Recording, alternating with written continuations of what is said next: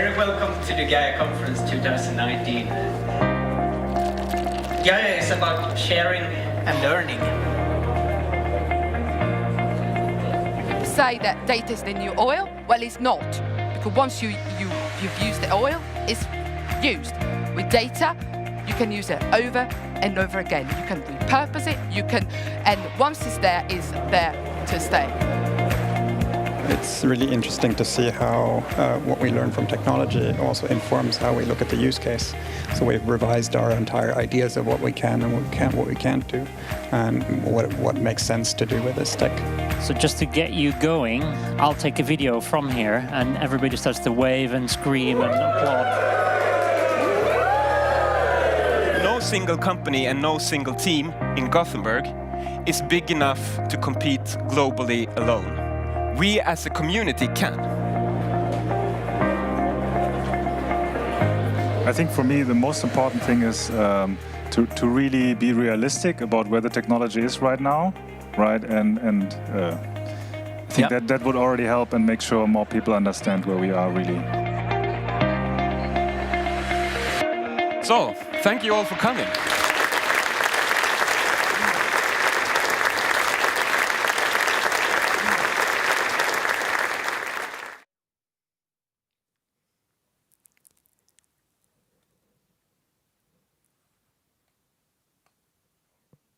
Welcome to the 2020 GAIA Conference. And I can't see my slides. Thank you. Welcome. I'm very happy to see you all here today, even if I can't see you live in the audience. GAIA is about sharing and learning. We are bottom-up by engineers for engineers. GAIA is about building something good. We are about doing, not because it's easy, but because it's hard. GAIA is about you. All of us, the community of machine learning and data science in Gothenburg, building a better tomorrow together. I'm Jakob Andersson, I'm the chairman of GAIA, and I'm here to say a few words about us and introduce the day with some practical information. So, we are a non-profit association promoting the interest in artificial intelligence, machine learning, and data science in the Gothenburg and surrounding area. So we're here for you. We're doing events like this, but also smaller events throughout the year. So if you're interested in the community and want to learn more about machine learning and data science and want to engage with the community and network, join us and visit our events. But enough about us.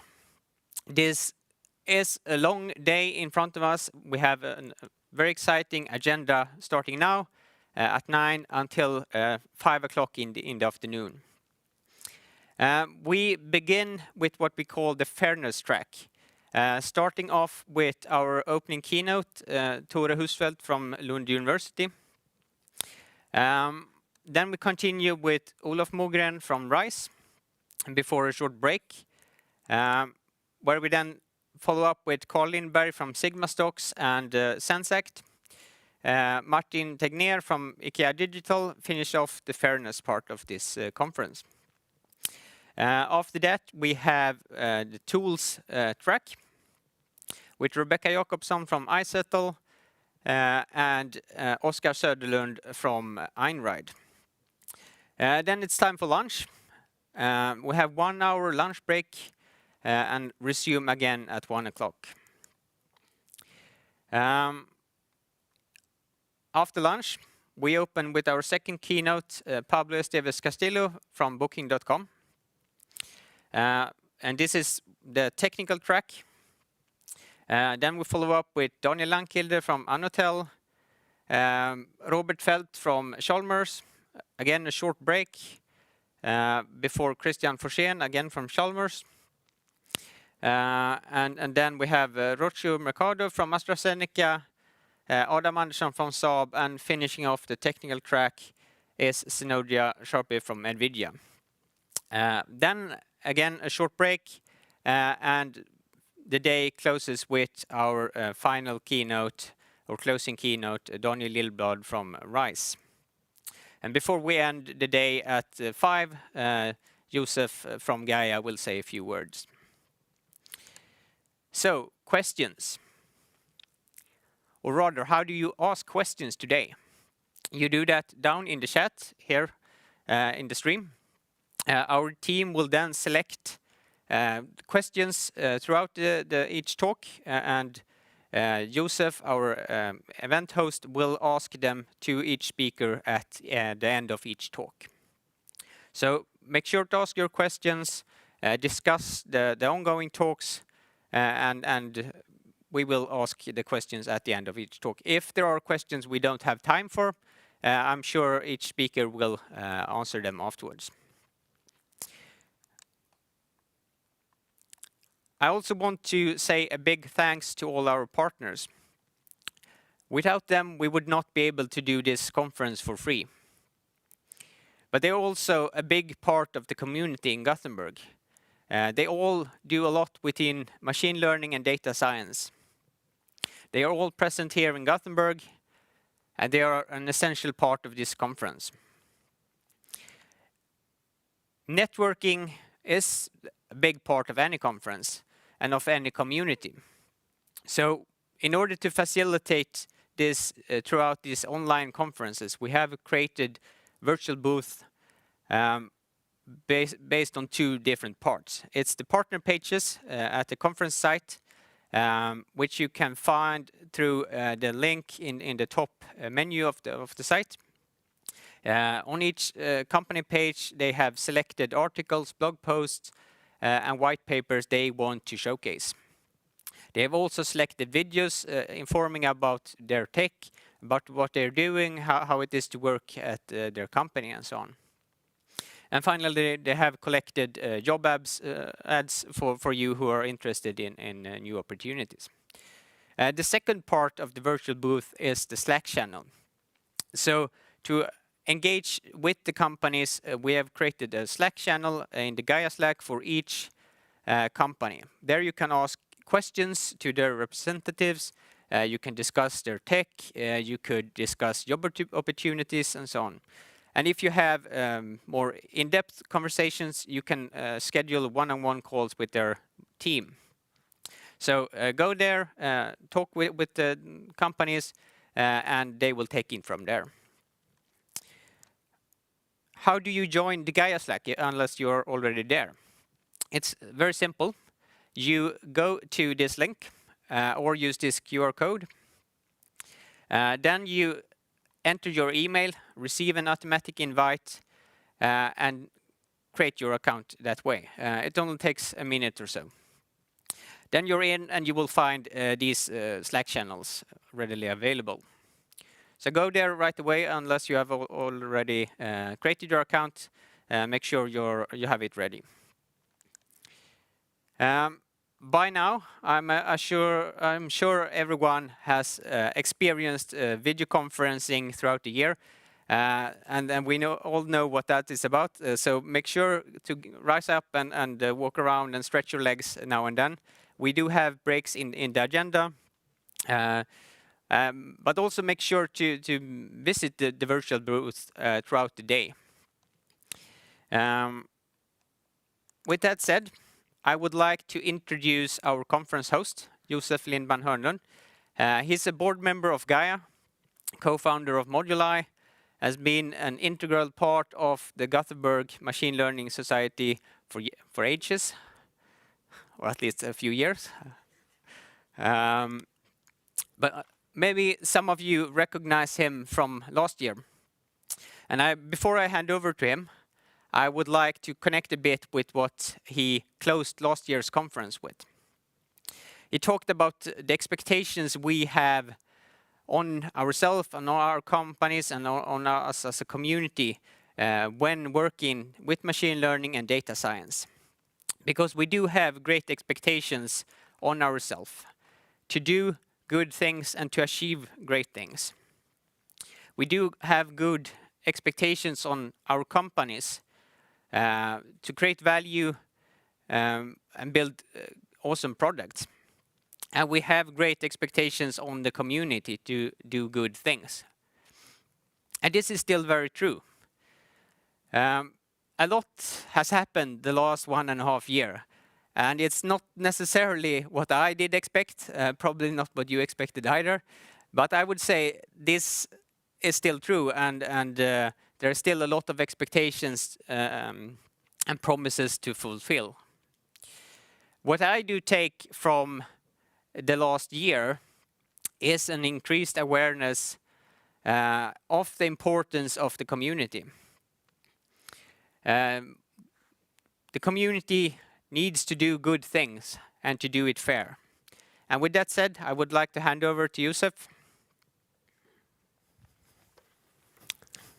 Thank you, Jakob. It's nice to see everyone here. And as Jakob says, it's strange to be talking to an almost empty room, but I hope everyone out there on YouTube is enjoying the event and will have a great day today. So, as Jakob mentioned, please ask your questions on Slack, and I will pick them up here to every speaker and ask them as they come. And please ask them during the talks and not only at the end, even though we will read the questions at the end. So today we will start off with a fairness track, and fairness is something very important and something that is really present. The issues with fairness and bias in statistical models is really present in the models that we're seeing right now. And it's really a fact that a lot of models that we have are biased, especially with the rise of natural language models that we have seen in the last couple of years. A lot of them have these biases, not perhaps because the algorithm is biased, but because the data that we build it on is biased. And as a community, it's important that we raise this fact and think about how to handle that. Should we modify the algorithm? Should we modify the data? Should we do nothing? Or should we, stop using the models at all because we think they could be dangerous or whatever it is for the society? It's not only about the language models, it's also about all the different models that we're using out there.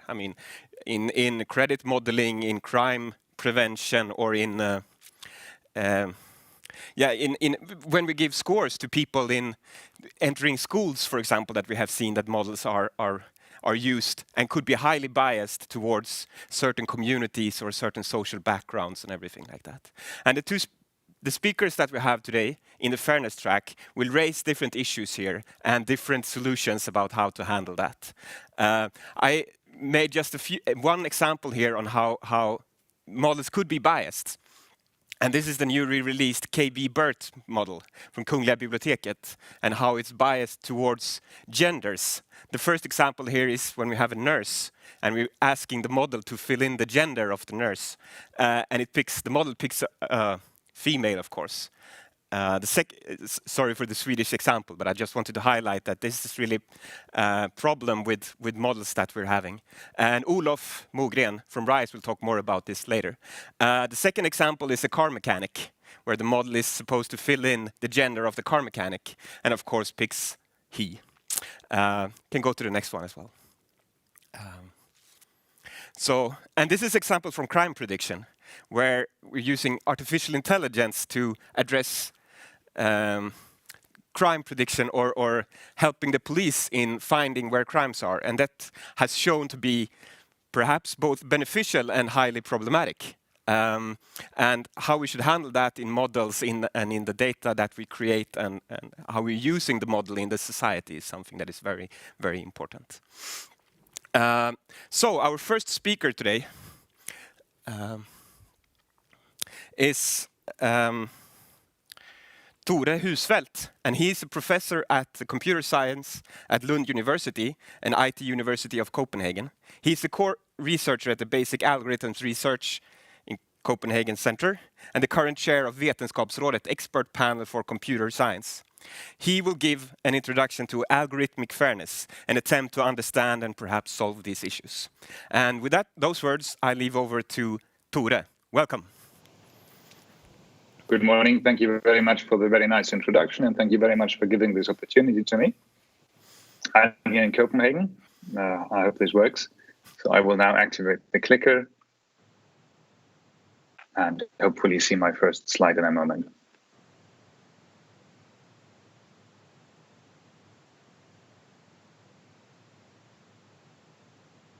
For the technical team to get the slides in order. How is life in Copenhagen? It's very much like in Sweden. I live in Sweden, so I commute over the bridge to Copenhagen almost every day. Okay. And how is... The masks here and up there.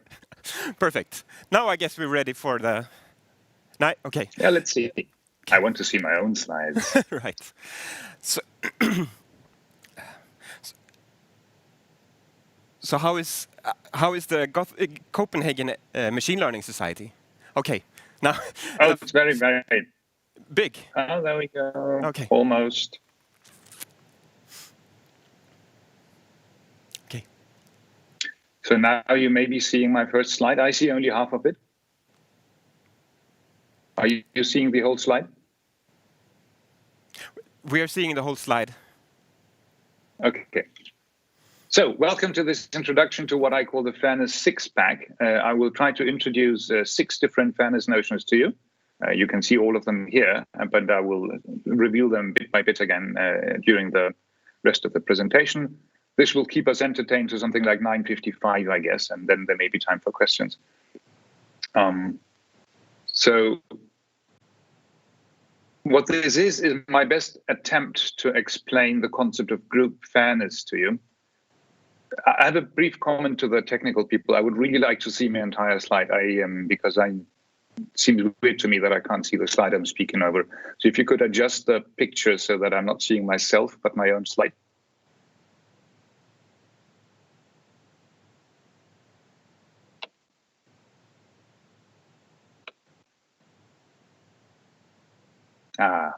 Almost, okay, now I see almost my entire slide. And basically what I want to explain to you is the way that I would have hoped somebody explained this to me. So by now, I think so there's nothing new in this. It's just my honest attempt to explain something that I found fascinating maybe a year or two ago. My ambitions are to be minimal, complete, interesting, and accessible. So minimal means that I would try to keep to as few concepts as possible. So I really try to pare this down to the bare minimum. On the other hand, this tiny framework that I want to establish, I will then want to explore fully. So this is both a broad picture talk, it's a big picture talk, but it's also very, very complete in that the tiny part that I want to tell you that I will explore that fully. It's large enough to be interesting, so many of the non-trivial phenomena that appear in connection with studying fairness, in particular for groups, do appear, and I can explain them here. And I want this to be accessible, so everything is from first principles. There are very, very few assumptions about your background, and there are pretty pictures. I also assume that we have no shared moral intuitions, which is sometimes difficult when you discuss fairness because it's such a value-laden concept. Okay, so this is our setup. This was already mentioned in the very nice introduction. We have some kind of blue box, which we could call the AI, or the model, or the machine learning procedure, or the algorithm.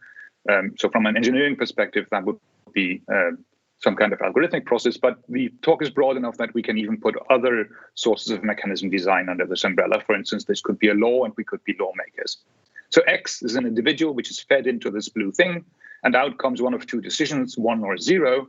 And it's not important for the talk whether you view this as a mechanism to decide job applications, grant applications, whether you go to jail, whether you see an ad, whether you get a scholarship to Harvard, whether you're matched with Alice, or you receive a treatment in the medical profession, you get a loan, pay the full price for the flight, and so on. You all have seen 1,000 talks that give specific examples of this kind of binary decision where an individual is treated by, for instance, a machine learning procedure, which then has an outcome that is either 1 or 0. The outcomes may be very positive. You may get a scholarship to Harvard, or the outcome may be negative. You may be selected for security check at the airport. Again, this is not important. This is a value-neutral talk. Okay, so taking a step back, above is the process we want to study and maybe improve or modify, at least understand. And I introduced 3 different variables, G, S, and T, and they are all on the slide below. So the first one, which makes this a talk about group fairness, is that individuals are either in the green group or the red group. So G is 1, meaning you're green or Greek or belong to the group. or it is 0, which I draw as red. And think of these as Greeks and Romans. Many societies have, some of the best and some of the worst societies that have existed, have this ambition to separate population into 2 disjoint groups. Could be gender, it could be race, could be caste, could be ethnicity, could be class, and so on. Could be religion. So let's just assume there is one of these, and in order to keep this as neutral as possible, I suggest you think of them as Greeks and Romans. Greeks are green, Romans are red. So that's the G variable, it's 1 or 0. There's a selection variable, which just remembers whether you got selected by the blue algorithm at the top. So if you're inside the heavy black frame, then you have been selected. If you're outside the heavy black frame, you have not been selected. S is 0. If you want to think of selection as positive, think of selection as scholarship. If you want to think of selection as negative, think of selection as security check. All of these things start with an S. And finally, there's the target value, T. You can think as T for truth if you find that the blue box tries to determine some kind of truth.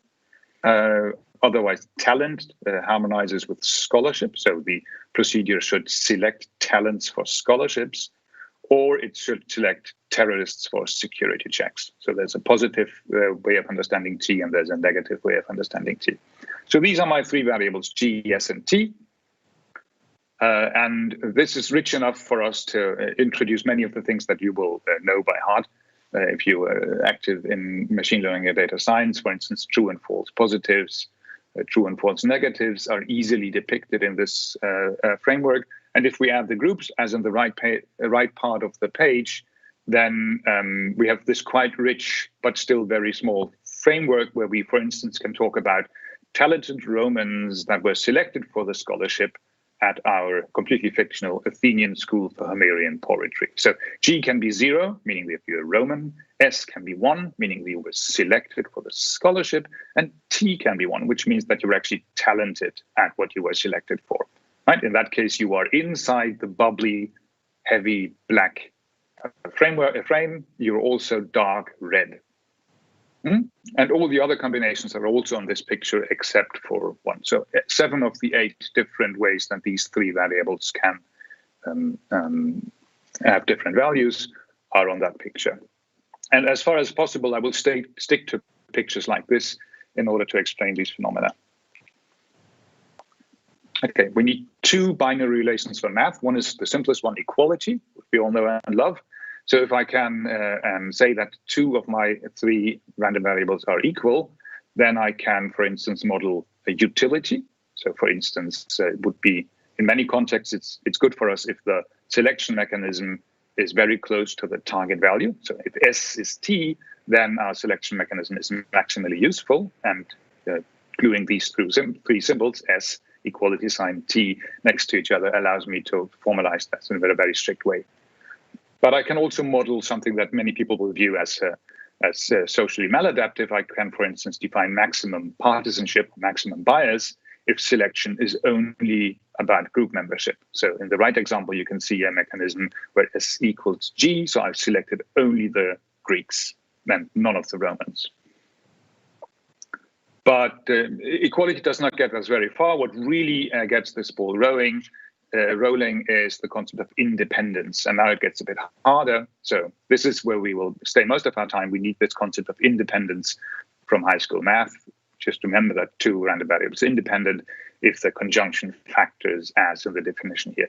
If you're not a math person, then just read independence as a very formal way of saying A has nothing to do with B, or A is not influenced by B, and it's a symmetric concept. So if A is not influenced by B, then B is not influenced by A. Another way, an information theoretic view of this symbol is that A contains no information about B. So a useful intuition is to have this as some kind of coin flips, random process. So, and with independence, I can introduce our first fairness notion, easily the most popular one, demographic parity. This is a slightly overloaded slide. Let me walk you through this. In the middle of the slide, you see 3 symbols, S independent of G. Read this as selection is independent of group membership.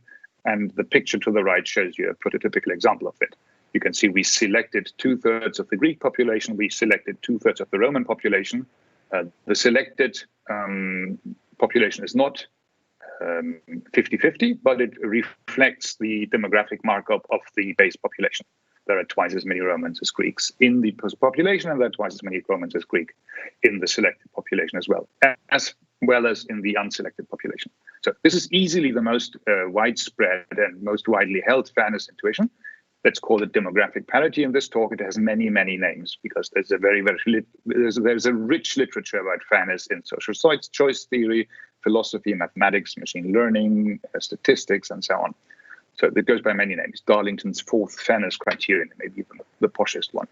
Independence is what it's sometimes called, or just group fairness, equal outcomes or equity in many social theories.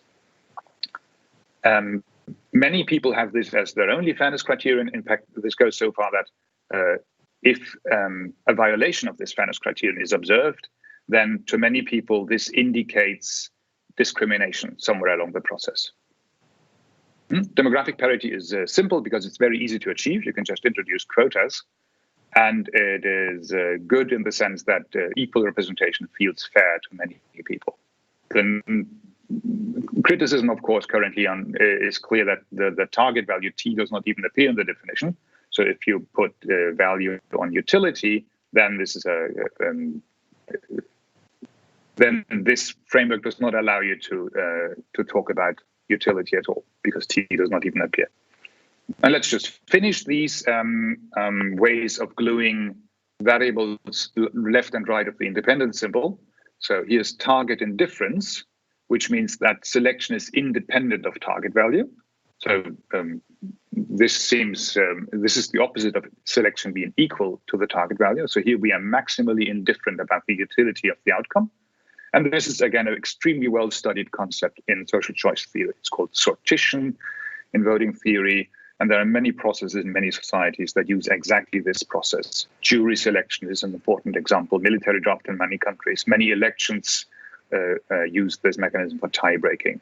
And since it is often implemented by some kind of random process, this is viewed as fair by many people. It has many positive aspects and, of course, also a lot of negative aspects because utility may actually feel important to you. So if you're in a context where utility is more important to you than, for instance, equal representation, then this is not a good fairness condition. And the third way of using independence in two variables is also comes by many names, equal base rates or absence of group differences. The catchiest name I found in the literature for this is we are all equal, so I will stick to that. So we are all equal is the fairness intuition that groups, that there are no differences in target base rates among groups. So graphically, you can see that on the right. You can see that 2/3 of the Roman population is in the target population and 2/3 of the Greek population is also in the target population. The two target populations are not equally large, but the presence or absence of target value is independent of your group membership. And this is, again, an extremely widespread fairness notion. It is underlying many social theories and even entire religions are built around this fairness notion. We can't really achieve this because S doesn't appear. So we here, engineers that try to improve the fairness of selection mechanisms, can't really don't have much to say about this because S doesn't even appear in the definition.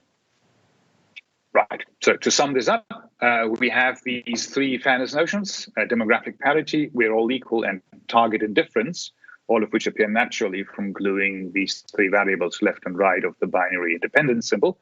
Let me just walk you through them again. Demographic parity is mainly a claim about the outcome. This is an outcome fairness notion that says that an outcome is fair if the selection is independent of group membership. The one in the middle, we are all equal, is more a claim about reality than it is a claim about the outcome of a selection process. And the one on the right is the knob you can twiddle with in order to explain how important utility is for you. So outcome, reality, and utility have different effects on, or represent different ideas of what fairness should be, and they're all here. So this ends the first half of what I call the fairness six-pack. This is the easy part of the fairness six-pack. And there's not a lot to say about this. So these three notions can all fail to hold. So there are 3 variables, and each of them can either be satisfied or not satisfied. So that gives you 8 different ways that these could combine. And just take it on my authority that all 8 of these make complete sense, and they can hold and they don't contradict each other. For instance, you could live in a world where all 3 of them hold. I tried to draw that at the bottom row of the matrix to the left. So all 3 of them could hold, or the first row shows that all 3 of them could fail to hold. A particularly interesting one is the 5th one, where the first 2 hold and the last does not hold. So I can call that the egalitarian utopia. That is where equal outcomes are satisfied. So the outcome of the selection process is independent of group membership. In other words, the demographic parity holds, or there are equal group outcomes. Secondly, we live in this world where we are all equal, so there's no base rate difference in target value among groups. And thirdly, we managed to build a selector that is flawless, so S equals T. So S independent T fails maximally. So this is the desired goal state of many of the conversations that we have. We make a utopian claim about the world. We make a desired state about the quality, and we make 2 desired claims about the outcome of our selection, namely that it is flawless and achieves equal outcomes. And if there are no group differences, this is actually possible. This is not a mathematical impossibility. And you can look at all these 8 different combinations and find the ones that you like most or detest the most. It's not important. Right. This was the easy part. Now it gets hard. Pay attention. I will have a sip of coffee. Because independence only gets us so far. Everybody in the room, in the virtual room, that has ever taken a machine learning class or some kind of data science education will know what comes now, namely conditional independence. So that's much harder to understand. So let me walk you through that. So A and B are conditionally independent given C, and there are at least 3 ways in the literature of writing that. So A and B are conditionally independent given a third variable C, if, and then you can read the definition if that kicks your boat. If you like definitions, then the same factoring property that traditional independence has should now hold once we condition on the third variable. If you've seen this before, it's a banality of the highest order. If you've never seen this before, this will be a lot to absorb. So instead, think of this intuitively as A and B are independent if only I knew whether or not C has happened. So C contains all the explanation for A and B being not independent. Let's see an example. Again, this is a famous example if you've seen this before. So the process is like this. 3 things happen. 1, Claire randomly picks one of 2 coins, coin 1 or coin 2. You can see the coins are very different. Coin 1 comes up tails with very high probability and heads with very low probability. Coin 2 comes up heads with very high probability and tails with very low probability. So the process is Claire randomly picks one of the 2 coins, gives that to Alice, who flips that coin, and then gives the same coin to Bob, who flips the same coin. Now, depending on how good your intuition about random processes is, it should be clear that A and B are certainly not independent. If we observe the outcome tail from Alice, then there's a very high chance that we also will observe the outcome tail from Bob, because the best explanation for Alice's tail would be that Claire gave her coin 1. And conversely, if Alice comes up heads, then there's a good chance that Bob will do the same thing. He will also come up heads. So the coin flip of Alice and the coin flip of Bob are highly dependent. However, their entire dependence is because Claire made some random process first. So if I knew Claire's outcome, then A and B would again be independent. They are coin flips, they're not magical. Right? So this is the standard explanation of conditional independence. It's a quite natural concept, even though it looks somewhat scary. So intuitively, knowledge about whether C occurs makes A and B independent. They are not independent, but if C was given, then they become independent. Or an even niftier way of saying that is that the entire dependence between A and B is explained away by C. So that was the formal part, but I promised to do everything by drawings. So we'll get back to drawings and get back to the fourth of our fairness notions, equal odds. So the pithiest way to define equal odds is to say that S and G are independent given T. So that is the by now standard definition of equal odds, sometimes called separation, or that all the error rates are the same throughout the populations. So in other words, conditioned on the target value, demographic parity holds. And if you're still following this, then stare at the big picture in the middle. That's an example where equal odds hold. It's pretty hard to pass. So break this down into two, the dark and the light one. So the dark one, T equal 1, is actually pretty easy to understand, and T equal 0 is also pretty easy to understand. So let's look at T equal 1. That is the image in the right side of the slide, the top image on the right side of the slide. You can see there that exactly half of the green population was selected and exactly half of the red population was selected, even when I restrict to the target population. And the same is true for the untargeted population. You can see we selected 1/4 of the untalented Romans, and we also selected 1/4 of the untalented Greeks. So we made equally bad positive errors about both groups, and we made equally bad negative errors about both groups. So given that I restrict the population to T equal 1 or T equal 0, I actually did manage to achieve that S was independent of G. Given that these two restrictions, equal outcomes held. And this is called equal odds. Your odds should not be influenced by, your odds of selection should not be influenced by your group membership. No error type disproportionately affects any group. Again, this is a super well-known fairness notion, which goes by many, many names. And I can play around with these symbols in a fifth way, and then I get this. Target value and group membership are independent, so we are all equal, given that I restrict my attention to the selected or unselected groups. This is sometimes called sufficiency, or the Cleary model, or predictive rate parity. A good way to understand this and build some intuition is to think of this from the employer's point of view. We would like the graduate from some schools.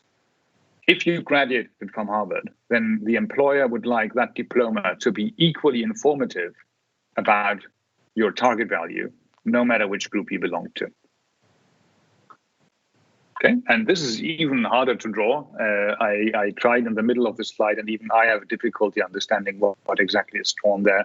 So at the bottom of the slide, I've taken a special case, which almost contains the entire story, but is somewhat easier to understand. So you can see at the bottom of the slide a situation where T is independent of G, so we are all equal, restricted to the selected subgroups. So at the bottom of the slide, I've drawn the same situation twice. I just moved the boxes around a bit, and the picture at the bottom of the slide to the right is the easiest one to understand. So if you restrict your attention to the framed subpart of that picture, then you can see that in that framed subpart, indeed, we are all equal because we have achieved this situation where both of the subpopulations, the green subpopulation and the red subpopulation, as you can see, exhibit the same frequency of talented individuals. The target groups are equally large in both subgroups in relation to the population sizes.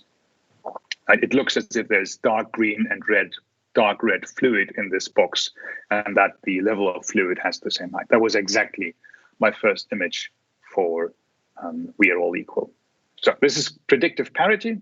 We want the prediction to be independent of, we want the target. Once the selection has been made, we want groups to exhibit the same base rates. The last two things I showed you, equal odds and predictive parity, play a big role in fairness studies. There was a very well-published example about recidivism scores. So that the selection mechanism was given the your proclivity to reoffend. So a criminal is determined to be high or low risk for reoffending. That's called recidivism, and it was correctly observed that. According to some of these fairness criteria, groups were treated unequally.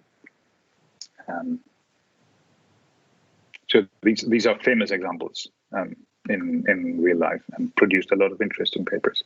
So just to finish this off, the 6 of my fairness notions is stratified indifference, where S is independent of T, so we don't care about the quality of the selection.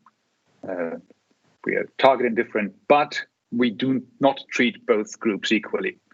And this may again clash with your intuition about what is fair and what is unfair, but it is a very widely used mechanism, for instance, in military draft. Many countries randomly select males and only males for military service. So you treat people randomly, but you also let the probability of being selected depend on your group membership. This is exactly this, stratified indifference. Okay, so this ends the part where I just define concepts. So all of these 6 fairness notions are now defined, and in some kind of complete and symmetric way. There are no other ways of gluing these symbols around independence, the independence perpendicular symbol. So here are our 6 fairness notions. And the first question you might ask is, of course, how do the columns compare? For instance, demographic parity and equal odds look quite close, right? Both are a claim about independence of selection and group membership. One just conditions on this third variable. So does one imply the other, or does the other imply the first one? And unless you have extremely good intuition, this should be a real question. Right? So you may have seen these arguments before, in which case this entire presentation is going to bore you. If you've not seen these arguments before, this actually should give you pause. Does demographic parity imply equal odds? Or do equal odds imply demographic parity? Or neither, or both? And let's just get that out of the way, because I can draw these things. So the answer is no, they don't imply each other, not necessarily at least. And in the left side, you can see an example where equal odds holds, but demographic parity is violated. So look at that for just a moment. You can quickly see that demographic parity is violated. You can see that we are selecting twice as many Greeks as Romans, even though the Greek population is much smaller than the Roman one. So this is certainly not demographically equal. On the other hand, equal odds are achieved. That's not so super easy to see. You need to see that the error rates are the same, but they are. You can see that we are selecting 1/4 of the talented Greeks, and we are selecting 1/4 of the talented Romans. So the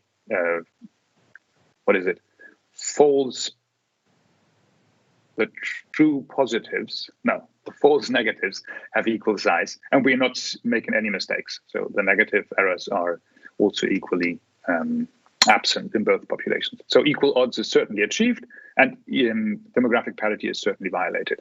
So one does not imply the other. And the other picture shows you the contrapositive of that you can have a situation where demographic parity is achieved, as in the example to the right, but where equal odds are violated. You can see that we do treat the talented Greek population worse than we treat the talented Roman population, of which we take everybody to achieve demographic parity. Okay, so the notions here are don't imply each other, so we need all 6 of them. And 3 of them are close to people's fairness intuition. Right? This is not a symmetric picture in the sense that the dark shaded fairness intuitions are something that we would like to do something about. We seem to be able to influence them by making choices about our selection mechanism, whereas the other ones are claims about the world or claims about utility. So the 3 interesting fairness notions from an engineering perspective are the 3 that I highlighted here.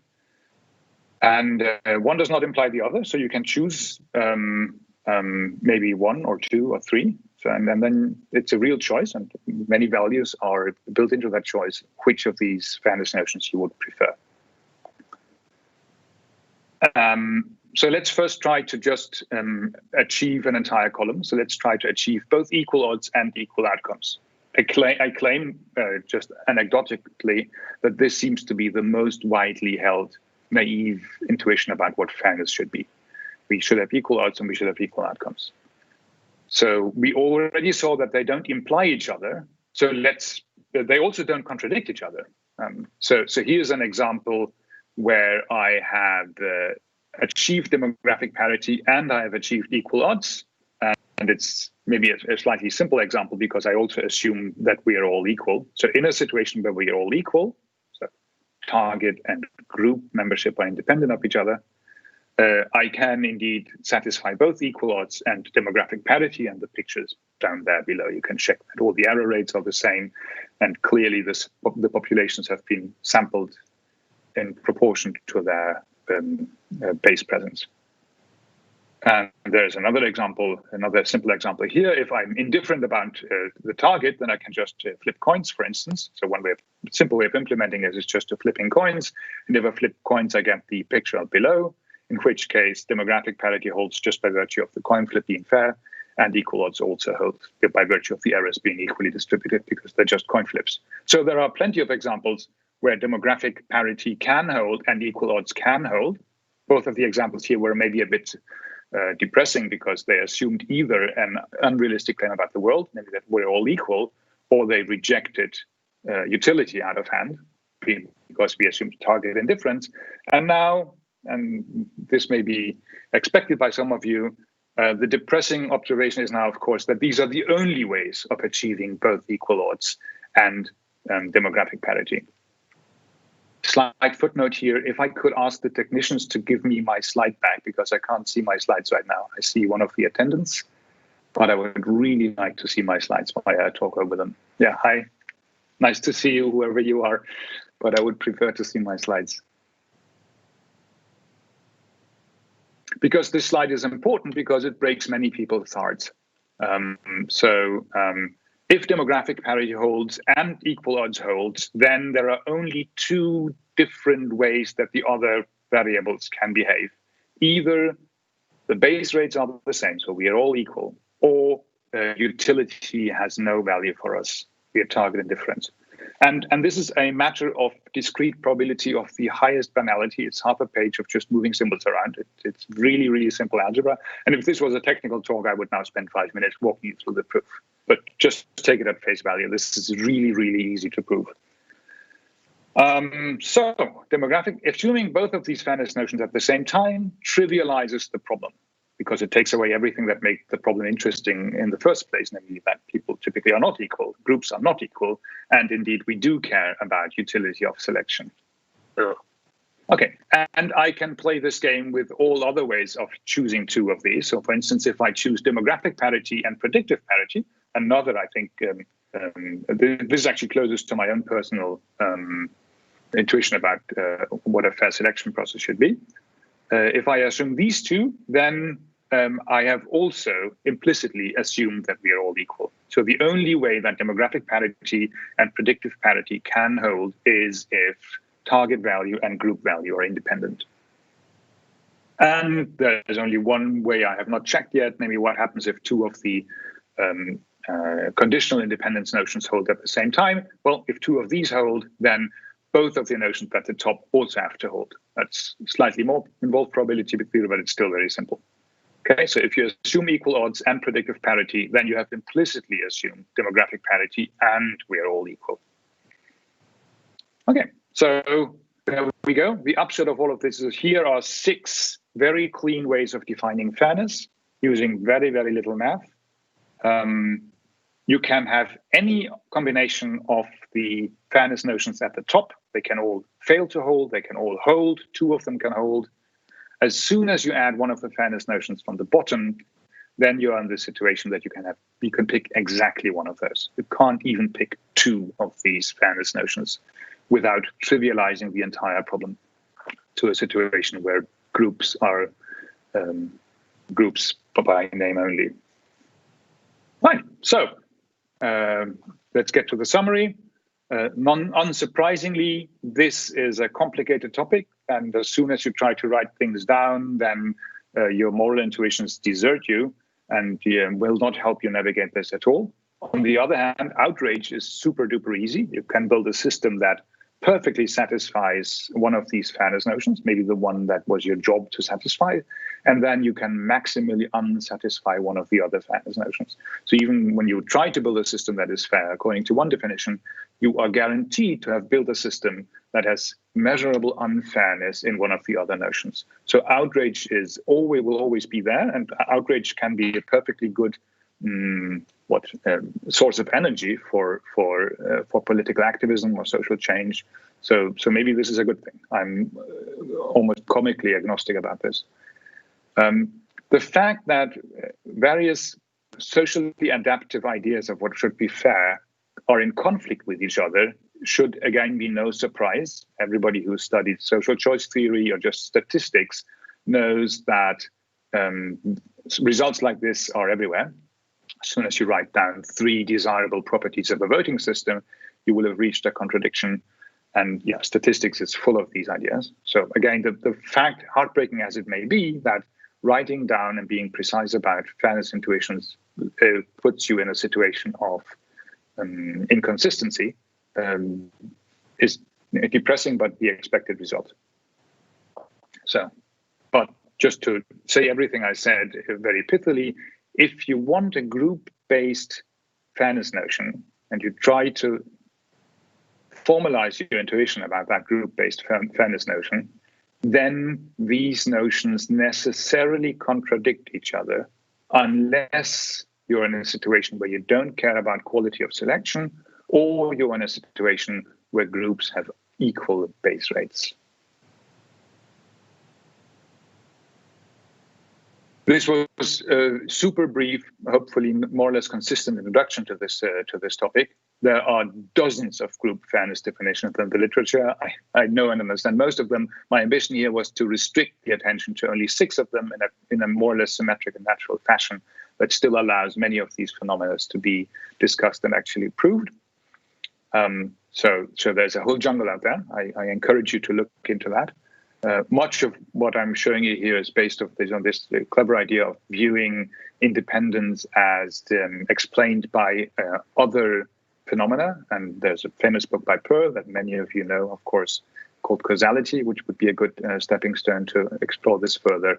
And there's also now a nice book by Hart and others, which you can look up. It's free, which contains many of these things with lots of real-life examples. I didn't even touch on the other discrepancy between individual and group fairness. So I tried to restrict my attention only to what happens when you look at group fairness. Of course, notions of group fairness also contradict notions of individual fairness. And that's a whole other can of worms that I have not even opened. I just want to point to it. As a fifth thing, maybe for discussion, there's by now a very strong research agenda behind all of this. There are conferences devoted to it. A lot of the discourse is defined or informed by notions from the United States about what fairness is. And in 1964, the Civil Rights Act, the United States seems to have taken sides on which of these perfectly symmetric fairness notions is more important. The United States has a lot of focus on equal outcomes, on demographic parity. That goes so far as it is enshrined in the law, at least a weak version of this. And there's a lot of really good work done on this by American researchers. What I'm not sure about, and this is a genuine question, is whether European fairness notions necessarily align with the US understanding of fairness, and whether there would be room for establishing a separate European research agenda that maybe focuses more, for instance, on equal odds than on equal outcomes. And this is a genuine question. I don't know the answer to it. This ends my talk. Thank you very much for your attention, and I give the word back to our moderator. Thank you, Thore. Very nice talk, actually. I mean, I love to see your attempt to quantify these issues in terms of like these statistical terms of independence and conditional dependence. So we have achieved a lot of questions from the audience. So I will start with it, but I will actually sneak in my first question first, since that is my privilege. So to get adoption in the community, with tools like this or frameworks like this, it's often very useful to actually make a Python package of it that people could just put in their code and see how fair was my algorithm. Have you thought about actually doing something like that? So to some extent, this exists, right? There are several Python packages that already do this, and R packages that, and I have, some of them are quite open about which fairness notion they actually support, and others seem to assume that this is just understood. At this place, this is a very ripe opportunity for a nice bachelor thesis and master thesis to explore this. Okay. Yeah, I'm sure there are many listeners out there that are in that position, so maybe they can apply to you for that. I'm fully booked, but yeah. Okay. So yeah, please add the links to these Python packages somewhere, or we send them to us organizers, and we will put them in Slack or in the YouTube. Okay, that's a good idea. Like, yeah. Yes, I should do that. Thank you. I am trying actually to write some kind of survey up on this because it doesn't take many pages to really do this very carefully and dot all the I's and slash all the T's. And of course, that should naturally have these references that you bring up. Yeah. Okay, as soon as I fall into a black hole of too much time, I will write this up. Okay, great. So let's go with the first audience question. And that's Denise. She's asking, in some fields, do you see before you that there will be some third party, some organization that will apply these algorithms as a standardized test process in models that are applied out there? I would even assume there will be some kind of seal of approval that you can stamp on your decision procedure. So just like we are certifying CO2 emissions, I assume that there seems to be a real desire from industry to have some kind of stamp, an ethics stamp in your face that says that your mechanism is fair in the following sense, blah blah blah. So, and this can be both good and bad. I think currently there's very low-hanging fruit, which will just lead to ethics washing, some kind of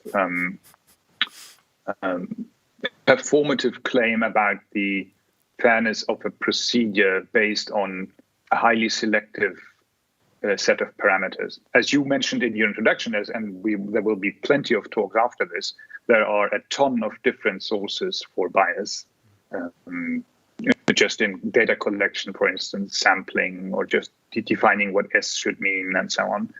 And I think if you want a source of bias to remain there, it would just find the empty hole to sneak into, and then it would remain there. But I fully expect there to be strong pressure in industry to find mechanisms that do certify fairness in some way.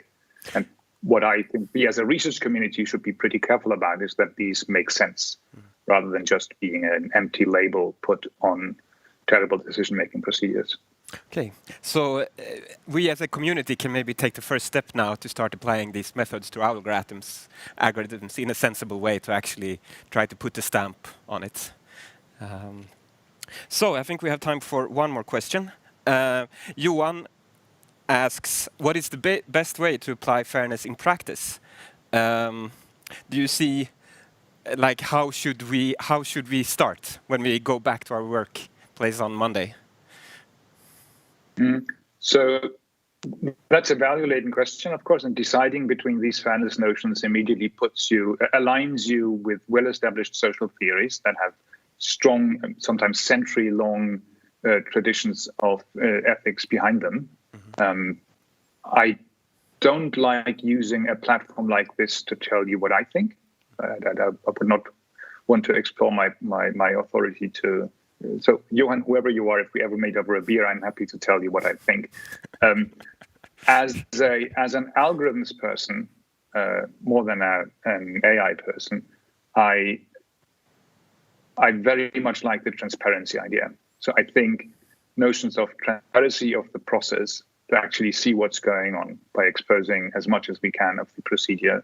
I think these are good old-fashioned computer science values that we just need to adhere to.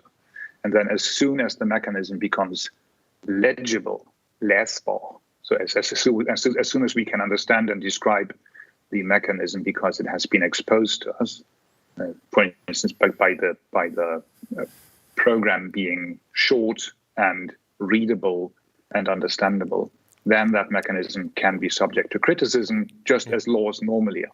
And I think that's the way the open society should tackle this. Cool, thank you. So that was the questions that we had time for. So thank you so much for your very interesting talk, Thore, and I hope we hear more from that area in the future. Okay, our next speaker is Olof Mogren, and he's heading the AI research group at RISE in Gothenburg. His research interests include representation learning, data privacy, and modeling the world around us in applications such as analytics of medical texts, image processing, and sensor modeling. He will talk about fairness and bias in language models. So while we're waiting for Olof to connect, I can just remind you that ask your questions on Slack, and those of you that asked questions that we didn't have time to answer right now, we will send them to Thore afterwards, and hopefully he will have time to answer some of them, either in Slack or in some other medium. And we will be publishing those answers as we get them. Okay, thank you. All right. So, hello, crowd in virtual space. My name is Olof Mogren. Thank you for the introduction, Josef. I am now the second white male middle-aged AI researcher talking about fairness and bias today. And I'm happy about that because white male researchers should also consider bias and fairness in our models. So also thank you, Thore, for this thorough introduction of the foundations of this field. I hope to be able to connect a little bit to that, but also to get a bit more into the nitty-gritty, a bit closer to the data and to some other practices. I am head of deep learning research at RISE, and the title of my talk is Social Bias and Fairness in Natural Language Processing. Okay, natural language processing is a field of research. It's the field of research that considers language data.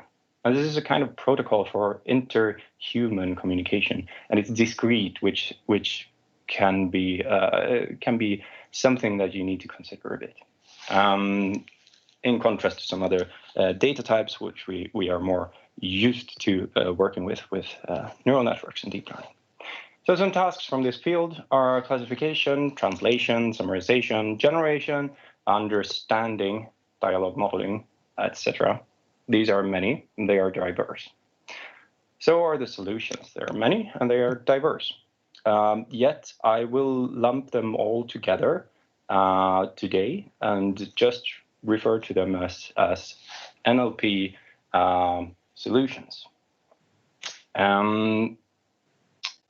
Now, you all know that in the last 10 or 20 years, we've had some transformations of the field. One of the important such moments was the advent of learned word embeddings. So these are representations for language, which superseded sort of count-based representations for language.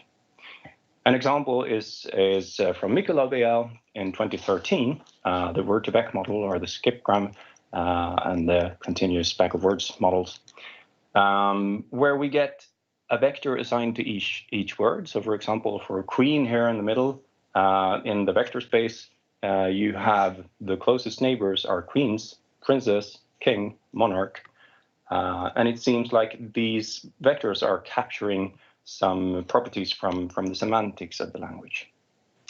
Similarly, closest neighbors to Stockholm is Stockholm, Sweden, Helsinki, Oslo, Norway. So we seem to find capitals of the Nordic region close in this space. Now this follows the distributional hypothesis, which was stated by Harris in 1954. Words that have similar meaning occur in similar context, and this is also follows how we train these, because we train these using large corpora of text and the co-occurrence of words. Okay, so word embeddings was a great way of doing transfer learning for language. We could train these vector models on large corpora of text, and we could leverage that knowledge from that large training corpus towards tasks where we didn't have so large data. So an example of these NLP solutions are depicted in this picture. We have the data flowing in from the bottom, and the first box in this NLP pipeline, which was sort of how you did stuff before, and possibly also do it now.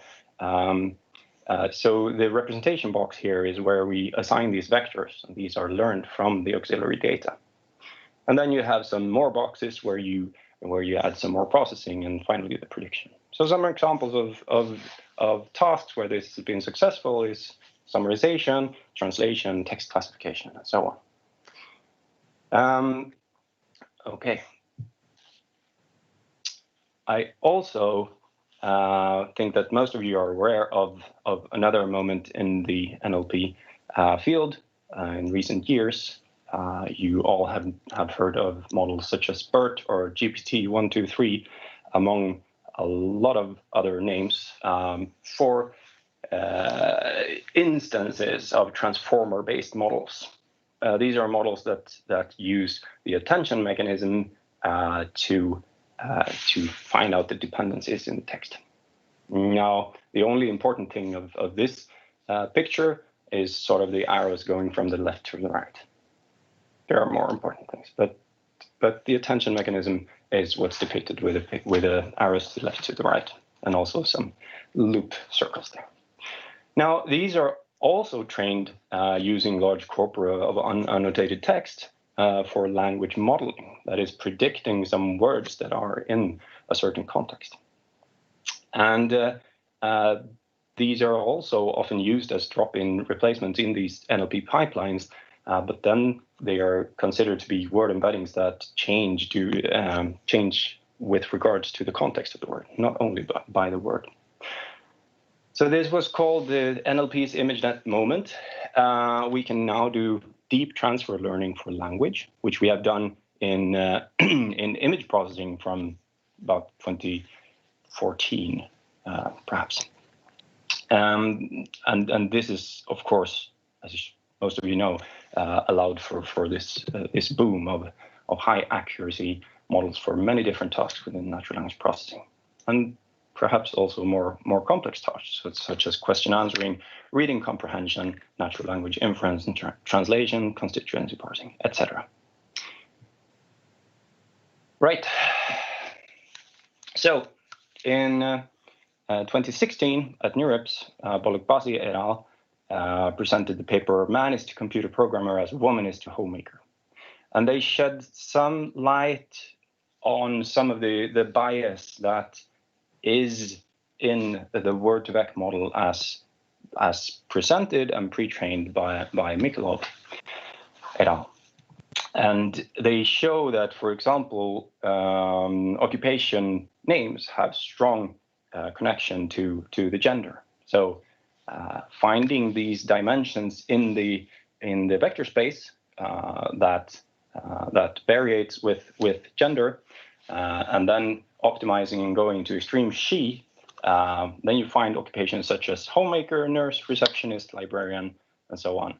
And for the opposite, for male, you find maestro, skipper, prodigy, philosopher, and so on. Similarly, they produce these analogies of gender stereotypes, such as housewife, shopkeeper, or registered nurse, physician, and so on. Okay, so these are some images from Kai-Wei Chen, showing some of the issues with other natural language processing algorithms, which are sort of complete solutions that at the time were producing great on these different tasks. So top left, we see textual entailment, and we see that when giving a sentence with the word runner, the model correctly produce the entailment decision, but when replacing this runner with the synonym razor, we get a contradiction instead. So in this sense, many of these models are brittle, and this may have some some effects that we'll get to here. He also shows that there is gender bias not only in the vector space, but also in algorithms such as for coreference resolution. I'm not sure if you can see the small print here in the picture to the right, but there is a sentence about the president, and then the second sentence starts with the pronoun his, and this refers to the president. And when the sentence starts with his, the coreference resolution engine correctly assigns this to the president. But when you replace his with her, the high-performing model at the time failed to connect this to the president. You can see similar stuff in language generation models, as pictured in the left bottom here. Okay. Sahlgren and Olsson, my colleagues at RISE, published a paper and demonstrated that this also happens in modern models such as BERT, Elmo, FastText, Word2Vec, and also in Swedish. They also studied gender and occupation. Saliskan et al. In 2017 showed correlation between occupations and how they actually are in real world, how many people, how many male and female work in certain occupations, and they showed correlation in the embeddings. They correlate with this sort of the real world, bias. Now, don't we want the model to be true to the data? If the model captures what's really there in the world, not only in the language, but also in the world, perhaps we really want to model this. But we need to be a bit careful about what we really want to model. And this, of course, is something that Thore talked a lot about. It depends on what are we doing and what is bias here. So, for example, Amazon tried out an algorithm for resume filtering, which was trained on resumes submitted to, I think, programmer positions at Amazon. And of course, in this data, there are a lot of men. And so the algorithm decided that, well, it's good to be a man because then we should hire them. So going just straight from the data may not be the right thing in that situation. We have laws, and we have, this is a particular case where the laws are really clear. We cannot favor a man before a more competent woman. Similar stuff we have in insurance, lending, hiring, of course. Also, next word prediction on your phone is something where Google has been working a lot on this. And in the coreference resolution example before with the president, the algorithm may actually work worse, perform worse, if it's more biased. So a question here may be, are we sort of keeping the status quo? Are we supposed to mirror how the world works, or are we instead training a model to do what we need it to do, or what we want it to do, or what is legal to do? Right, so we have these concerns. We have the concern of social bias, and we see that it happens. We have gender bias, racial bias, and so on. And on what attributes can we base a decision? This was previously perhaps easier when we have smaller data. But now it's not that easy because we want the models that take large data because it gives us so much more. But then how can we isolate the things that we are interested in and the things that are sensitive. So we have fairness, and we have also privacy, which is closely connected to this. And on the technical side here in the blue, we have disentanglement. And this all sort of comes down to the covariation or the correlation. Of course, we're training models that are trained on correlation, but not the causation, which is much more difficult to find in a data-driven model. Yet this is sort of where we need to go. We need to go towards the causation. Also, we need to generalize in the good sense that we studying machine learning are used to. Okay, so some of the approaches towards this are doing data augmentation, training models where you perhaps switch words, switch her and his, and retrain models with that data. You can calibrate models that are already trained to be less biased. And you can use adversarial representation learning to train a model to be better at sort of convincing the adversary that you're not biased. Data augmentation, as I mentioned, so for example, replacing pronouns, but also making anonymization of names. An example is the winnow bias dataset, and for more details, go to GAIA. Calibration instead. This was actually demonstrated in the Volok-Basi paper mentioned before, NeurIPS 2016. So they identified the dimensions, only linear in the space, in the vector space, the dimension that correlates most with the gender. And then they sort of zeroed out this dimension. And they succeeded to some extent to de-bias the model in this way. Similar from Chow et al. They also did this in a two-step process. As I mentioned, we may need to go into the causal direction, and Kusner et al. NeurIPS 2017, I think,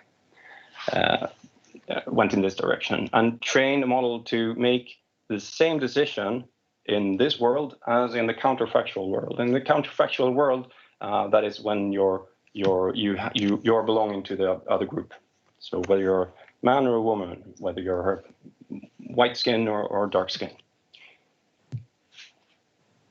Okay, I mentioned also that this is connected to privacy, because at the core, working with machine learning, we need to disentangle stuff.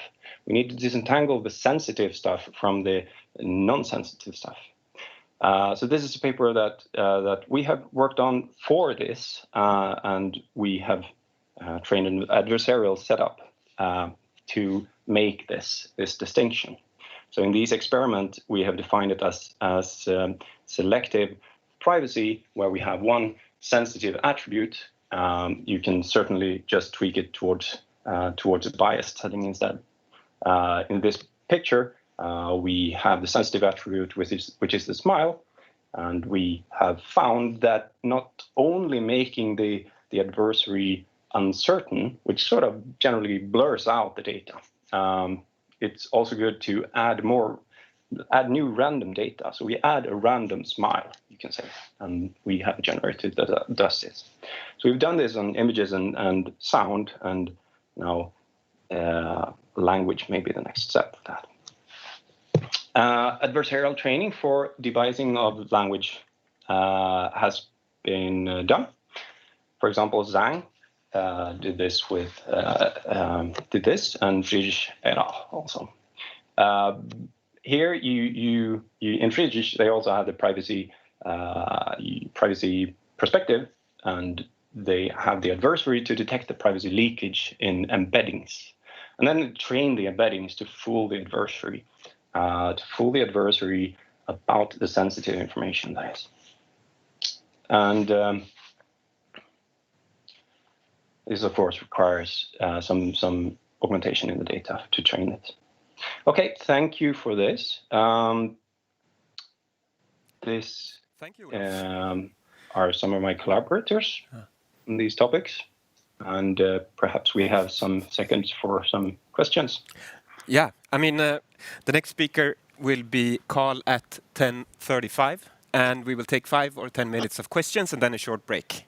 So we have a couple of questions that have come in through the chat. They are partly answered by your talk, but so in language models, you mentioned that different techniques of actually changing the data set and modifying the pronouns he or she or something like that. So, but it seems to me that it's difficult beforehand to actually find all the words that might be problematic. I mean, we have some idea, he or she, for example. But have you thought about the strategy actually to be able to extend that set of words to be able to cover all the different kind of biases that you might have? Or do you see that as a case-by-case question? I haven't seen any literature doing this in a sort of convincing manner. So I think it's considered to be a manual data tagging work where of course there's a lot of arbitrariness and what is it that you're selecting and so on, and can you automate some part of it? Those are open questions. Have you seen examples of how people do that? They change the problematic words and actually see if that's consistent or not consistent as the language model approaches new questions. How do you mean consistent? I mean, it seems like if you change some of the words in the language model, but not do it consistently depending on all the different other words that might be connected, for example. He or she might be connected to grandma or grandpa or... I think this comes down to what is the bias, and what is the bias that we want to be not reacting to. You would want the model to sort of have some randomness in this, some stochasticity. You would want to train it both with language, both with sentences talking about the president he or the president she. But these are just heuristics. So, okay. I mean, in the Sahlgren and Olsson paper, they mention differences between bias in word representations and more these larger models like BERT, for example. And they see differences in how biased these different approaches to language modeling are. So since the Sahlgren and Olsson paper, we have also seen these larger models that are even bigger than BERT when it came out. Do you think that these larger models will be less or more biased in terms of they can see more of the language? They can see more of the language. They can be trained on larger data sets. But what's in that data? That's just the big question here. And I mean, GPT-3, this is monster of parameters, and it's just a matter of going through more data. But that's not data that will be unbiased in any way. Okay, so the jury is still out there on this one, I guess, or no, I'd say that we haven't solved it, right? No. The jury is still out there in the sense that we need to work on it. Okay, so we have a question for Jesper here. Could you expand a bit on the relationship between bias and causality, specifically global bias versus local bias? If you... Sure. So the problem when starting to seeing this as a causal thing is that we really want to find the causal relations in the data, and that is super hard to do. I can really recommend this Kusner paper, where you sort of you assume that the scores on your SATs, they do depend on whether you're a man or you're a woman, and then you have the flow of the gender going through the whole thing. I think what it boils down to when working with real data is that we need to do the disentanglement, and yet we cannot. And this is you cannot disentangle everything because you will mess up the data. We have correlations in the data, and we need correlations to be able to learn something. And then it's just a question of finding the right trade-offs here. And that's also what Thore talked about earlier. You have these 6. You generally cannot choose all of them, but you need to choose what are the important stuff here, and then sort of optimize for that. Great. In the adversarial setup, you can sort of set this whole optimization problem up this way, and that's a nice thing, I think. Okay, thank you for those answers and for a very nice talk and your input on this important issue, I think, especially now since these language models are becoming so used out there. Now we have 10 minutes of break, and we will get back after those 10 minutes with Carl, who will talk about the common pitfalls in statistics, or how we use data in our professional work. Okay, thank you, and see you in 10 minutes.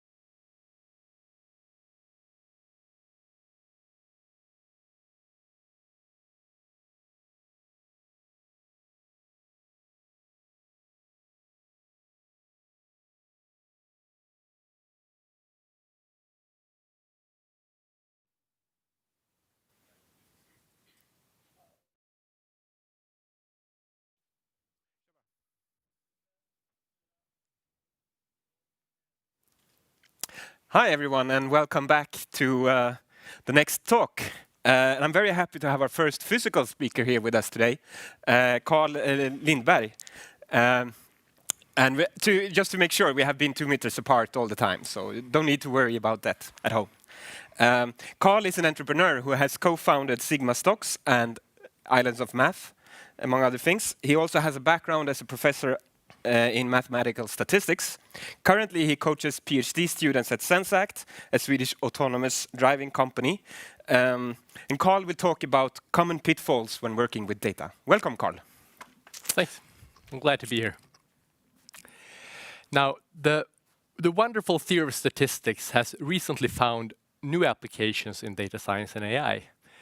However, much of the knowledge accumulated in statistics over the last 100 years has not been thoroughly transferred to these applications. So to this end, today I will talk about some statistical pitfalls that are relevant for the modern data scientist. I've already been properly introduced, but I'm with Zenseact, Director of Strategic Data Applications, also co-founder of Sigmastocks. Now Sigmastocks essentially wants to make finance more fair. And we're actually launching a super exciting product next week, so stay tuned. I want to start off with a common claim, namely that you can show anything with statistics. I'm here to tell you that, no, you can't, but you can obviously lie and manipulate using it. So how to use statistics in a good way? Well, first of all, you need to understand your data, because your data won't tell you that you're using it wrong. In the words of the great George Costanza, just remember, Jerry, it's not a lie if you believe it. But obviously, you also need to know the core ideas of the field that you're analyzing. People saying things like global warming can't be real because it's always so cold here in Gothenburg. They're not, of course, evil. They're just not knowledgeable of the ways of science. This is, by the way, an example of anecdotal evidence, which is evidence collected in a casual or informal manner and relying heavily or entirely on personal testimony. So, as an example, ice cream production and number of skin cancer cases the following 6 months may have a positive correlation. Does this mean that ice cream causes skin cancer, or does skin cancer cause ice cream? Or maybe there's a third confounding variable. For example, that's been a hot summer causing people to eat a lot of ice cream and in turn getting sunburnt and getting a checkup at the dermatologist in the fall. The point is, correlation does not imply causality. But this is a toy example, right? A more realistic one might be this, that a decline in reported crimes can be caused by both an actual decrease in crime, also a decrease in the willingness to report crimes, or simply changing behavior so that people avoid situations and places where crimes often occur. Let's say for the sake of argument that the situation at Teatergatan gets gradually worse. So in 2 weeks from now, every single person who enters Teatergatan gets robbed. What will happen? Well, people will stop going there, to the extent that the people living in the area around it will probably feel more insecure, but they've learned to stay clear of Teatergatan. So as a consequence of this last point, there is, for example, no contradiction in crime rates and people's perceived security both going down at the same time. There can also be an actual decline in crime, but it's still not satisfactory, since other countries may have seen more dramatic decrease the crime levels over the same time period, or the crime may have increased in some part of the population but decreased in a larger part, causing the overall rate to come down, or all of the above in any combination. The point is, your data, your initial observation that crime rates have gone down won't tell you, and from experience, media won't either, right? So that about understanding. Statistics requires understanding, but it also requires honesty. Because the same issues with intellectual honesty that you have in any discussion are also relevant when doing statistics, analyzing data. such as it's okay when we do it, here exemplified by a Swedish journalist suggesting you get rid of a political opponent with poison. Whataboutism, where the American Republicans seem to think that Hillary Clinton's email servers are an indefinite carte blanche for doing whatever they want. Or the inventor of the fake news himself, Donald Trump. But we don't have to go as far as the US to find these examples. We have them right in the highest level of our political system as well. Now, I don't like to deliver political punches, but this example is just too good, right? So I just had to bring it up. Our former prime minister some years ago was refuting claims of macroeconomical challenges with large immigration. Now, that there are macroeconomical challenges with large immigration is as obvious in economics as it is in physics that water freezes when it's cold. There's not a professor at Harvard, Stanford, Yale, Oxford, Cambridge, Princeton, Berkeley, or any other good school in the world who would disagree on this. But our prime minister said this: I often fly over the Swedish countryside. There are endless fields and forests. Anyone who claims that the country is full must show where it is full. Now, obviously, I can't be sure, but I'm still pretty certain that the people making these macroeconomical challenges with large immigrations were referring to, oh my God, if we bring in another person, someone will have to stand in the water. It's full, right? This is a classical example of a straw man argument, which is an argument giving the impression of refuting an opponent's argument while actually refuting an argument that was not presented by that opponent. It is a dangerous and detrimental practice in politics, but also very important to be aware of when you're analyzing data. Am I even analyzing the right question? Am I considering the right question? So that about the importance of understanding and honesty. I thought I'd say a few words about math as well, because statistics really relies on math.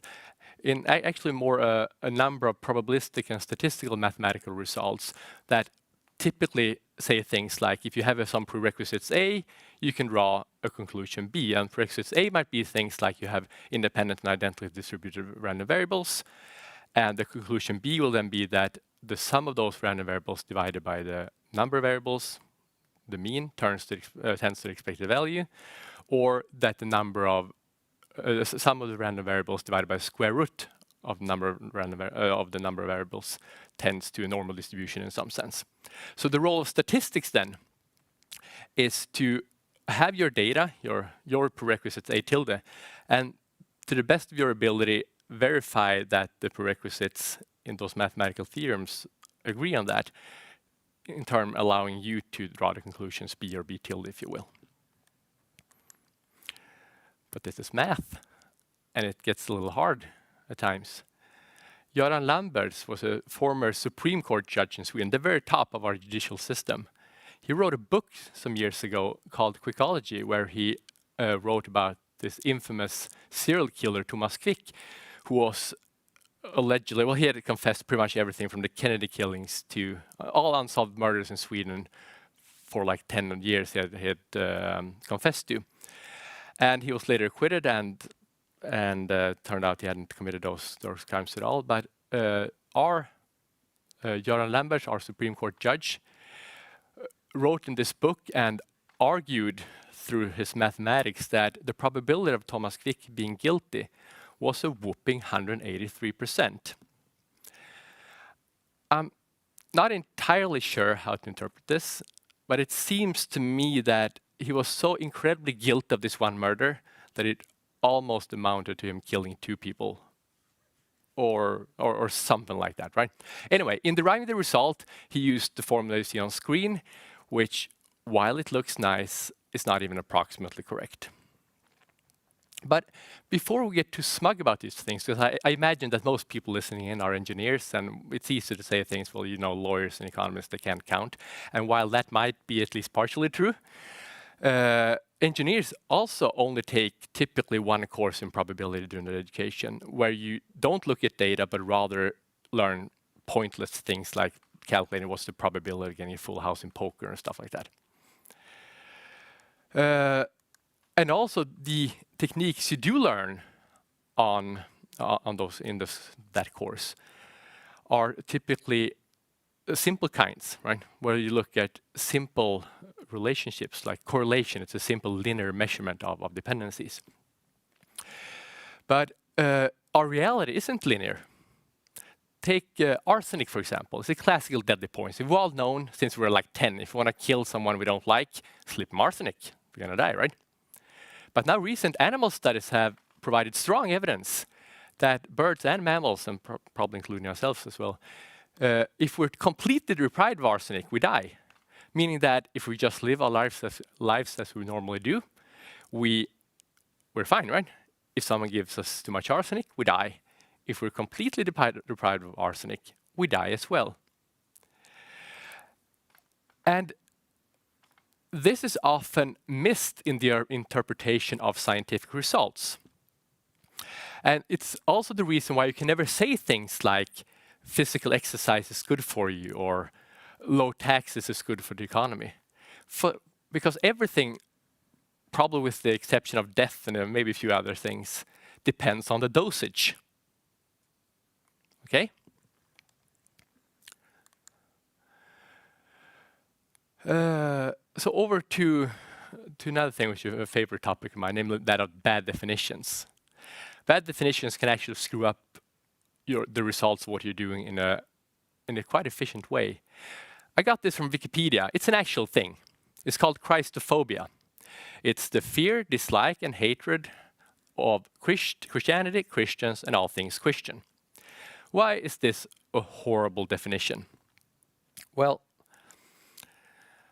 what about a person who loves Christians for their kind spirits, but is devastated by what she perceives as an abundance of negative effects that religion has on their lives?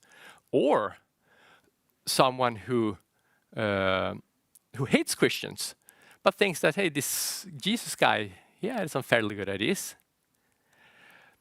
The point is, don't measure two things at once, because you won't know how to interpret your results.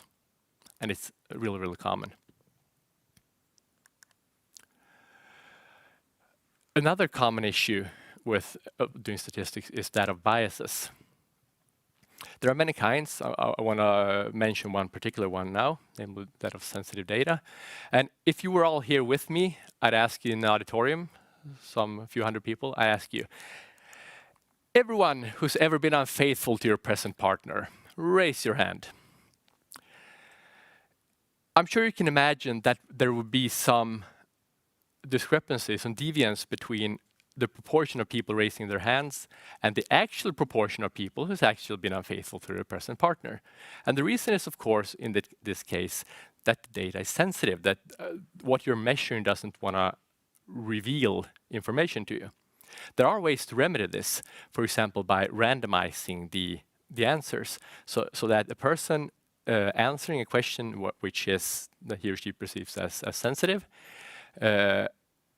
for example, rolls a dice, and if it turns out to be 1 or 2, you're going to lie to the person asking you a question, and 3 to 6, you're going to tell the truth. Now, it's important here that there's a high probability of one of the cases, because if you lie more often, I mean, if it's 50-50, then you mess it up. And if it's too small probability that the person gets to lie, then it creates insecurity as well in the people giving the data. So in some sense, in this example, we're throwing away information since we by doing this approach have to ask more people to get a sufficient amount of information to draw conclusions. But in the other way, we get a chance to have some information at all, because no one's going to be honest when asked a question like that. This also brings us to perspectives. The Worldwide Fund for Nature, WWF, said this, that if everyone, they have this on their homepage, if everyone else had the same climate impact on us as Swedes, we would need about 4 planets instead of the only one we got. Now, this is true, right? However, 100 years ago, Sweden had a population of 5.7 million, lived about 56 years. Today, net immigration and emigration were about 8 of the descendants of those people 100 years ago are about 8 million. Stable, not growing anymore, and had a lifespan of about 82 years. The world, 100 years ago, had a population of 1.8 billion, expected lifespan of 40 years. Today, we're 8 billion, rising fast, and a lifespan of 70 years. In other words, had the rest of the world lived like the Swedes since the 20s and forward, that it's only grown in population due to the increasing lifespan, then we'd only be a stable 3 billion people in the world right now, and our environmental issues would not have been nearly as serious as they are now. This is also true. And you always, when you're analyzing data, need to be aware of various perspectives. So to start to sum up, I want you to keep in mind that when you're analyzing data, almost nothing is black and white, and hence such assertions are, with rare exceptions, wrong or misleading. You can always use, or often use at least, a simple control question. Are there fields of science studying these questions? When you're exposed to some controversial issue, are there fields of science studying this question? If there are, the answer is never black or white, or typically only shades of gray. But there's an exception to this rule too. Media are often, for some reason, looking for conflicts to give the impression that an issue which is long unsettled in the scientific community. For example, one might, in a TV interview or whatever, attribute equal weight to some report from a politically affiliated think tank as to Harvard chair professor describing the state of his or her field. And this is obviously horrible for the education of the population. So whenever you're in doubt, you watch a Netflix documentary or read a paper that claims something that you find weird or controversial or whatever, go check what Harvard or Stanford or Yale or Cambridge write on these issues. And you're bound to get at least slightly closer to the truth, at least in the enlightenment sense of the word. Thanks. Thank you, Carl. I think you should add Chalmers and Gothenburg University to that list. Yeah. So, I mean, I just wanted to make a first remark, and it seems like in the examples that you're giving that you're sometimes mixing statistics and biases in statistics with cognitive biases and how we use the language and how we understand the language. But I think that's a discussion for a beer when we're allowed to drink beer again. Yeah. So one thing, I mean, in my work, I have to explain a lot of complicated stats or machine learning models to important decision makers. And in the examples that you're giving, that also shows up as an issue, like how do you explain biases and problems in the analysis that you have been doing? So, and this often becomes a rabbit hole that, I mean, if you should explain all the kind of issues that you're having, you have to like go back and tell them this is the book on statistics. I mean, how do you find the middle ground in terms of like not making the issues too complicated when you explain these issues to decision makers? I just think that more people should be aware of common, like I said, the common statistical pitfalls. I mean, the most, because there's a Pareto rule to this too. I mean, you 10% of the input gives you 90% of the output, right? I mean, if you've just seen, say, the top 10 ways that you can use statistics in the wrong way, then you're a lot better off than if you don't, right? If you haven't seen them. And I think my take on this is that very many people, not just statisticians trying to sell things to politicians, but more people should be aware of these ways of tilting and manipulating and statistics in a sense, the data. Okay, so your suggestion is that more education for everyone in terms of issues with statistics. Yeah, but it doesn't take much. I mean, a lot of these things, a lot of examples I had now is just that you need to become aware of.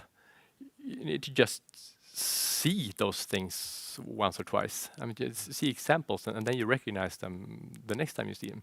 I mean, a lot of things, a lot of great ideas are you wouldn't have come up with yourself, but they're obvious once you've seen them. Like the wheel, right? I mean, a lot of smart people live their whole lives without discovering a wheel, right? But once you see it, it's obvious, right? And a lot of issues with statistics, the misuse of statistics, is like that too. That you just need to become aware of the top 10 ways that people use it to fool you, right? Cool. And society would be better for it. Perfect. Yeah. Thank you for those words. And now the time is for our next speakers. But thank you for coming. And Thanks. Anna, you can come up with some flowers to give to Carl. Keeping distance. Yeah. Keeping distance. Thanks. Okay, great. Yeah, thanks. Thank you, Carl. Our next speaker is Martin Tegner. He's a data science researcher at IKEA Groups. He works with data-powered AI to enrich the customer experience at every point of the customer journey. In his current research, he develops algorithms that provide personalized content while respecting fair use of the customer's data. The title of the talk is Data Privacy and Fairness in Recommender Systems. And I leave over to Martin. Thank you. Thank you, Josef. So this is some work I've been doing together with a few co-workers, Gustav, Sanja, Balash, and Emil at IKEA Digital. So I just start with a motivator for our work this time. So in the beginning of this year, our Chief Digital Officer of Inca Group, she made an announcement of the customer data promise. So this is IKEA's approach to ensure it's putting people first in all our data-driven processes. Okay, so I mean, every time we use a mobile app or a web page, we generate a lot of data, and there is a high likelihood that this data is collected and used for some value-creating intelligence, say. So with our promise from IKEA, we will be more transparent around how we use data, and more importantly, we will actually hand back the control over the data to the customer.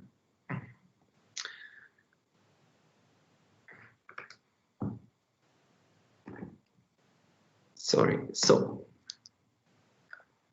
I mean, at any given, let's say, e-commerce store, you interact with a recommendation system, and I'm sure we all know how this works. So if I add a Strandmont chair here to the shopping cart, I will get a list of similar items recommended to me. So in this case, we use recurrent neural network to model purchases, or let's say sequences of items. So you can imagine this stream here of different items, and the stream of items that is added to cart by the customer, and the network is then trained to predict the next item in this stream. So we then take a list of such predictions, and this is what we use for making a recommendation to you. So I mean, this is a let's say a deep learning technique, and I think you know that, I mean, there's been a lot of progress and success with deep learning in the last few years. Many good examples of that, but the progress, in some sense, it actually relies on these large collections of training data. So the power of the network is that it can learn a very general mapping from an input to an output, and it can even learn to do this for unseen data. But this learning is only enabled by large collection of data. So now this collection of customer data, it's not our choice anymore.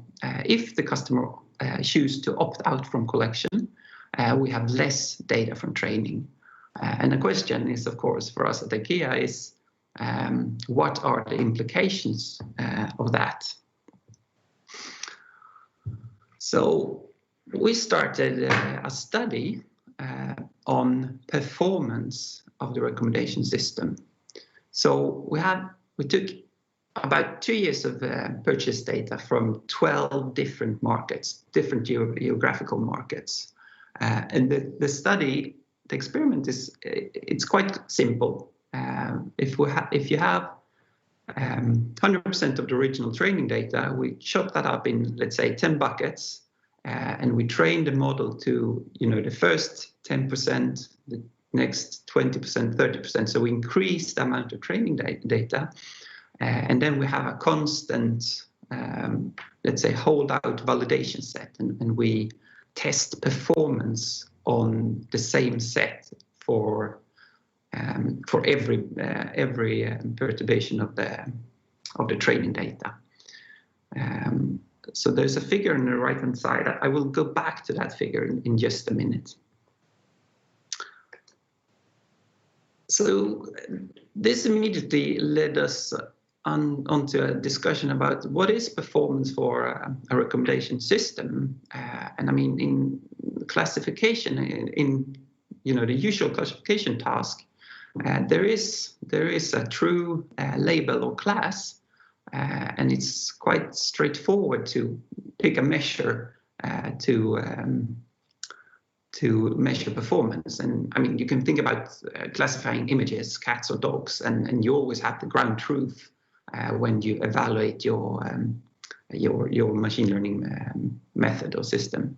But in this case, I mean, we don't have that ground truth.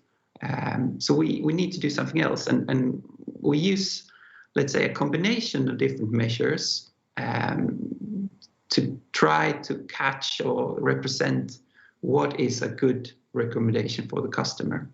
So here's a couple of these measures: top K accuracy and catalog coverage. Starting with top K accuracy, this is an accuracy measure. We take a list of K recommendations, 4 in this case, and we just record if this list, if the true next item added to cart by the customer, if that item is in the recommended list, right? So on the graph here, you can see how this accuracy measure behaves when we increase the size of the training data. I think this is what we should expect for an accuracy measure. There is a steep increase at the beginning, and then there is some sort of threshold point where the accuracy, let's say, saturates or at some level, and then there's just a slow increase in accuracy when we increase the data. So I think this is this diminishing return in some sense. This is what we should expect from the system. On the other hand, for catalog coverage, there is first quite early. There's a peak in this measure. So this measure measures how, let's say, we have the entire product catalog. There is about between 10 and 20,000 products, and this measure measures how large proportion of that catalog is actively recommended by the system. So the performance peaks, and then it actually decreases if we add more training data. And we believe this is related to this picture here, the popularity. So this is in this plot, we take all products and we count how many times they appear in the data set, more or less. The product that appears most times achieves a score of 1. And then the less often they appear, the lower the score, the relative score. So as you can see here, there is quite a lot of products, but it's just a very few of the products is in the, let's say, the active set. It's a few products are bought quite often.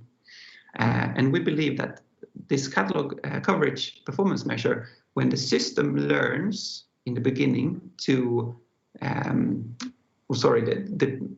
the performance goes down when the system when the network learns how to recommend more or less the more popular products. So it kind of forgets about other ones.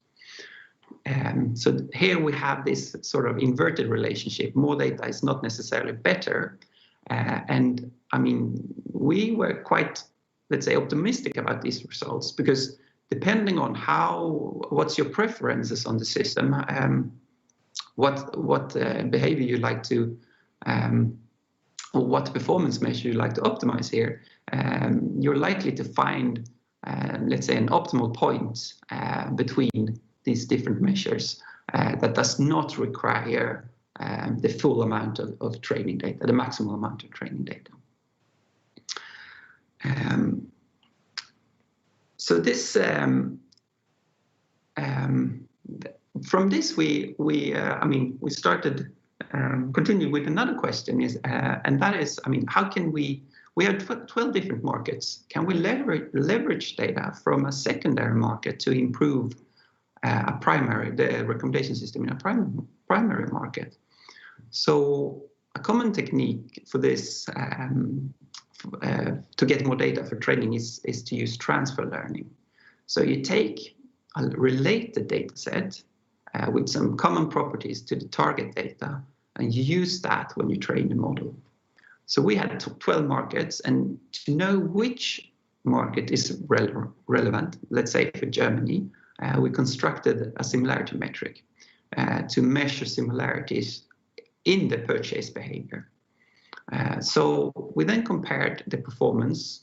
We transferred from a similar market. In this case, we took Germany and Netherlands.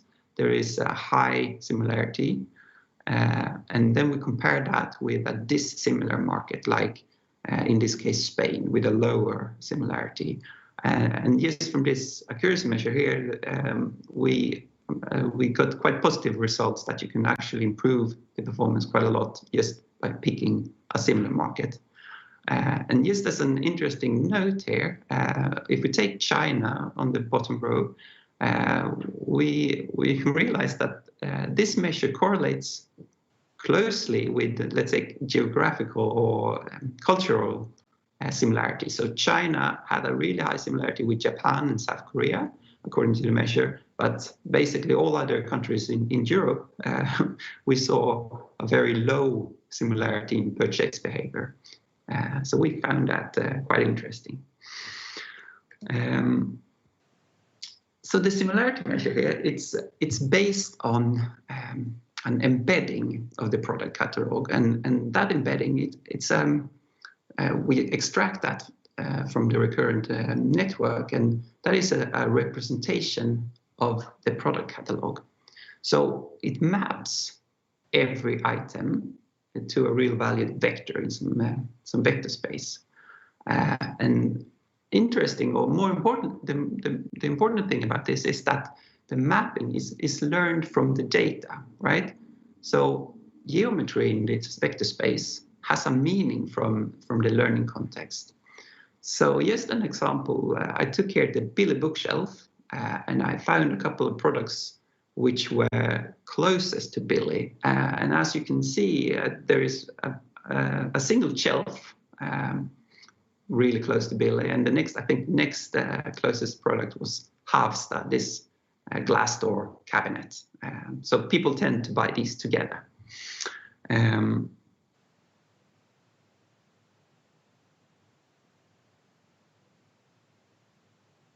Sorry, let me see. Yeah. So we used customer data to learn that product representation. And since we have less data to work with, we ask ourselves, is there other sources of product representation, knowledge for product representation? So instead of learning from data, can we do it in other ways?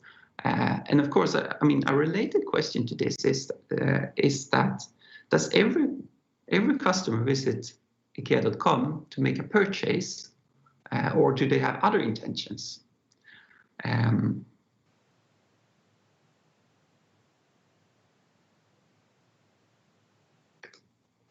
And yeah, of course, we are IKEA, so we have a lot of this knowledge. We take information from, let's say, handcrafted organizations or representations of products and products features, and we can train embeddings by, co-association between products. So you can use a Siamese network or something like that for that. And we also have the IKEA catalog, which is packed with inspirational images. So these are products put together by home furnishing specialists. And from these images, we actually use pre-trained VGG networks to we feed the images through these networks, and then we can extract an embedding, an inspirational embedding from that. And we also realize that this in some sense reflect on different customer intentions. You might go to the webpage to, as before, make a purchase, but you might go there for inspiration for your living room, or you might want to buy something, sofas or lamps or something by category. So we try to capture here different intentions with your visit. So we have several different representations. The next question is, of course, can we tailor these for you? We like to recommend products in a personalized way to you. So we do this here by transforming each vector representation to a probabilistic model. So instead of distances between items, we have probabilities. A short distance would then represent a high probability. So the formal model for this, in this case, is a Markov chain. And we can then use, so we have a set of several such Markov chains, one for each intent or representation. And we can then use Bayesian inference to learn which particular representation is best suited from your behavior. So this we do this continuously. We record, let's say, a couple of clicks or item views, and then we update your personal distribution over these representations. We use that to serve recommendations. And just as a note, we do this. We can do this locally on device. We just watch your couple of actions, update the model, and then we directly dispose your data. So we don't need to collect your data for training or model serving or something like that. And here is just as an example, a little toy example. We try to depict 3 different representations: add to cart, product class, and room type. And then we infer this mixture probability to get, let's say, a weighted representation, which is tailored for you.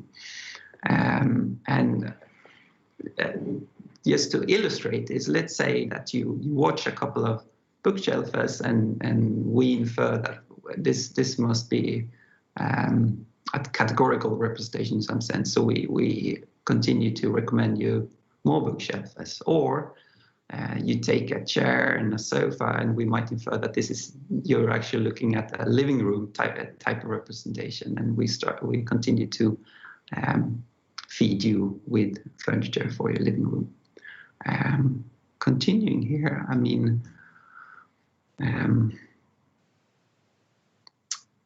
so I can see I'm short of time, so let's just wrap up. We like to put people first in all data-driven processes and give back control of the data. So this is less data from our scientists, data scientists and analysts, and we did investigate the implications for our recommender systems. And on the positive side of this is that performance trade-offs are perhaps not so bad, depending on the performance measure. We also investigated recommendations as product representations, utilized that for knowledge transfer between markets. And of course, we have some strong knowledge across IKEA of our products, and we use that and Bayesian statistics or updating to construct a personalized model for you. And at the end, just a few references, and thank you very much. Thank you, Martin. Nice talk. It's really nice to see how you try to solve the recommender problem with very limited amount of data actually used. So it's really interesting to see. Let's go to a couple of questions that we have received so far. Yes. The first one is from Eric. Hi. And he's asking, do you look at which products customers actually buy or just what they add to the cart? So in this case, I think in the different systems we do both. But the example I had in the beginning, this was actually added to cart. Okay, and that also goes for the first recommender system that you talked about in the beginning. Yes. Okay. Yes. And then also Jesper is asking, so we all know the IKEA catalog, and given that the product catalog is a little bit hierarchical in nature, with respect to representations, have you thought about different ways of handling that hierarchical natures of products in the representation, like using Poincaré spaces or something like that? Not directly. So let's say we have access to, from different parts of IKEA, we have access to different organizations, depending on based on the product features. So I just took that as an example of either room type like living room or a category like glassware or whatever. So we can use that with, for example, we can use that to construct representations. While I mean, from the IKEA catalog, we took images and fed them through. We fed them through pre-trained networks, and we extracted embeddings from that. So, of course, there is the hierarchy, let's say, built into the different representations we construct here. Okay. Yeah. So, is the representation in that Markov chain, is that from those images, or are those from the recommenders? Yes. Okay. Ah, nice. Okay. Both. I mean, that was just a simple way. So let's say you have different embeddings or different representations. That was just a simple way to build a probabilistic model to obtain this personalized. I mean, we constructed a Bayesian model where we have these as, let's say, a mixture.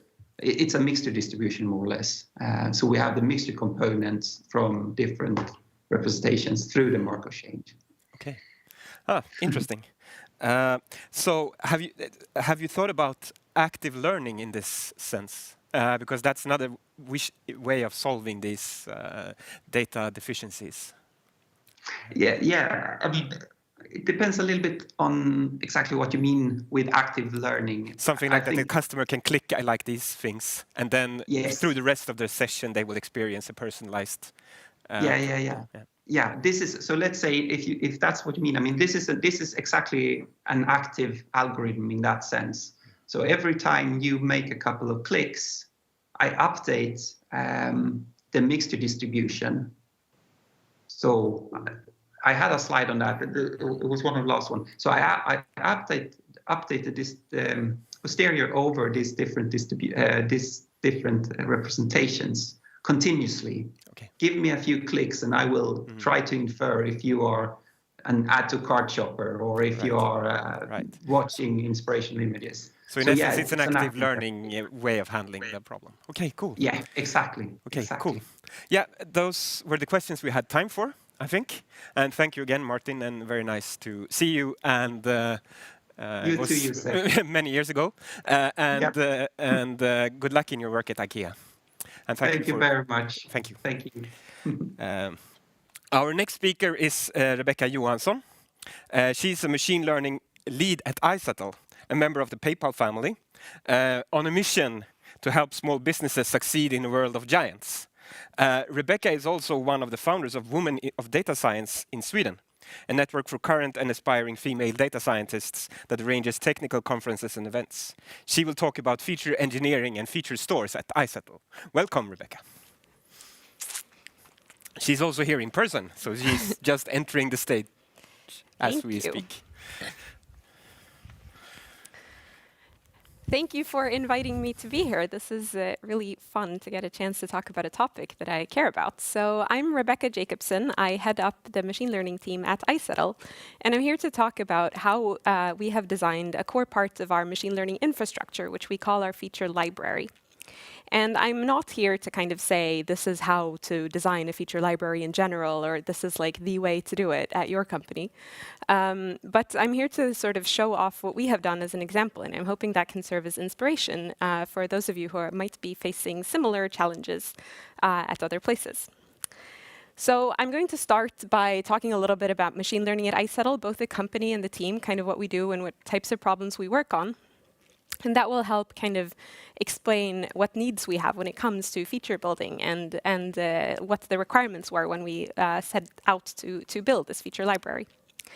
I'll talk briefly about what solutions already exist on the market to this problem, because there are some out there, but we ended up building our own. So I'll also talk about how we built our own, sort of how we started and then how we've iterated from there.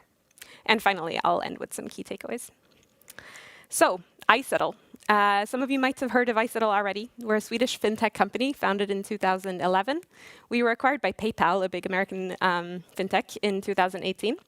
And we're most known for our card reader, which is on this slide.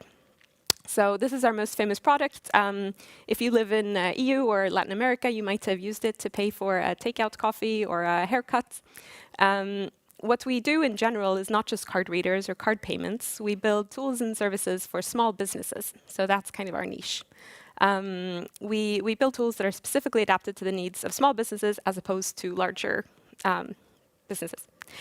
I've listed some of our other products here. I'm not going to talk about all of them. I'll just briefly mention, for example, one of our products that we have in addition to the card reader is lending. So it's possible to get a loan via iZettle if you are using our card reader to process transactions.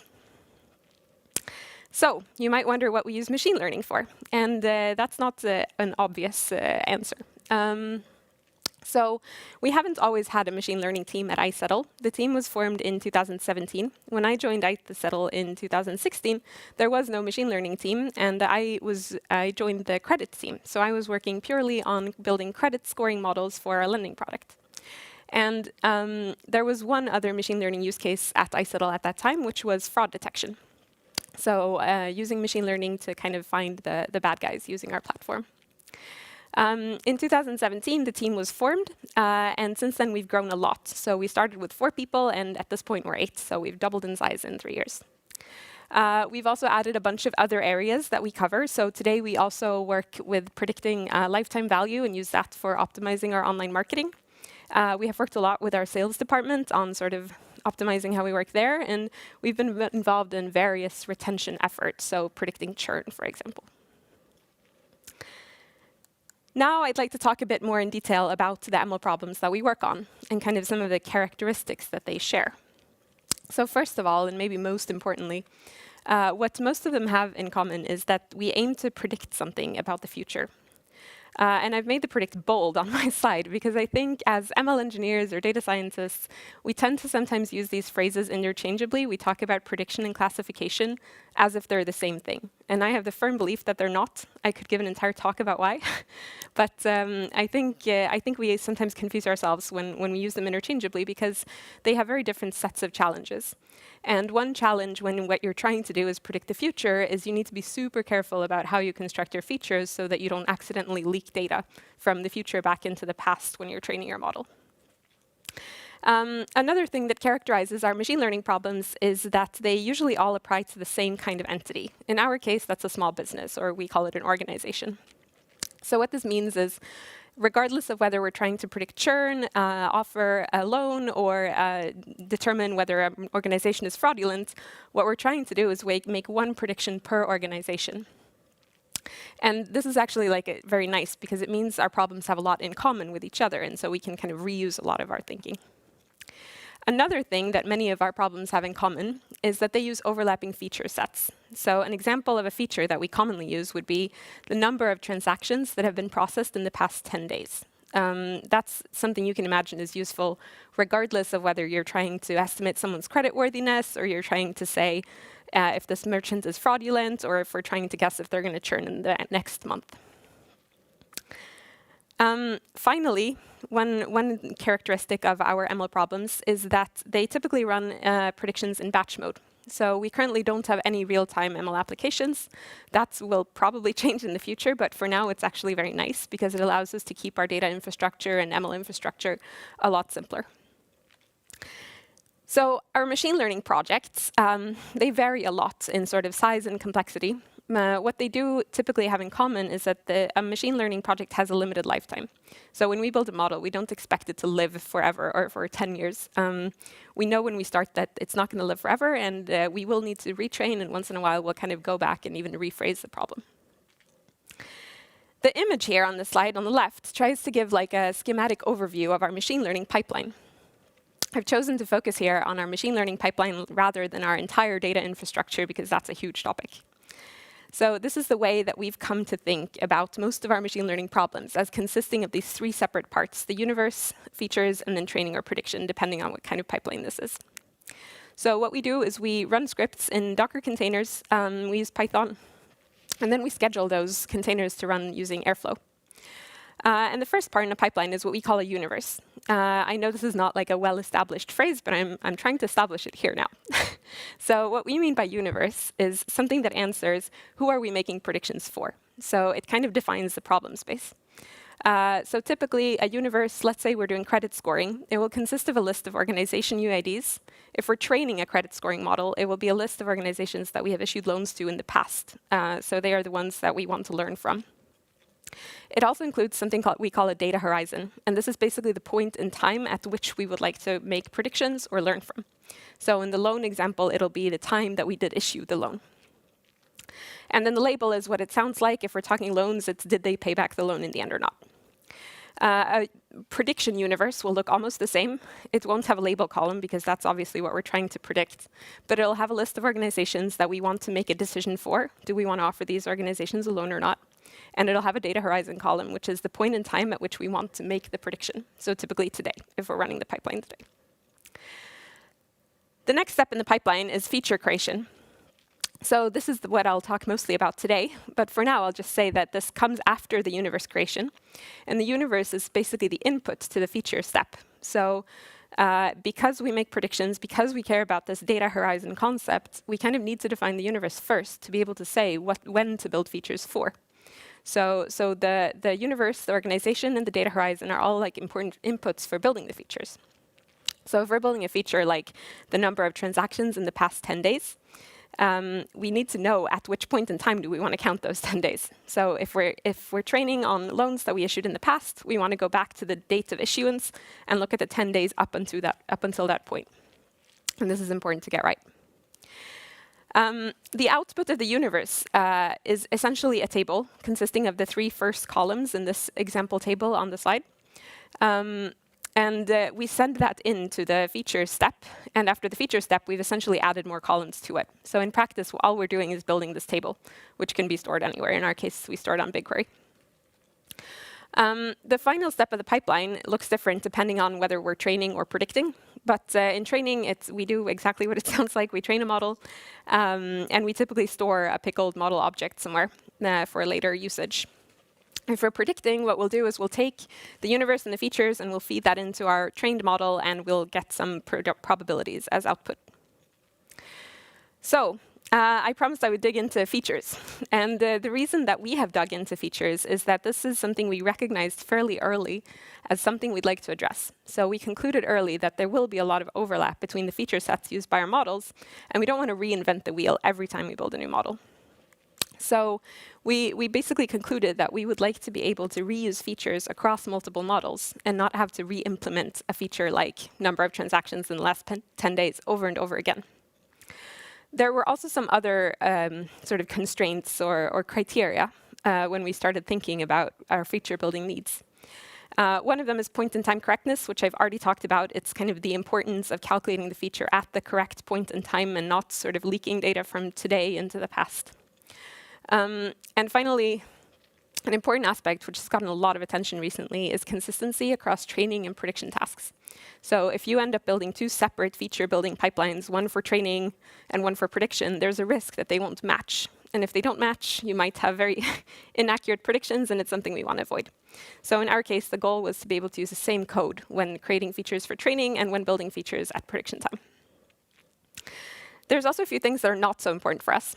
One of them is computational efficiency. And the point here is not that we don't care at all about our algorithms or processing being efficient, but it's not a priority. And that's for a few reasons. One of them is that our data sets aren't huge. This obviously depends on who you would compare to, but it's usually not a limiting factor to us. Another reason is that we are completely cloud-based. All of our data processing happens on Google Cloud, which means that we can basically scale indefinitely. So we usually can sort of make a job finish in whatever time frame we need by just throwing more resources at it. This obviously doesn't mean that we are sort of willing to put up with anything, but it means that our tolerance for inefficient jobs is relatively high because we can kind of live with not having an optimal performance as long as that has like a benefit of, for example, keeping our code base simpler. Another aspect that's not so important for us is storage and serving, and this comes back to the fact that we mostly run predictions in batch mode. So we don't have this challenge that I know many others have of serving feature values in real time. You might wonder, isn't this already a solved problem? Haven't others done this already? And the answer is yes, but not in 2017. So when we started doing this, we did go out and kind of look for solutions to this problem. We expected to find something. We expected to find some open source framework for how to deal with these things, but we didn't. What we were able to find was blog posts and some conference talks from companies like Uber and Airbnb, who had basically built their own solutions to this problem. And that was really inspiring, but not directly useful for us because we couldn't use their code because they hadn't open sourced it. Since then, a lot has happened in this field. There are tons and tons of sort of feature stores and feature libraries out there. I think that's really exciting. Some of them are super interesting and good. We aren't using any of them, and it's partially because we had kind of already started building our own, but also because they don't always match kind of the problems that we have. So many of them are focused specifically on feature storage and serving, which is sort of a very valid and important use case, but not for us. And they're also often limited to a specific cloud provider or a specific data processing framework for building the features like Spark. And so if this doesn't match what we're after, it's not a great fit. But in the future, we might definitely use some of these. But what we ended up doing was instead building our own. And when I say we built our own, I sometimes think this sounds like, we sat down for 6 months and we planned very carefully exactly what we'd build, and then we put a team of 10 engineers on the problem. That's extremely far from the truth. And so what I want to convey here is that we started embarrassingly simple. And I'm showing you some literally embarrassing screenshots of old PRs that I made to illustrate my point. The very first thing we did was basically refactor an existing model. So taking the feature building code and breaking it out of the other code for that model, and that was it. So super simple, fairly dumb. You can see that my first attempt of making a PR here was even closed. But basically at this point, our feature building code was pandas and SQL code glued together. It was only being used by one model. The only way to run it was to kind of run the entire script, and you would get all the available features back. And it was terrible. It had really bad performance. There were a lot of bugs in there. Yeah, it wasn't great in any way. But this is how we started. Luckily, we didn't stop there. So after that, we iterated. We started to have more people using this logic. We started using it across more different models at iZettle. And that really helped because it meant we discovered bugs and we could fix them. It also meant we had a lot more smart people working on the problem and coming up with good ideas for new features and how we could kind of expand on this framework and make it serve our needs better. So over time, we added some flexibility so that you can now sort of build the features that you want and not just get everything all at once. After a while, we added some parallel processing capabilities, so we moved away from the pure sort of SQL and pandas, and nowadays we use Beam for calculating some of our features, or the sort of heavy ones. But most importantly, we refactored and refactored and refactored again. And I think this was an important learning, that it was impossible to predict our needs and what we would need in the future. So we had to kind of do it as we were going along. So today, our feature library is a containerized application. It's used by all of our machine learning models in production. And the structure that we've settled for is what I've tried to sort of illustrate schematically on this slide, which is where we try to separate sources, which are essentially queries that extract raw data from some data source. We've separated that from the actual processing logic, which we call feature groups. And it's basically a way of structuring our code to make it cleaner and possible to kind of puzzle together different pieces. We've also separated these two, which are kind of the definitions of the features, from the code that actually runs it. So extractors and runners, that's kind of glue code concerned with like piecing all of this together. And I'm sharing this not because I think it's the right solution. I think there is no right solution, but just to show sort of where we've ended up after a few years of iterating on this problem. We consider our feature library to be a core part of our machine learning infrastructure, but we're not done. It's under constant development. And so what I'm showing here is not like a final state in any sense. To wrap up, I think the conclusion is that at iZettle, investing in this shared feature building library has helped us to develop new models a lot faster than we would have without it. It has helped us collaborate more because we have this shared piece of infrastructure to collaborate around. And it has helped us produce a lot more accurate models, basically because we have more eyes on every problem and piece of code. I think some of the important success factors were to start small and iterate, as I've said several times already, and also that we managed to have sort of many people using this pretty early, so we could pool like brain power from multiple people. Finally, if any of this sounds like fun, we're hiring at iZettle. Otherwise, I think that's kind of what I had to cover. Thank you for listening. Thank you, Rebecka. Very interesting. So we have 3 minutes before the next speaker. So I will just pick a few of them here. We have one from Elin. So when do you think it's worth to do batch inference versus continuous streaming inference? You mentioned that you're only doing batch right I think depends completely on your use case. Okay, so you can get away with batch predictions. I would totally go for that any day of the week because it's so much easier. Okay, but don't you you haven't seen any like major performance improvements in doing real-time feature? No, but again, it depends on our use cases. So for the loans, for example, we only need to make decisions once per day. There's no need to kind of make a decision depending on sort of real-time user input. If we had that need, obviously, we'd sort of have to build our infrastructure a bit differently to address it. You have no fraud use cases, for example? We do, but we're able to handle that in batch mode as well, actually. Okay, cool. So basically what we do is transactions happen all throughout the day, and then we can run like our ML models for risk detection during the night. And we have, basically what we do is we use machine learning to suggest cases that seem suspicious to our risk analysts, and then they review them in the morning before we pay out the money to the bank account of the merchant using iZettle. So it's possible to do even that in batch mode for us. Great. So we have another question from Rasmus. Could you maybe exemplify a bit what you mean by leaking information from the predictions into the training data? Yes, I didn't mean so much leaking from the prediction, but so let's take the example I was using throughout. So if we're looking at number of transactions in the past 10 days, if I have a loan that was issued 3 years ago and it defaulted, so it failed to pay back 2 years ago, if I look at the number of transactions in the past 10 days now, when I'm training, that might be 0 because they defaulted on their loan. We might have kicked them out of iZettle or they're bankrupt.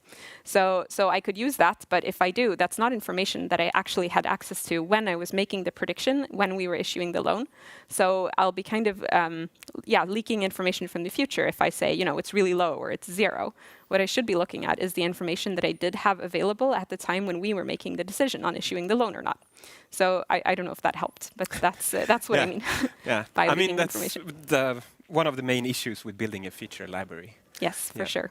Okay, thank you, Rebecka. Very nice. Thank you. And here comes Anna with some flowers. Thank you very much. Thank you. Our next speaker is Oskar Söderlund. He's the chief software architect at Einride, the self-driving spacey-looking truck company from Hising Island. Oskar has lately been working on building up Einride's data platform capabilities and will be sharing practical advice on that. His talk is Scaling Up Forecasting in Google Cloud. Welcome, Oskar. Oh, wow, thank you. Thank you so much. Glad to be here. My name is Oscar, and as I said, I work here in Gothenburg at a company called Einride. And today I'm going to talk about one of our 20% projects that we've done, which is creating a forecasting data pipeline from scratch in Google Cloud. So quickly about me, you can think about me as a kind of classical software engineer. So I'm super excited to be here and talk about data science stuff at GAIA. I have previously worked a lot on backend scalability, and I've always worked on sort of the scaling and implementation side of data rather than the sort of modeling and algorithm side. And so that's what the topic of this talk is going to be. It's going to be a very practical talk.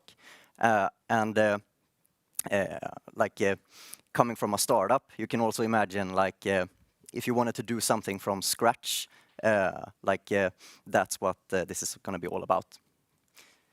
So I work at a company called Einride, and I'm going to introduce that really quickly to you. You might have seen the thing that we're most known for, the pod. It's an autonomous vehicle, but I think about it more as like a sustainable transport vehicle, because Einride's overall mission is about the sort of sustainability of the transport sector. Transport sector stands for 7% of the total of the world's carbon emissions. And our mission is to develop technologies that address that problem. And our vision is a world where we can replace all the diesel vehicles with electric vehicles. And to do that, we develop solutions not only for autonomous vehicles, but for everything around it that lets us deploy and manage electric and autonomous vehicles at scale. So we work on both digitalizing the existing transport sector and rolling out and managing fleets of electric and autonomous vehicles. And looking a little bit closer at our technology, if you've only seen us on social media, you might think of our autonomous vehicle is at the center of what we do, but actually our platform is at the center of what we do. We develop a data platform and a service platform for managing fleets of vehicles and selling a sustainable transport service. I just want to quickly mention that even though I will be talking about forecasting in this talk, that's definitely not, I would say, what we are all about when it comes to sort of data science. Most of the people at Einride who work on that kind of stuff actually work on using data and insights to figure out how we're going to transform from diesel vehicles to electric vehicles, analyzing transport data, and also analyzing sort of route optimization and how to optimally route vehicles at scale. But let's look a little bit closer at sort of where we are right now as a company, because that's going to set the stage for what this talk is going to be sort of all about. Now, we're still a startup. That means that we are about 60 to 80 people, and we work on this entire technology stack from the platform that manages all the transport to the fleets of electric vehicles and to the autonomous vehicles that we deploy and run today. So that means we're a very sort of broad team skill-wise, and we have a lot of different sort of scopes to manage. That means we have to choose very wisely where we put our focus. And wherever we don't put our focus, but we still need to make progress, that's where we always are on the lookout for sort of simple 80-20 solutions that will sort of get us a little bit further on the road without being sort of our primary focus. And this forecasting solution that I'm going to be talking about today, this is one of our sort of 80-20 solutions that we're actually pretty proud of, because we still have a pretty limited amount of people working on sort of data engineering and data science.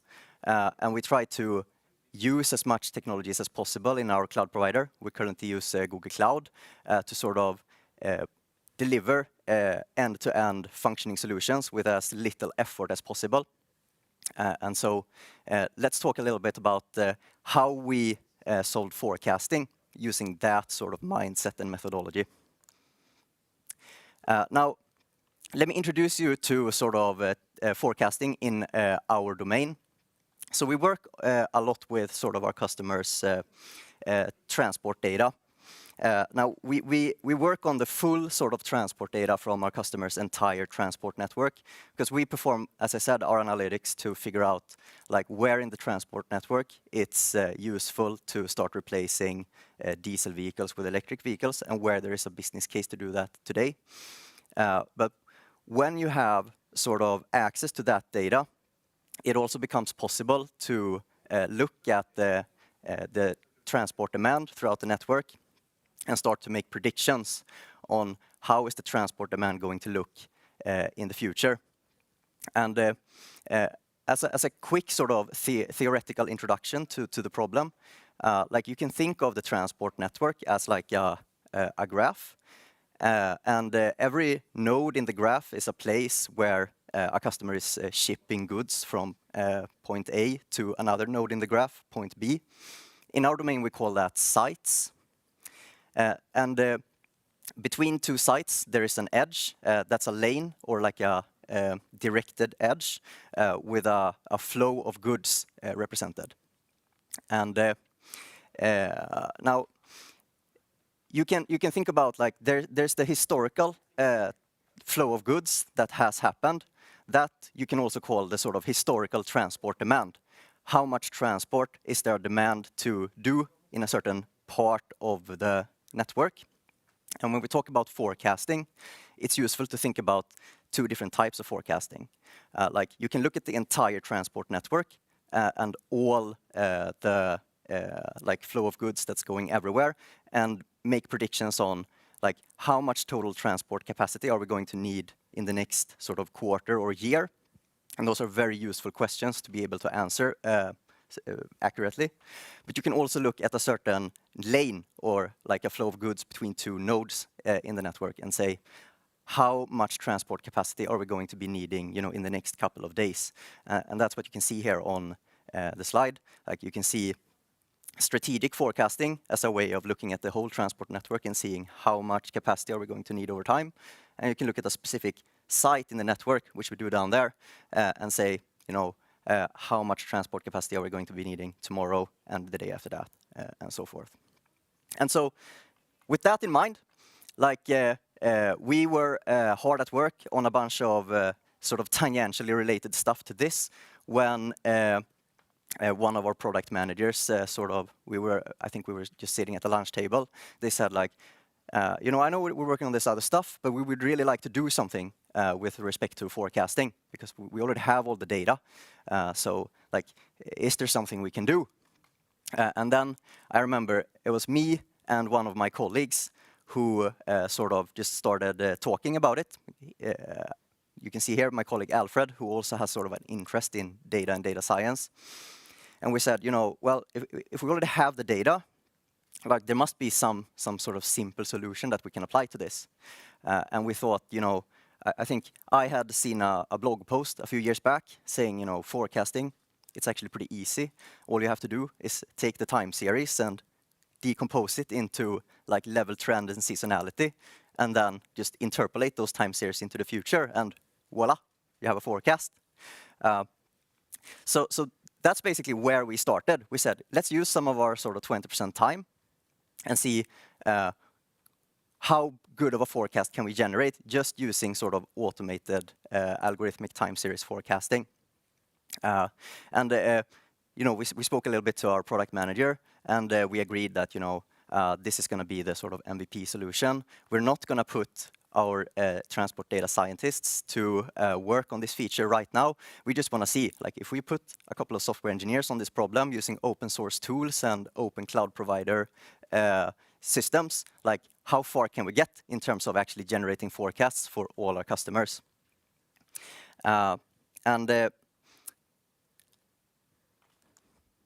Let's see here. Yes. So that's basically where we started out. We started thinking about like what existing solutions are there. We made some Google searches, and this is where we ended up at first when we actually Googled for level, trend, and seasonality. We found a really good like Python library called like it's the implementation of the Sermax algorithm in Python library stats models. And there's a super good blog series that you can see here that actually explains like how to do it. So even though both me and Alfred, when we were working on this, do not identify as like neither data scientists per se or definitely not experts in forecasting, we were able to follow these blog posts and actually get a result. But as you can see here at the bottom of the slide, like we started learning about like what forecasting is all about when we were doing this, and we understood that this was actually a sort of non-automatic forecasting algorithm that requires you to tune the so-called hyperparameters of the algorithm, which we didn't know very much about. We tried sort of a naive way of searching for hyperparameters, and in the end we found that maybe for one specific time series we could get reasonable results, but it would actually take 1 hour to run the actual code. That was like a naive Python implementation. And the number of time series that we have to sort of forecast for our customers, as you can remember, I was talking about like nodes in the graph, a site and a different site, and the flow of goods going between them. If we want one forecast for every like part of the transport network, that's essentially a quadratic in the number of nodes. So for a reasonable sized customer, we're going to be generating maybe tens of thousands of forecasts, and we're going to be generating them over and over if we're doing these day-by-day forecasts. So to find hyperparameters in 1 hour for a single time series, it's not going to work very well. But this was just our first attempt. And later on, we honed in on a much more sort of maybe a more modern and recent technology that's specifically adapted for people who are not experts in time series forecasting. It turned out that Facebook was working on this problem a lot. They had they had a data science team who were always working with engineering teams who needed to generate forecasts for a bunch of different stuff. And they found that the bottleneck was maybe just the ability to understand these algorithms. And so they took a lot of effort into creating a library called Prophet, where they encode like really good, reasonable defaults for when you have a time series and you want to forecast it, and the time series comes from some like real world process. They provide a library with really, really good out-of-the-box defaults that you can use without being an expert.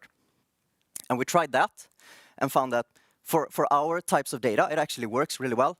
Like transport demand, it's sort of just like for Facebook's data, which maybe is dependent on human behavior and the holidays and stuff like that.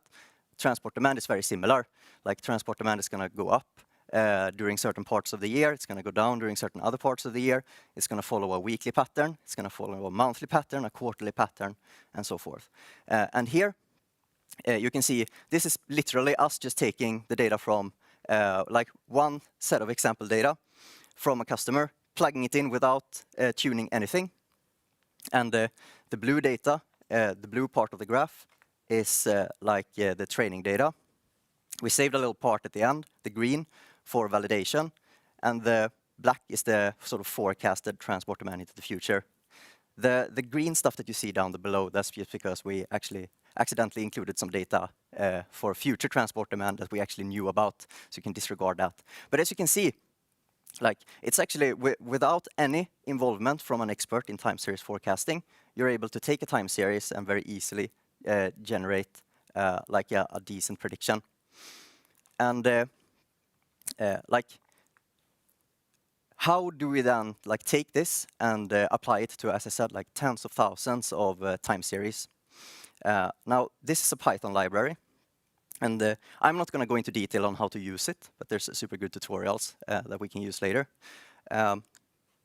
So, running this in Google Cloud, like there's so many different choices. We were looking a little bit at what fixed parameters do we have to take into account. We use Cloud Spanner, which is like our database, and then there's like data flow where you can run Python pipelines. But we found that since Prophet depends on pandas, it wasn't really easy to run it in data flow. But there's also other products. You can always do Kubernetes, drop down to there, but then it requires a lot of management. So in the end, like we did some Google searches and found that like Spotify has actually also encountered this very specific problem, and they already found a good solution for doing it in Google Cloud, which is to use Dataproc. Dataproc is like Google's productified name for Hadoop, where you take basically the whole Hadoop software stack, and they make it really easy for you to sort of, in almost one click, start it up in Google Cloud and have everything sort of automatically configured and started for you. Now, there are some pitfalls, primarily related to, like, even if it's a one-click startup, it's still going to be Hadoop. And as you can see here, I included just, like, when you start it up, you're going to get, like, thousands of log lines for all the layers in the Hadoop stack that are spinning up. But this lets you run, like, any type of Python code in a more scalable way, since on top of Hadoop, you can run Spark. And Spark, there's a Python implementation where you can actually work with all these like machine learning libraries in a really scalable way. So the one problem that we had that Spotify didn't have is that, as I said, like we're still starting up in Google Cloud and we didn't have any good like scheduling solutions. Spotify uses Luigi and has a really good sort of data infrastructure team who helps manage scheduling. I think they actually moved on to a different solution now. But something that's very inspired by Luigi that's available in Google Cloud managed is Airflow, which like we found that like you can also actually get with a one-click startup. So that's what we did. And here's what we ended up with, like a forecasting data pipeline where every day we take our Spanner database and we dump it to cloud storage. And then we have a few layers in our pipeline where we transform the raw data into aggregated transport demand for every lane and every site. And then we take those time series and we plug them into PySpark and Prophet to generate basically like one time series for every forecast that we want to use. And we feed it back into our database Spanner, make it available to our customers. And I'm just going to show you a few examples. Like you can look at my slides later and look at the details. But basically, the similar sort of high-level representation I showed you before. Here's how it looks in Airflow. And like it's actually really easy to run BigQuery jobs using this thing. Here's a snapshot from our actual implementation, where we have described 2 different BigQuery jobs that Airflow manages for us automatically. And you can use the Python language to describe the dependencies between one layer in the pipeline and the next. And it also makes it really easy to spin up a whole Dataproc cluster. You just basically say how many nodes you want. But there's one pitfall. Like even though all these things are really easy to get started with, as I said, there's still many layers in the software stack, and you have to be aware of all the dependencies that you're using. We found that one of the problems that we ran into was you have to have exactly the right versions for everything, otherwise it doesn't work. But if you want something that actually works, you can actually copy-paste this. Once you have your whole Dataproc cluster, you can very easily take your Spark pipelines and using what's called Pandas UDFs, very easily plug that into the Spark pipeline, and you'll end up with something that looks like this. So, summarizing, it actually works. You can with a one-click solution, start up Hadoop and Airflow, put all this stuff together and make it work. But if you don't know how to configure everything and operate everything, you're going to run into issues. Right now we have something that works, but we don't want to touch it because that's where we're going to need more help. So let's skip that, because in the interest of time, thank you so much. We are hiring because we need help to make this better and actually make it sort of evolve it over time. So it's been great to be here, and thank you, Oscar. I think, unfortunately, we will not have time to ask any questions now. So everyone that has a question for you will have to send them over Slack, and you will answer them later, either through Slack or Gmail. So here comes Anna with the flowers. Thank you. Thank you, Oscar. Thank you. Really fun to see how you managed actually to do that. Inspiring. It's time for lunch, everyone, and we will be back at 1 o'clock with our second keynote, which is going to be very, very exciting. It's Booking.com talking about the paper, how they managed to have 150 machine learning use cases working on Booking.com. Maybe you've heard of the paper. I read it when it came out, and I'm really excited to hear Pablo talking about it at 1 o'clock. And now it's time for lunch. So remember to leave the computer, take a walk, and so that you're fresh and eager to hear more about machine learning and AI and data science in the afternoon. Thank you all for listening so far, and see you later.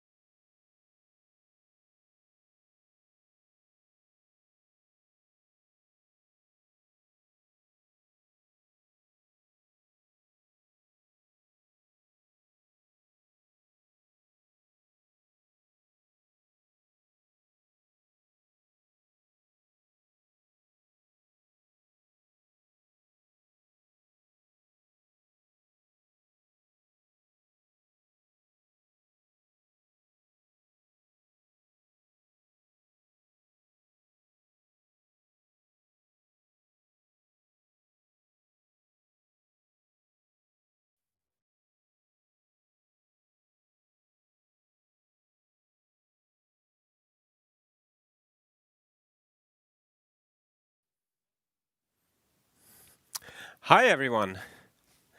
I hope you've had a nice lunch. I mean, I've been eating 1 kilo of salted cabbage to be able to survive the afternoon. Today, we're starting this afternoon with a technical track, so the rest of the talks today will be on the technical side, going into details about machine learning and deep learning and everything like that we all love. And to give you an introduction, I mean, I really like to have the historical connection. It's always interesting to know the roots of our field. So I wanted to because the talks in the afternoon is so, I mean, really amazing. So it's really cool to think that only 100 years ago, perhaps the first data scientist, Will Gossett, was employed by the Guinness Brewery to use data science to improve the beer. And he used statistical methods and data-driven methods to improve how to mix the wheat and the garlic, whatever it's called, to be able to do the best beer possible. So he actually took the statistical methods from Pearson and others and improved it to actually create value for the company that he was working on, and for the humanity as making good beer is doing good, I think. You can go to the next one. And thinking about like how far we have gone in these 100 years really amazes me.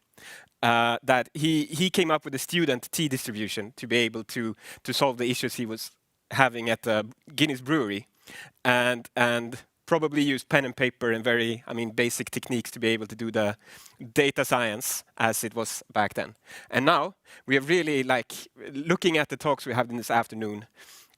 It seems like a world apart. We have fundamental physics and how deep learning is used in fundamental physics or theoretical physics. We have biology, how people are using deep learning and machine learning in biology to help improve the medicines that we build. We have self-driving cars, and when Gossett was around, there wasn't even cars. We have talks about how GPUs are built, and that's, really amazing technical achievement that we have seen in the last couple of years. We have talks about deep learning and how we can use deep learning to optimize computations or improve calculations that had been very difficult to handle back in the days, and we're now seeing how we can use machine learning and deep learning in implying that in this field. And now, of course, we have Pablo from Booking.com, and he's able to use machine learning in many different ways to handle all the customer experience at Booking.com. And looking back to what Gossett did 100 years ago, it's really mind-blowing what we have been able to do. So with that, short introduction to the technical track, I want to introduce Pablo Estevez Castillo. He's a principal data scientist at Booking.com. He has worked on recommendations, personalization, and experimentation across Booking.com websites, as well as a manager on several machine learning, data science, and product development teams. He will talk about how Booking managed to run a large amount of machine learning models on the site and difficulties they have had with that. If Pablo is ready, I'm happy to go. Right. Hi, everyone, and thanks a lot for the conference organization for inviting me, and thanks a lot to the presenter for this quick introduction. And actually, let's take it from there, right? We just heard this small introduction to myself. You have barely any idea of who I am, but let's say that I show you this slide, and I invite you to watch a video that I'm recommending. Now, you don't know anything about me, you don't know my taste on videos, you have no idea what is behind that link, and even so, some of you at least are very likely to click on that link and see where it is. After all, you have not really much to lose, right? A video right now, watching a video is basically free. And if you don't like it, you just stop it and continue with your day, right?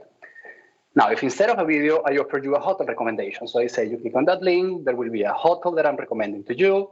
I will cost you, by the way, a couple of €100. You will have to commit your family holidays. You will have to arrange flight tickets, maybe a car rental. I doubt that anyone here is going to take this recommendation at face value and follow my advice. Nevertheless, that's basically the job I'm doing. I'm working on Booking.com. We're a marketplace where users come looking for ways to experience the world. And we have different items we can offer them for that purpose. We offer them accommodations, transportation means, tickets to attraction, etc., etc. It sounds like a very standard problem, right? You have users, you have items, you have to somehow make this match happen. It has been done many times, right? You have sites that offer videos, music, books, bits of information. You have a search engine. So it sounds like a pretty standard problem. But as it turns out, travel has its quirks and twists. And you probably got a feeling of that on that thought experiment that I just presented you above, right?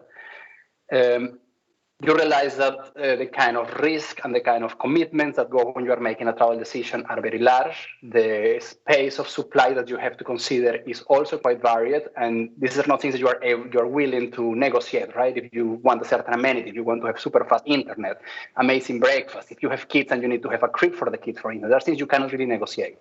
And the risks are high, the commitment are high, the price is also high. So that's basically the challenge we face here at Booking when we try to work on this idea of matching users to items. And especially in the case, specifically in the case of machine learning, me and my colleagues, we have been working for some time on this challenge, and we have tried many things, right? We have made many models, we have made many products trying to use ML to improve the customer experience in our site. We have failed many times, but we also have succeeded. And last year, when we had already succeeded at least about 150 times, taking products to production, which are supported by ML, testing them in A/B tests and seeing their value. We sat together with some colleagues and tried to see if we had learned anything in this process. And we actually wrote a paper that we published last year. You can consult it online. And today we'll just go through some of these lessons that we learned through this process of trying to use ML to improve the customer experience. I will not go through all of the details. As I mentioned, there is a published paper, so you can try to go into it if you want to get the whole idea. But let's go to some of these lessons. And I will kind of try to follow the process of developing a product that is supported by machine learning. And this process starts with inception. You want to come up with some idea. You want to understand whether ML can help you improve this product. How can ML help you improve the customer experience of your specific product? And we summarize this lesson calling ML a Swiss knife, because we have realized that it has really many uses. And it's very productive to think about the many ways in which ML can help your product succeed. Let's go to another thought exercise. This screenshot here is a screenshot of our search result page. There you have all of the listed results when we are showing in our website. And I invite you to spend maybe a couple of seconds thinking, how could you use ML to improve the customer experience on this page? Let's give you some 5 seconds or so.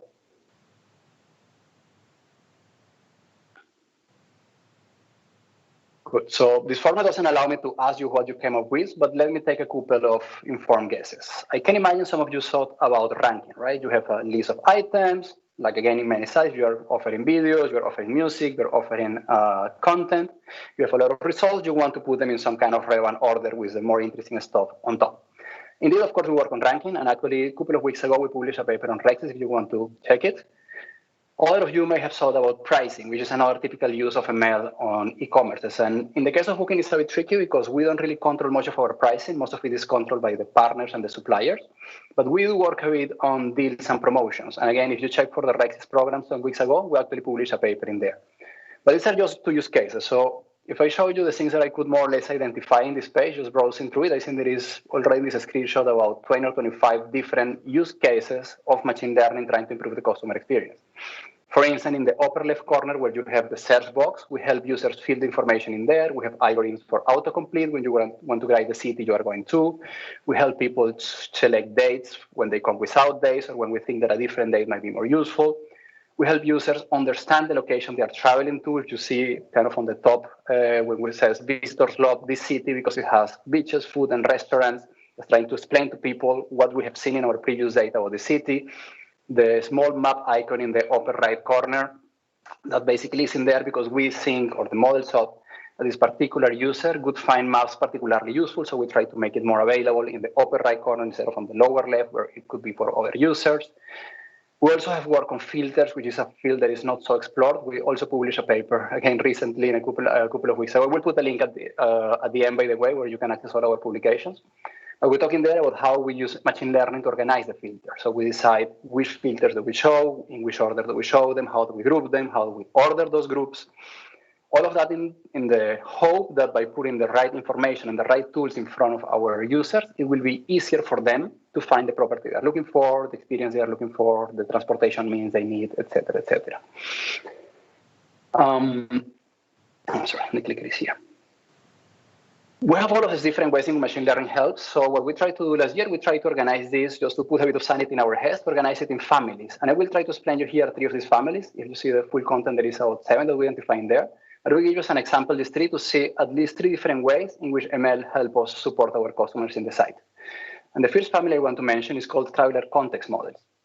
You can imagine that when somebody comes to our website, they have some kind of trip in mind. Some people have it very clear. I'm going to the GAIA Conference, it's this date, it's in this city, no real flexibility around it. Some other people may have some other ideas. For instance, I want to take a weekend escapade from Amsterdam by car. So it already says what Disney I can go to, what kind of properties I want to visit. Some people may be thinking about a budget trip or a luxury trip. They could be traveling in business trip or a leisure trip with kids, where they're partnered with their parents, with some friends. Each one of these is a topic for the trip. And you can imagine that for a user, this topic sets a set of requirements and constraints. Now, if our product teams, our designers, our copywriters could be aware of which is the topic of the trip you're searching for, we could make a lot of tools and information available to you. But the issue is that most of these topics are not really explicitly declared by the user. Even things like the travel purpose, where you're going for business or leisure, if you see that in the yellow box, we have this checkbox where you can say I'm traveling for business or leisure, but many of our users don't even click on it.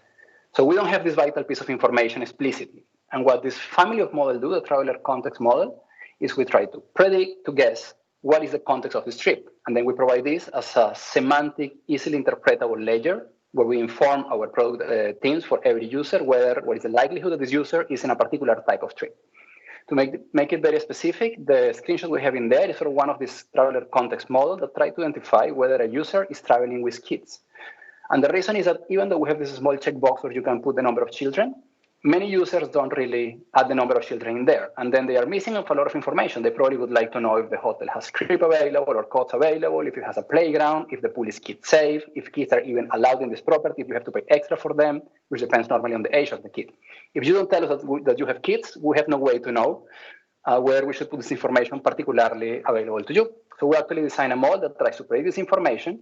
And in one of the use cases that we found for this model, the designers created this small pop-up that tell users, hey, I think you're traveling with kids. If that's the case, here you can tell us you're traveling with kids, with how many kids you're traveling, what is the age of those kids, so we can better tailor the website for your use case.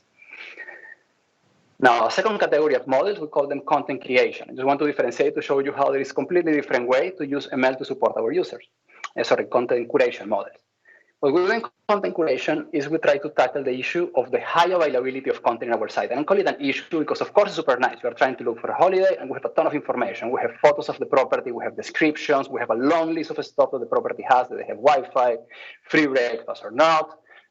We have reviews that people leave, a lot of information, and we have it at different levels. We have it at property, destination, dates, many different levels. So for the user, it's amazing to have this information, but it's also a big load, right? You have all this information and you were probably comparing several alternatives. So it's quite hard for the users to consume this information.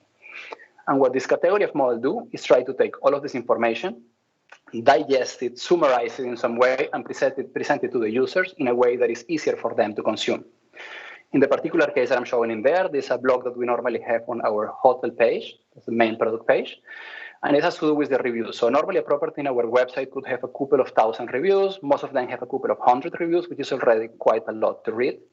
And what we do in here, we do some type of topic detection to try to understand what do people often talk about when they are talking about this property. And instead of having to browse through whatever 500, 600 reviews, we can provide users a very quick summary of this property, which seems to have had a great staff, a great location, and a beautiful building in this particular case. For a third category of models, we have the content augmentation models. And they differ from the content curation because content curation is dealing with presenting in a better format the content which is already explicitly in our platform. While the content augmentation model tries to create new content. We have, of course, access to the logs of the transactions and the behavior of all of our users. We have the logs of the supply, how the supply moves in our site. We can use all of this information to create all of this data to create new information that can be useful for our users to make their choices. Again, in the particular example in here, we are showing the price trend, a small piece of text below the photos of the cities, where we indicate to the users how prices have been changing over the last days on this particular destination. And then people can use this information to decide whether they want to buy now, wait for prices later, et cetera, et cetera. Another case which I think is quite interesting, we call it great value properties. And again, because we have access to all this information, all the behavioral and supply data, we can basically assess whether properties are priced at a price which for similar properties is actually a grade one, right? So when you're looking at properties, you might not know the city you're traveling to, you might not know all of the details of this property, you don't know the prices that these properties have had at other times, but we do have all that information, and we can use it to create this small icon where they say, this property at this price, according to our algorithm, offers a great value for money, for your stay. These are only 3 of them. We have another 3 or 4 that we describe on the paper, but what I would like to bring as a message from this lesson is not that ML is a hammer and then you should look at everything like a nail. It's more that ML is a toolbox. It's a set of different tools that can have very many applications on your product, and exploring those applications is a great way to bring value.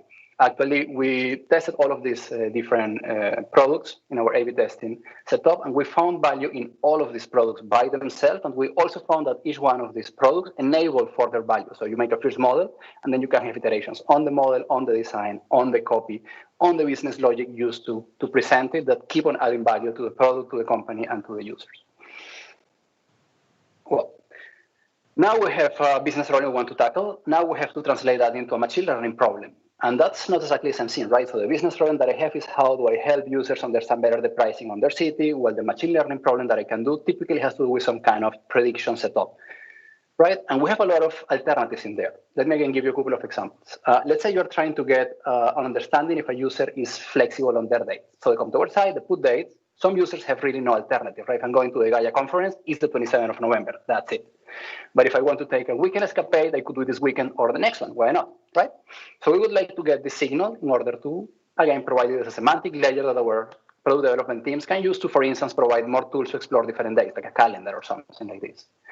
Now, there is many different ways in which you can formulate a machine learning problem that tries to kind of connect to this business problem or this user issue. For instance, you could say, I will run this model on search results. And for every search result, I have the feature from the search result, and my label will be whether the user booked a date different from the one they are searching for. Nice, okay, you have a binary classification problem, why not? But you could do something different. You could take, again, the feature from a search result page and try to predict whether the next search result page will have different dates. This completely changes the label space, completely changes the sample space also, because in the first formulation, you could only have labels for users who book. So you only have a very limited population, right? You can imagine, unfortunately, in our site, not everybody who searches books. So only a subset, which is both small and biased of the population I'm targeting, will have labels. In the second one, I have different labels, completely different population, but still a binary classifier. But I could take a completely different path. I could say, well, I will take, again, the features at my search, and I will try to predict the number of different days the person will search after this one. So now I'm doing a regression, actually, right? Going from a binary classification to a regression problem that still could be used as a signal to answer the same question. Is this person date flexible? How date flexible is this person? Or I could try to get a model that predicts under which circumstances would somebody change date. Maybe if I offer a discount, they would be willing to change date. Maybe if there is more availability, if there is better location available, they would be willing to change date. All of these are valid machine learning problems that we could design to address this user and business issue. It could look a bit daunting, the fact that you have one problem and now you have 5. Now you have to choose, you have to develop different alternatives. But again, this idea of the toolbox, right? These are different ways in which you could potentially help a user. And what we normally do is we try to take all of them and explore as many of them as we can to see where do we find more value for the user of our platform, where can we improve the customer experience. After we have defined a problem and we already have kind of a machine learning model to build, it becomes a bit of the easy piece, right? You take your model, you create some kind of split, you try to improve the parameters of your model, try to get the best performance. And in this phase, because you're really working just with a model, you often measure performance with metrics like accuracy, NDCG, precision, recall, F1, depending on which kind of model you are working on. And it makes sense, right? These are metrics that are very easy to compute. You can compute them during the run of your model. You can do it in a very automated fashion. But what we saw during this reflection that we were trying to see what we had learned is that the relation between the performance of the model you are building and the way in which you want to support users and the business is not always straightforward. And it makes sense, right? Because if you remember, the machine learning problem is something that I designed. So the user problem or the business problem is real. I want to know if users are flexible or not. But the machine learning problem is something that I designed. It will predict X given Y signals, right? And we basically try to see if we could learn something from out this relation. Now, in Booking, we have a very strong experimentation culture. Most of our features, the things that we release, go through an experiment. All of these 150 successes that we try to mention in this publication, they went to an A/B test. We have been doing this for years. We have more than a decade doing A/B tests. We have run until now many thousands of experiments, and we can go to the data and try to also use it to do pseudo-analysis on our own product development process. And that's what we're doing here. So bear with me a bit with this graphic. What we have in here is a series of iteration experiments. So there was a first experiment that proved value through an A/B test of a feature that uses machine learning. So you have a model, and this model is used to do something to the user, and it already proved value. What we have in this plot is iterations on the machine learning model. So we keep all of the rest of the feature the same. So you use the same copy, the same design, the same effect, but we change the model. In the x-axis, we plot the difference between the iteration model and the original model on offline performance, seeing something about like AUC, precision, recall, accuracy, something like that. The metric that we saw was relevant for the specific model. And the y-axis, we show the impact that we measure on the live experiment in one of our core metrics, in this case, conversion rate. And there is many things that we can learn from this graph. The first thing I want to show you is that the right side is already quite large, right? So we do use this kind of offline metrics to try to evaluate our process. We try to iterate towards models that often improve the performance, and we often manage to do it, right? We start with a simple process, this idea of with this idea of MVPs, and then you try to do something a bit more complex that improves performance. So that's already an interesting insight. Now, even on the right side, most of the points are distributed, right? They are not all on the top, which is already a very interesting insight. You would expect that more performance should translate into more business value, but that's not really the case, right? And points are actually quite distributed between the upper and lower side. That's already quite an interesting learning. Next learning is that there are also points on the left side of this graph, which tells you that in Booking, at least, we do try models on production that might have relatively lower performance than the original one. And we do it for many reasons. On one hand, because of what we saw on the right side, better performance does not always mean, better offline performance does not always mean more business value. But also because models, even with very similar performance, can have completely different output spaces. Like a very simple case, I mean, if you're looking at recall, if you have a model with 50% recall, you can get another model with exactly the same recall, but completely different output, right? Because you still have the other set of true positives to detect. So we also test models with lower performance. And what I find the most interesting is in the left upper side, there are already some points. If you look, they are like full points, so they are significantly positive results on conversion from models that were performing equally or worse than the original one. So it's actually quite a nice learning we have at Booking, that offline performance consistently, as shown by data from our past experiment, does not consistently correlate directly with improvement on the business value they provide. Now, yes, the data is there, but it's still curious, right? Why does this happen? And we don't really have a full explanation for this, but we kind of hypothesize some reasons that could be driving this lack of correlation. Let's go through a couple of them in here. The first one we call proxy over-optimization. Again, if we go back to this idea, at the beginning, we design our own machine learning problem, right? We create a proxy problem for the original one, and we choose a specific label, which we think is going to be representative of the problem we want. You might get to the situation starts chasing the proxy and separating from the original problem that it was trying to solve. The second one is segment saturation, and this is a bit more contrived. The idea is that if you have two models that perform very well, so you have a first model, it performs well, then you have a second model that performs a bit better, they are very likely to agree in many cases. To give you an example again, if you have a model that has an accuracy of 90% and then you have an iteration that has accuracy of 95%, they should agree at least in 85% of the cases, right? Because the first one was very often right, the second one is very often right, so they should be right in very often also in many of the cases. Which means that the improvement that the new model can bring is only on this delta of examples where the answer of the models is different. And of course, on top of the answer of the model, you have the actual treatment. Maybe the models do answer different scores, but they are not different enough to change the threshold that you're using to show a certain feature on the front end on your design. So yes, you make an improvement on the performance metric, but it doesn't have really a big impact on the business metric or in the user behavior. The last one is value performance saturation. And it's again the idea that maybe the relation between offline and online performance exists, but it's not linear across the whole space. And this plot should help us understand a bit what different scenarios could appear. The first one on the upper left are situations in which there is a very strong correlation. And if I oversimplify a bit, you could think of situations like fraud detection, right? If you are 3% better detecting fraud, you are probably saving 3% money on that you are originally losing to fraud, right? There is a pretty much linear relation. Again, oversimplifying, sorry for the people working on fraud. If you go to the right upper plot, there are situations in which there is a lot of value at the beginning, but then the returns start diminishing later. And this could be the case, for instance, for some recommendation or ranking situations. You can imagine at the beginning, if you have a random ranking, performance is quite bad. Then you maybe rank by lowest price, performance gets a bit better. Then you rank by popularity, even better. Then by conversion. Then you have a better model of conversion. Keep on working in this direction. At some point, you will be choosing between showing a certain apartment in a certain strip of Amsterdam for 90 euros and another apartment just next door for 91. Yes, maybe NTCG improved, but for the user, seeing one apartment or the other is basically the same. So at some point, you might have diminishing return. You have the saturation of the offline-online performance curve.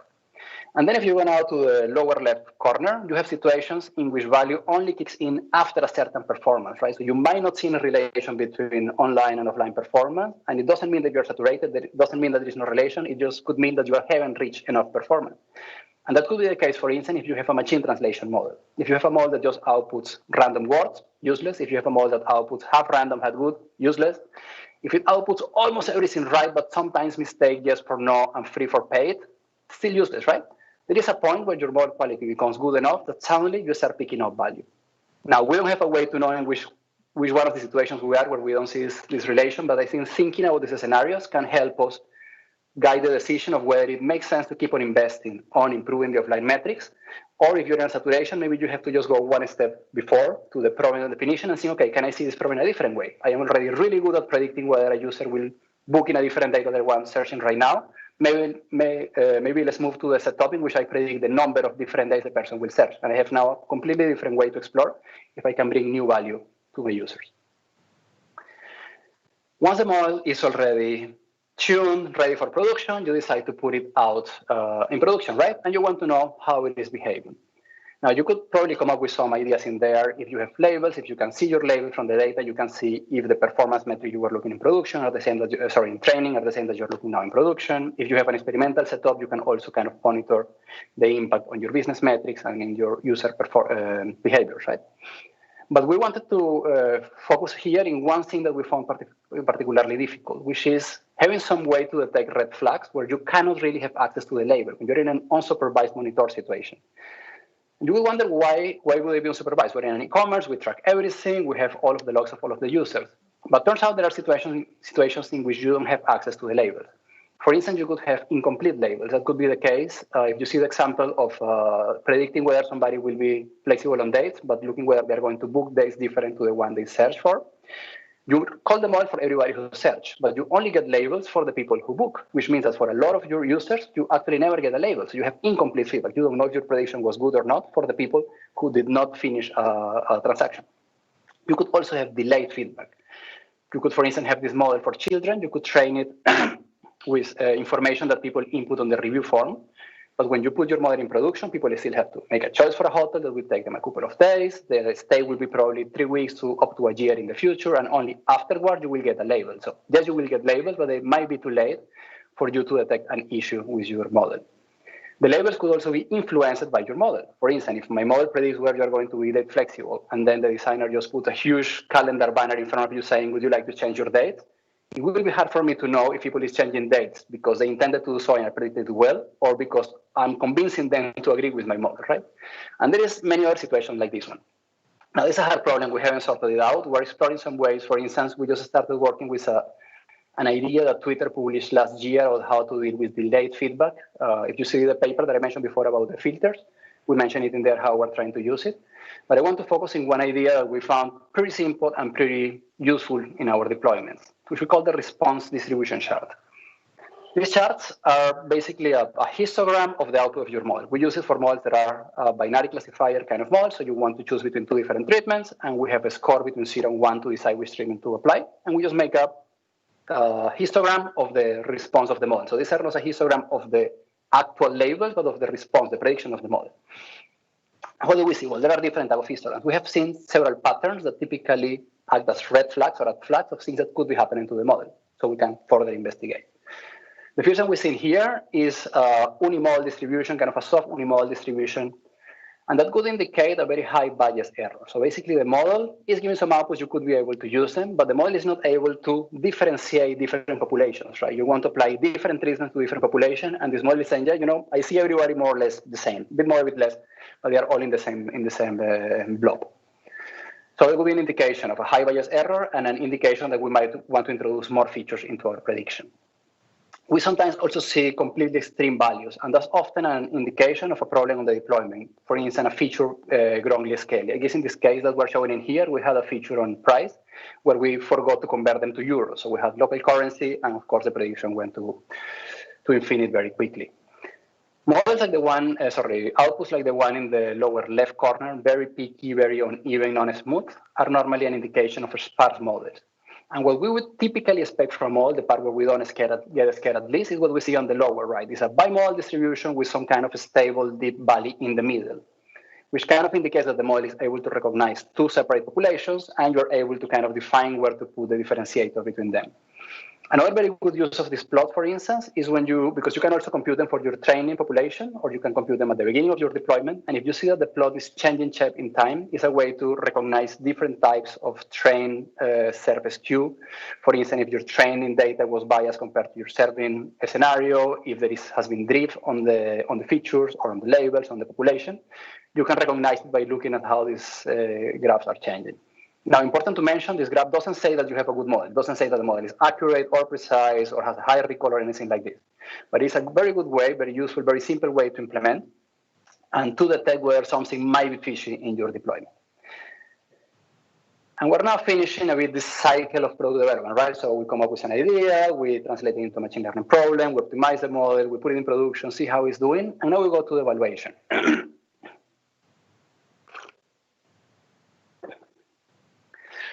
And what we have learned in the evaluation is that having complex investing on how you're going to assess your model is actually quite productive and really pays off. As I mentioned before, in Booking, we have a very strong culture of experimentation. We experiment a lot for more than 10 years, thousands of experiments per day. And we do it for different reasons. Just we do it for hypothesis testing. You want to test if a certain hypothesis about your users or your product is true or not. You will use it for optimizing your product. You want to see if a specific change in your product will drive a specific business metric or user behavior. We also use them as a safety net when we're doing redesigns, infrastructure changes, or bug fixes. Right? We want to see if what the change that we intend to create actually happens, or if an unintended change occurs. We can monitor it very easily through our experiments. Because of its many use cases, we have developed a very good infrastructure and a very good framework for experimentation that makes very cheap, very safe, and very easy to make experiments. And we have created several setups that make it very versatile also. You can make many different types of experiments. And that applies to every discipline, but also to machine learning. Experimentation has been quite of an enabler for how we develop machine learning. Actually, if you saw the slides before, you saw some of the plot, well, actually in the paper I have a bit more. Many of them come from our experiments. How do we know we had 150 successes? We know it because we actually experimented on it, and we could see conclusive results on how we could support our users. So now let me take you through a couple of steps of how we have refined our experimentation protocol for testing machine learning models and what does it bring us. At the beginning, it's very simple. You have a control population where not much is happening, and you have a treatment group in which you want to call a model and provide some kind of functionality to the user given the output of this model. So you just separate standard A/B test, right? You separate your population in two. You don't do anything on the control. On the treatment, you call the model and you treat the users. And when you compare the results, you will see the combined effect of the performance cost induced by the model. So typically, you have to make a call. You probably have to pay cluster time. You have to pay cluster computing time, computing resources. So you see that cost. And in combination, you can also see the benefit potentially brought by the functionality offered to the user. So that's quite nice. But the first refinement we want to make is that very often the model does not change the user experience. And that could be for different reasons. One reason could be that the model was not able to run. For instance, because the model needs a certain input. Let's say you're doing a model that requires dates and the user hasn't inputted dates yet. Therefore, the model is not able to run, and therefore you don't have an output. You cannot affect the user experience. But it could also be that the output of the model is such that the user experience is not affected. If we go back to this example I told you at the beginning about traveling with children, and then you show this pop-up, remember to add your children to the search. If the model says that you are not traveling with children, you don't do anything, right? Either with the model or without the model, you will not do anything if the model is saying that you are not traveling with children. Only if the model detects that you are traveling with children and if you are in the treatment group, you are going to see this small pop-up. So now you have a bit of an over-tracking. You are tracking everyone, you are calling the model for everyone because you have to try to run the model, you have to look at the output to know if you have to make a certain treatment. But not everybody is actually being affected. Not everybody is seeing the new functionality. So the first improvement we make in our experiment setup is that we actually call the model both in two groups. Right? We separate the population into groups, and we call the model in both of them. Because we call the model in both of them, we have the output, and we can actually check if the user experience would change. Is the output of the model such that the user will see a different, will have a different experience, will see a different functionality. And only in those cases, we make an analysis. We call it a triggered analysis on the specific population. So that's very nice because now we can really focus on those who are affected by the experiment. But we lose something in this process, which is that we cannot anymore measure the impact on performance, because if you notice now, both of my groups are calling the model, right? So the performance is the same. I'm only seeing the difference offered by the functionality. So what we're actually doing here is that we create a third group, right? So instead of separating in two, we separate in three. So we have a control group where model is not called, users are not treated. You have a first group where model is called, but users are not treated. And if you already compare these two, so control versus group one, you can see only the effect of the performance degradation, right? There is no treatment in either of them. The only difference is where you're calling the model. So any effect you see comes from the performance degradation. Then you have this small blue box where you can compare only the effect of the functionality. Since model is calling both of them, performance degradation exists in both of them. And you can still compare control group to group two if you want to see the overall effect of the model degradation for all of the users, plus the functionality added for the users in the small blue box. Finally, when you want to iterate on the model, you kind of follow the same logic, right? You have two different models. Again, if the two models agree, we mentioned before this issue with the segment saturation, very often models agree. So you want to focus only on those users for whom the model answer is different, and therefore the functionality on the website is different, right? So you call both models in group one and in group two. You check if the output of the model is different enough for the experience to change, and then only then you trigger this very specific analysis. So comparing group one and group two, you can see whether the functionality added by the model brings something, and comparing control and group one, you can isolate the effect on performance. A very nice scenario here is when you get a positive result on the blue box, so the functionality is helping the user, but a negative result on the big box, which means that the performance is actually harming the user. In that situation, you have a perfect scenario to justify investment in performance, because you already know how much you're going to get from the functionality, and you already know how much you're losing from the performance degradation. So you have a very good case on why to invest on the performance improvement. So as I mentioned at the beginning, travel has its quirks and twists. It makes difficult to work on this business of travel with machine learning, trying to improve the customer experience. But the challenge is just an opportunity to learn. The lessons that we're sharing in here, surely they are very, very much targeted to travel, but we hope on one hand that they are useful for other practitioners, for their specific industries. Maybe some of these lessons can be translated to their industries. But even if the lessons themselves cannot be translated, I hope that you at least can see that the process we follow to learn and to progress on the way we use machine learning was quite fruitful. Things like using experimentation, looking at the different use cases of machine learning within our area, how to tackle different ways to monitor the performance of our model, and so on. And with that, I just leave you with a slide. You have a link to a video of this paper. You also have the full content of the paper in there. And you also have a link in there to the bookings, DS blog, and publications, where you can find many of the publications that I mentioned above. And that's it. If you have any questions, happy to answer. Yes, we do. We do have some questions that have come in from the audience. During your talk, Pablo, and I will start with someone here from Anna Fatina. She's asking, in topic extractions, if the reviews are negative, would you still show it, or some filterings would be applied? That's a business decision. So we try to help users as much as we can. So in principle, we want to show all the information that is useful, right? That's basically a business decision, what are we going to do in there. But in principle, we have an experimentation framework, right? So we get all the information, we create the model, we put information forward, we can measure several things, and we always strive to have positive business impact while at the same time helping our users. So we try to look for signals that the information we're presenting is actually helping the user. Okay. So it's a general question about your business, I guess. This is from Marie. Have you looked at correlation between the price and the customer reviews? Yeah, we have looked at it. I mean, of course, this is kind of private information, but it's quite tricky, right? I mean, there is something very interesting in there. The reviews have two things. They are affected by the experience you had, but also by the expectations you had. So when you're analyzing any kind of correlation between reviews and anything, typically you want to use reviews to understand whether a price is right. You also have to understand that when the price is very high, people also have very high expectations. So a high price, high value accommodation could potentially have very low reviews because expectations are also super high. So these kind of correlations are super tricky to manage in the case of review, to understand the difference between expectations and actual experience on the property. Yeah, I would imagine that would be the case, yeah. So you mentioned that you see differences between offline and online performance of your models. Like you think that you introduce a better model, but it actually has worse performance, if I interpret the slide that you had on that one correctly.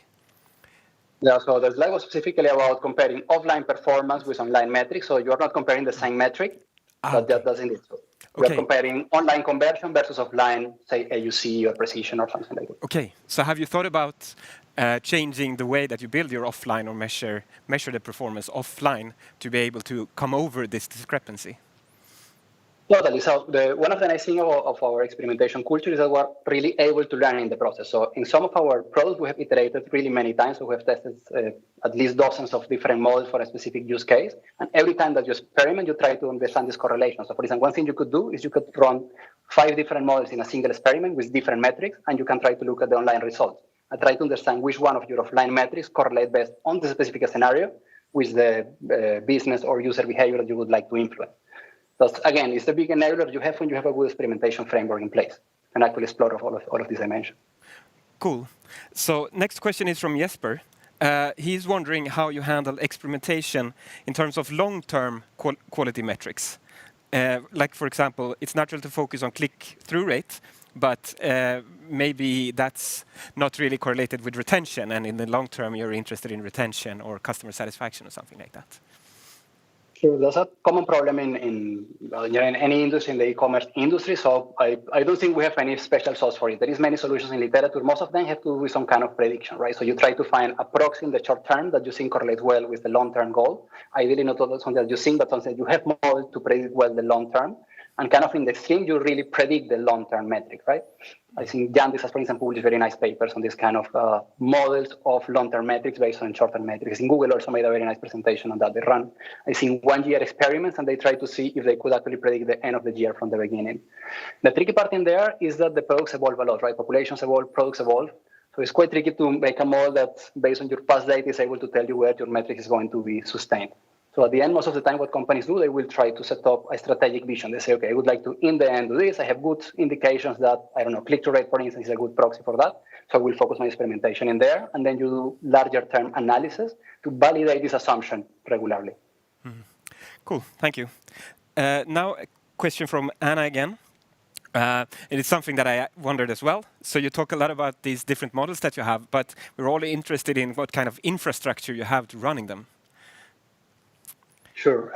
We actually have a nice post. Also, if you go to our blog, you can find it in there.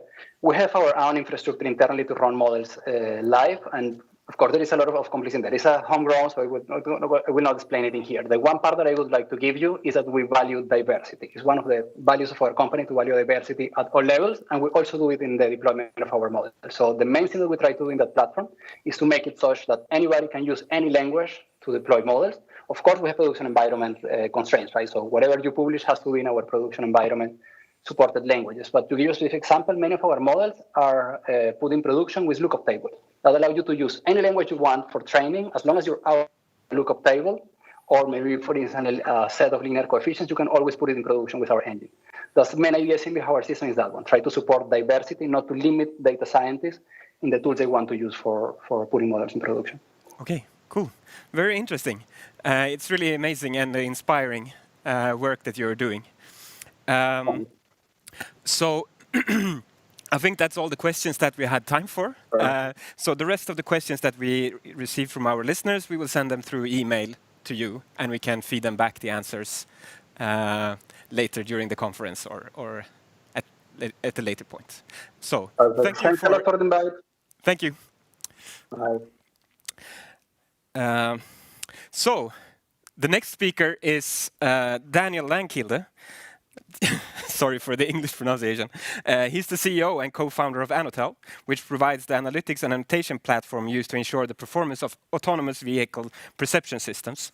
And I think, I mean, he's really a rising star on the AI startup scene here in Gothenburg in Sweden with his company. And it seems like he's hit gold with his first business venture, which cannot be entirely down to luck, I think. And I'm really envious. It's cool. It's really amazing work. Thank you. He will talk about the impact of data quality on model performance. So take it away, Daniel. Thank you very much. Yeah, so great to be here. I'm really excited that GAIA can happen despite the COVID situation.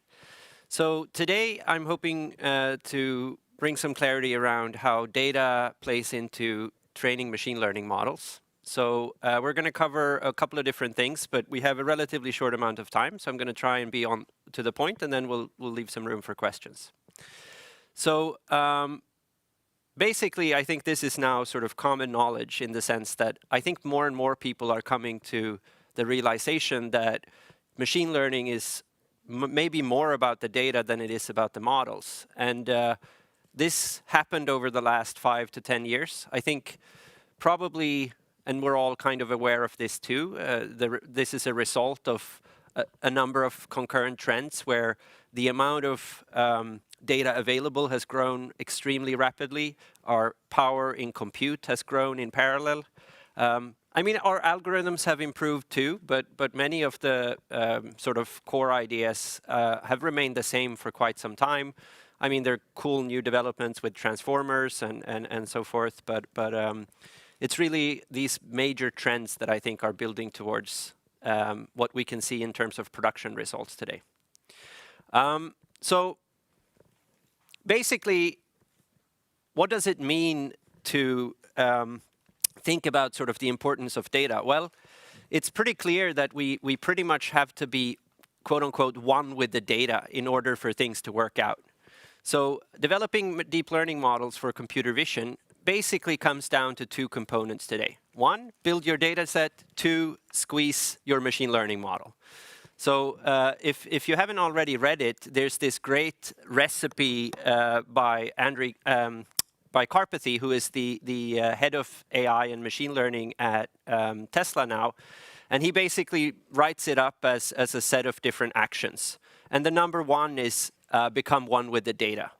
So the other steps he has are not things I'm going to cover much today because they are really more about the machine learning models than they are about sort of the data. But basically, he sort of reduces the second half of this to squeeze the juice out of your model. So you can read his blog post, his recipe, to figure out more about 2 to 6 there. And then today we're going to instead focus a bit more on number one. So in order to reason about sort of the importance of machine learning models, you have to start getting into what they are all about. And you realize quickly that modern models are huge. Like they have enormous amounts of parameters. The latest iteration of GPT, the generative pre-trained transformer model, GPT-3, which I believe is the largest model at all, but at least the largest language model, has 175 billion parameters. So 175 billion little knobs you can turn to make it sort of perform really, really well. That's a huge number. It means you can store enormous amounts of information, just plain store them in the parameters if you wanted. But it's also extremely expensive. It's almost $5 million to train it once, as far as I understand. So basically hitting train on your computer and you can see sort of 5 million going out of your account. That's a pretty massive model. But there are still limitations to what a model like this can learn. And one interesting question is, how much can it learn depending on the quality of the data it's learning from? So there are some papers and some results on this that we're going to try and cover today.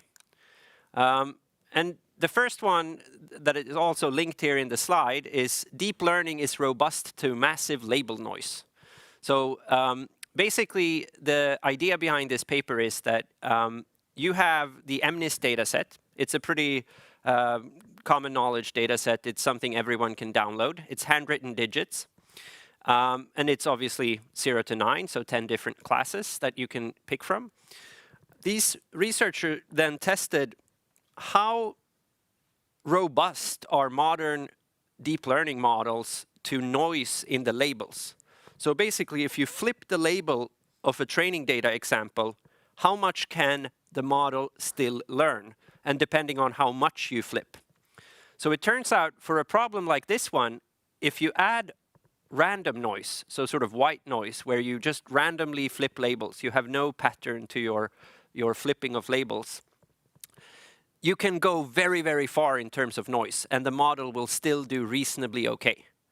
It's actually so that if label accuracy is as low as 1% above chance, the model will still learn at a fairly high degree. So you can see the graph here in the picture, and you can go into the paper and read more into detail. But it tells you something about sort of what matters in data.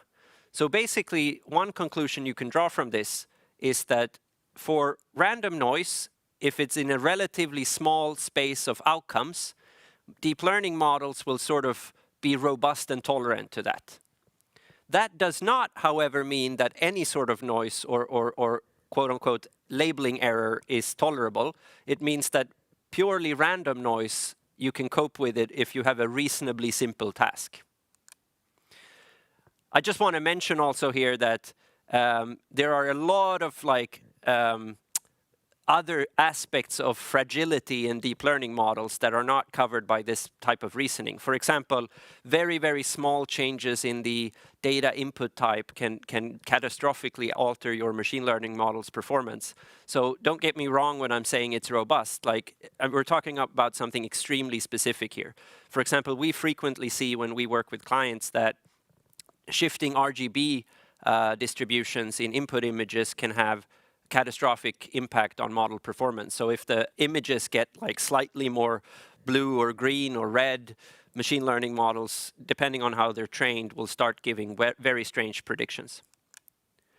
So another big slide. I'm hoping they distribute the slides because I'm sure it's too much text for just a talk like this. But if you then sort of cluster the content of MNIST, this is the same data we referred to in the previous slide, and you can use different clustering techniques. My point here is more to sort of give you a visual representation that is a bit lower dimensional than the actual data set, in this case 2 dimensions. Obviously an oversimplification, but TS&E is a way to sort of accomplish that. And you can start reason about the fact that if things overlap as you force them onto a lower dimension representation, that's when your model will start having problems.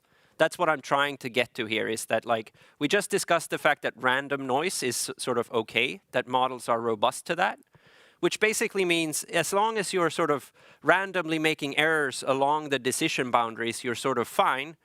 But if you start having sort of correlated contradictions where you basically have clusters of interpretations that contradict each other or sort of somehow skew the data set in one direction or another, that's when you start getting problems. That's when your models will start getting confused and be unable to give trustworthy predictions in production. So I actually discussed this with some members of my team, why is it that a machine learning model can't learn a contradiction? And I guess it comes down to the fact that a function can't have 2 values at the same time, purely mathematically. But we can reason about that during a philosophy hour maybe instead. But the point I'm trying to make is that some amount of noise is usually okay, but contradictions are bad. They start really screwing with your model if they are systematic.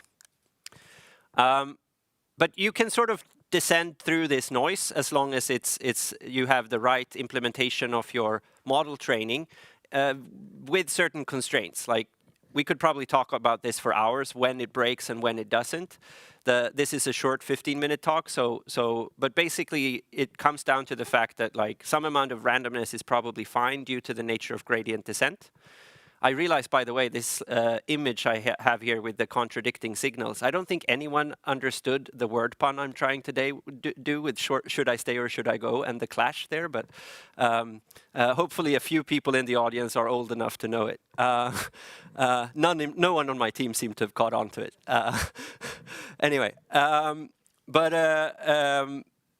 that's the type of thing that really screws with your model.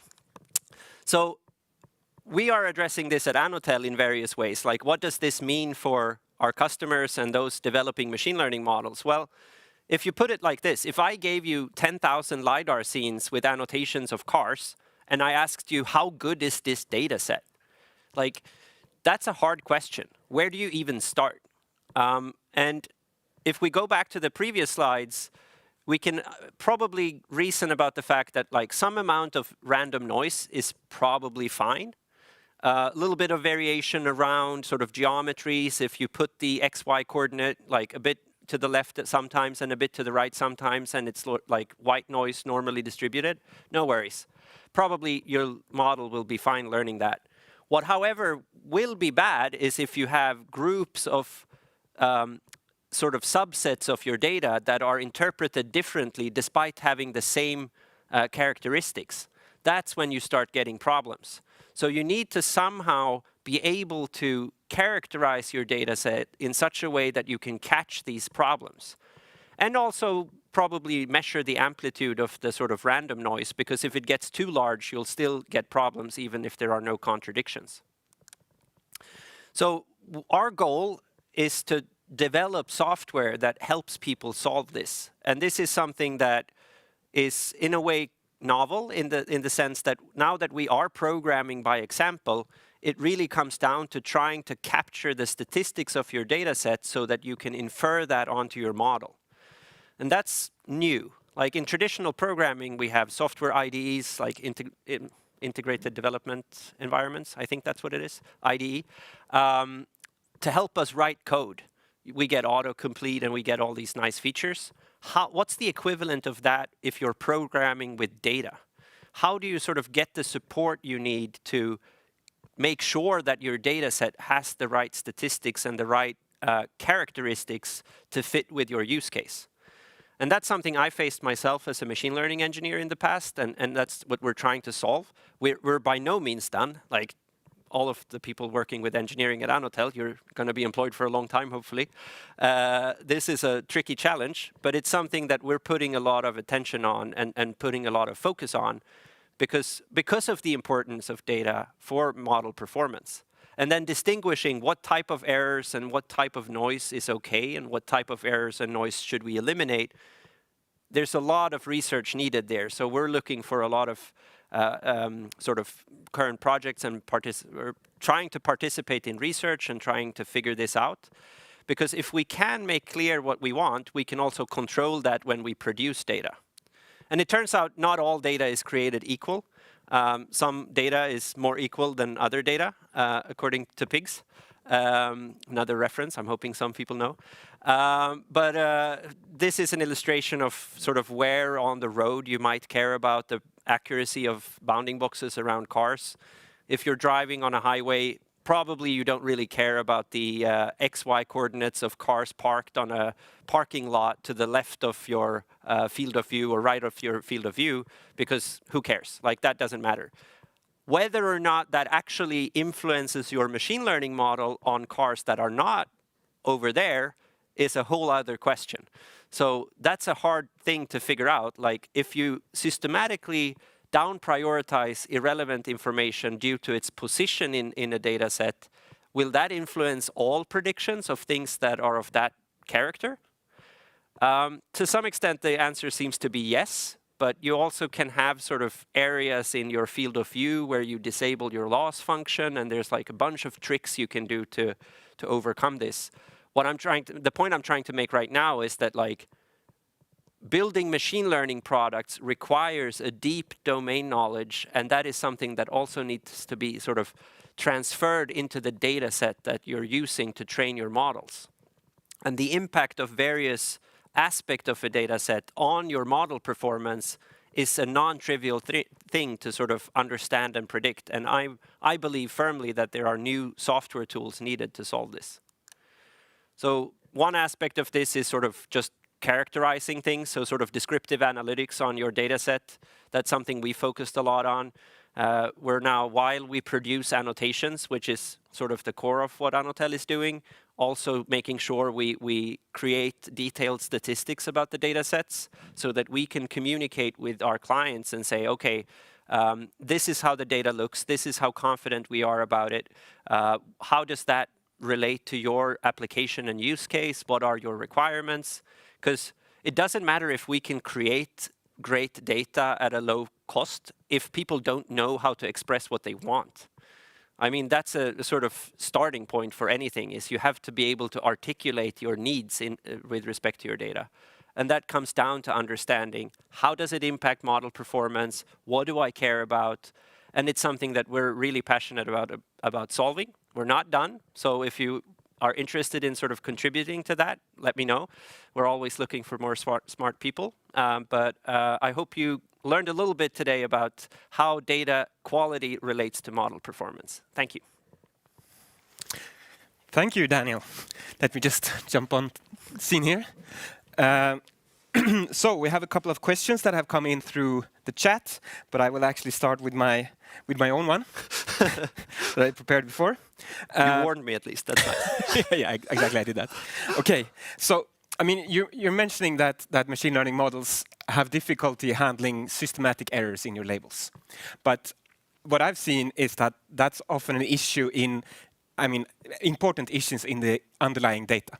So if we take an example from the medical field, for example, it's often the case that doctors have different opinions about the diagnosis. And if you have consistent errors in the label, that's actually a sign of that there's some important issue here, that maybe you're squeezing the problem in some in the wrong way, for example. Have you thought about that in this scenario? Yeah, I mean, it's a great point. Like, the fact that we want it consistent doesn't necessarily mean there's a simple answer, is basically what you're saying. And that's probably true for a lot of things. Question is, are those suitable things to try and train machine learning models for? Like, if it's hard to agree as humans on what the right answer is, should we really prioritize to automate that particular thing? I think that's a question worth asking if you're in that situation. Like, there's a lot of simple stuff that we definitely can automate because there's a clear signal. And that's where we get the most bang for the buck today. And then the further into the gray areas of what is signal and not, art, music, macroeconomics, whatever, like noisy stuff, the harder it is to automate, right? So, yeah, sure. I want to follow up on that one. But let's move on to the next question here. We have one from U1. So in the MNIST example, the classes of images overlap. So what would that mean, instance, for example, in a text classification setting? Have you thought about that? I mean, I used to work with text. I'm tried to move on, but there's a lot of ambiguity in text. So obviously there's many similar examples there. I mean, certain words, depending on their context, can have many different meanings. So basically, overlapping labels there would be if annotators, for example, interpret a word systematically different in a similar context. That would be a case of like confusing signal for the network. And that's extremely common. Yeah, like exactly. Almost every NLP data set I've seen has that issue because text is hard. Yeah. I mean, I honestly think images are a lot easier. Sorry. It also comes down to the bias and the fairness question that we had in the morning. Sure. Absolutely. I mean, we just bring so much more context into text than we do into images. Like a picture literally says more than 1,000 words. Right. So a question now from Marie that is just coming in is, how are you treating data that could give a high risk, for example, in this scenario? Do you make the difference between, I mean, the importance of the labels in front of the car or? Yeah, I mean, it's not a decision we at Annotell make per se, but more something we typically do with clients, in that clearly our clients care more about certain things than they do about other things. On the other hand, like I said, it could be dangerous if you systematically label with high accuracy on cars in front of you and not on cars around you, because due to the nature of convolutional neural nets, they are localized in a way that means bad labels in weird positions could potentially influence your predictions also in front of the car. Yeah, so it would be dangerous actually to look a little bit too much on the high risk cases. Maybe, Yeah. I don't know. I mean, the science isn't really clear here, in the sense that we don't have, we have some intuition and some rules of thumbs, but like I've tried to really go through all of the literature, and it's still a lot of research that I think needs to happen here. Cool, thank you. That's all the time we had for questions, Daniel. Thank you so much. Now Anna will come up here with the flowers. Oh, thank you. Nice to be here in person for that. Exactly. And let's welcome our next speaker up on the scene, who is Robert Feldt. And he's a researcher and teacher with a passion for software and for augmenting humans with AI and artificial creativity and innovation. He's a professor at Chalmers University of Technology and in Gothenburg, and we'll talk about testing in machine learning systems. So take it away, Robert. Thank you very much. Thank you. It's great to be here, actually in person, so great to see we could have this event. So I work with software engineering primarily, so I'm a professor of software engineering, but we have been applying machine learning systems since very long. And in recent years, obviously then, we have been interested also in looking at machine learning as part of software systems and as software itself. So that's a little bit why we come into this. And in particular, we have a lot of research on testing normal software systems. And some of the results we've learned there can maybe inform what we do when we want to test machine learning components. So that's what I'll be telling you a little bit about. I must give a caveat first, because this is such a fast-moving field that what I'm saying right now, it's kind of like testing of machine learning models is really on the bleeding edge. So every week there are new papers coming out there. So everything I say, even though it's based on research from this spring and summer, might already be outdated. So sorry for that if you already know better solutions. Just to give one example, this is our paper from 1 year back that got quite some attention, because we introduce a way to quantify how surprising an input is to a deep neural net. And normally a paper in computer science or software engineering gets maybe 4 or 5 citations in a year, and this paper has close to 100 already. So it seems, it shows a little bit how much speed there is in this type of research. I also want to give some acknowledgements. So I have, of course, a lot of people in my group and colleagues like Richard Torker, Felix, and Francisco. But a lot of the work we'll show here today is with colleagues in Korea. So Shin-Yu in particular, and some of his students, Yin-Han and Sung-Min here. So a lot of this is from their work, and also the slides is a few of them from Shin himself. So one difference, if we look at normal software on the left in this slide, the blue boxes here, we kind of know quite a lot about how to develop things.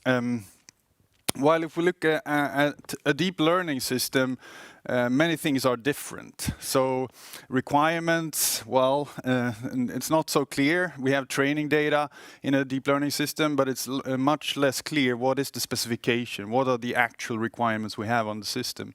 And we can go on and on. And some of these things we've learned a lot about. How do we train models? Which models should we use? And so on. But when it comes to testing, that's a little bit less well explored. So of course we can do the train test splits, we can have different ways of doing validation, cross validations and so on. But what about new and surprising and difficult inputs that we may not even know about? How can we be sure that a machine learning model is actually stable, robust and so on? And after we find problems, it's quite easy in normal software. How do you fix it? Well, you localize the bug in the software code and you patch it, right? It's much, there are many more options when it comes to machine learning models. So retraining might help, but if you have only a few new example inputs which are problematic, well, you might not have the money and time to wait to retrain a large model again and so on. So it's a lot of things that are different, but of course there's also something important we can learn and take over from normal testing. So one of our results is about surprise adequacy. So new test inputs needs to be surprising, adequately, enough surprising, lagom surprising. That's going to be my main point here. So we introduced some time back a way to quantify how surprising a new input is. And this is quite simple. So we basically measure the neural activations of a deep neural net, just take them as a vector, and then you can do all kinds of mathematical distance functions on that vector and compare it to your training set and so on. So if your new input that you're considering labeling maybe or adding to your training set in the future and using for testing, if it's rare or very dissimilar from what you have already in your training set, then it's, you know, this is good to know, because then you can use this to order and change what you put your efforts into when testing. So that's the general thing, and we showed then in this paper a study that if something is more surprising in this way, then it can show a strange behavior of the network, is more likely to show strange behavior. So what we actually want is not maximum surprise. This turns out to be important. So we want lagom surprise, and I'm going to try to explain why. So you have your training set. Here is just a conceptual representation. And in that you have here 5 different inputs that you have used to train your model. And now you want to test and see how good it is. So let's say you select a few new test inputs that you didn't use during training, but they are still sort of quite close to your training examples. And this is not surprising at all, right? So the network, we do expect it to behave in a good way here, if we're staying here. But we learn from normal testing that we want to go to the strange stuff if we want to find the unusual. So we can go a little bit outside of this border, but you know, maybe you change the colors of your cars if you're training an autonomous car machine learning model or neural net. But typically you can be too close, right? On the other hand, let's say a very strange situation for the deep neural net in a autonomous car might be if there's a man with a goat on his back walking on the street. So, okay, this can happen, and actually I found a picture of this, or a related picture here, of a man driving a motorcycle next to you, your car, having a goat on his back. So, is this good or bad as a new test input? You know, we cannot decide. But what we can say is that if you only pick new test inputs that are very extreme like this, then that could be too extreme, because you don't want to spend all of your testing resources far away from your training data, because then you're spending a lot of effort there, but it's not so likely that these situations will happen in practice. So what you want is something in between, something lagom and surprising. About right? And you need some way to quantify this, and you know, there are many ways you can do it, but R metric or distance is one way. So how can you use this? Well, you can use it to reduce the development cost of DNN-based systems. So where can we cut corners while labeling or training these type of systems? So we used this metric, and we had 10,000 possible test images for a deep neural net on CFAR10. And the green line here in the middle shows if we just randomly select and we go from the first test image up, then since we sample randomly, the network in this case had about 80% accuracy on all of these test images. But in the red line on top, we instead started from the least surprising input, so the lowest SA metric. And of course then accuracy was about 100%, and then as we get to the end of the list, so the last red ones are the ones that are the furthest from the training data, then we get a lower accuracy. So instead, if we start the other way around in the blue here, we start with the most distant, far extreme inputs, then you get very low accuracy of the network there. So you can obviously see that we can use this as a tool to see where do we want to spend our testing resources, given a certain model and a certain training set. So then we started an industry collaboration with Hyundai Motors in Korea. So this is a typical kind of case. You have a fisheye camera on a vehicle, you get a video from that, and you want to do object or semantic segmentation. So you want a model that will, in real time, label what you're seeing in this image as different things. So it could be the lanes, could be the road itself, could be other vehicles typically, right? And as we know nowadays, people think that selecting your machine learning model and training it is the green big cost here. But there are plenty of studies showing that actually data collection and labeling and so on is much more costly than running and training the models themselves. And in particular, if you look at estimated costs here, object segmentation here is among the most costly. And we can imagine this because in a single frame of the video, there are many different parts of the image that needs to be labeled and segmented there. So it's going to take a lot of time for a human to do that, so it'll be costly. So here's the result of this. So I'll start the video and then I'll try to explain it. So top left, you see the sort of raw input. Middle top row, you see the ground truth. So this is human labeled segments of the picture. And below in the middle and to the right are the automatic MDSA based heat maps. And so it's basically marking parts of this video where there's the highest uncertainty, right? And of course, so then if you have this for the video sequence as a whole, you can then use this to select which of these video sequences are more important for a human to look at and label so that we can then use them in training or testing purposes. So that seems pretty useful, and Hyundai want to continue this collaboration, so that's good.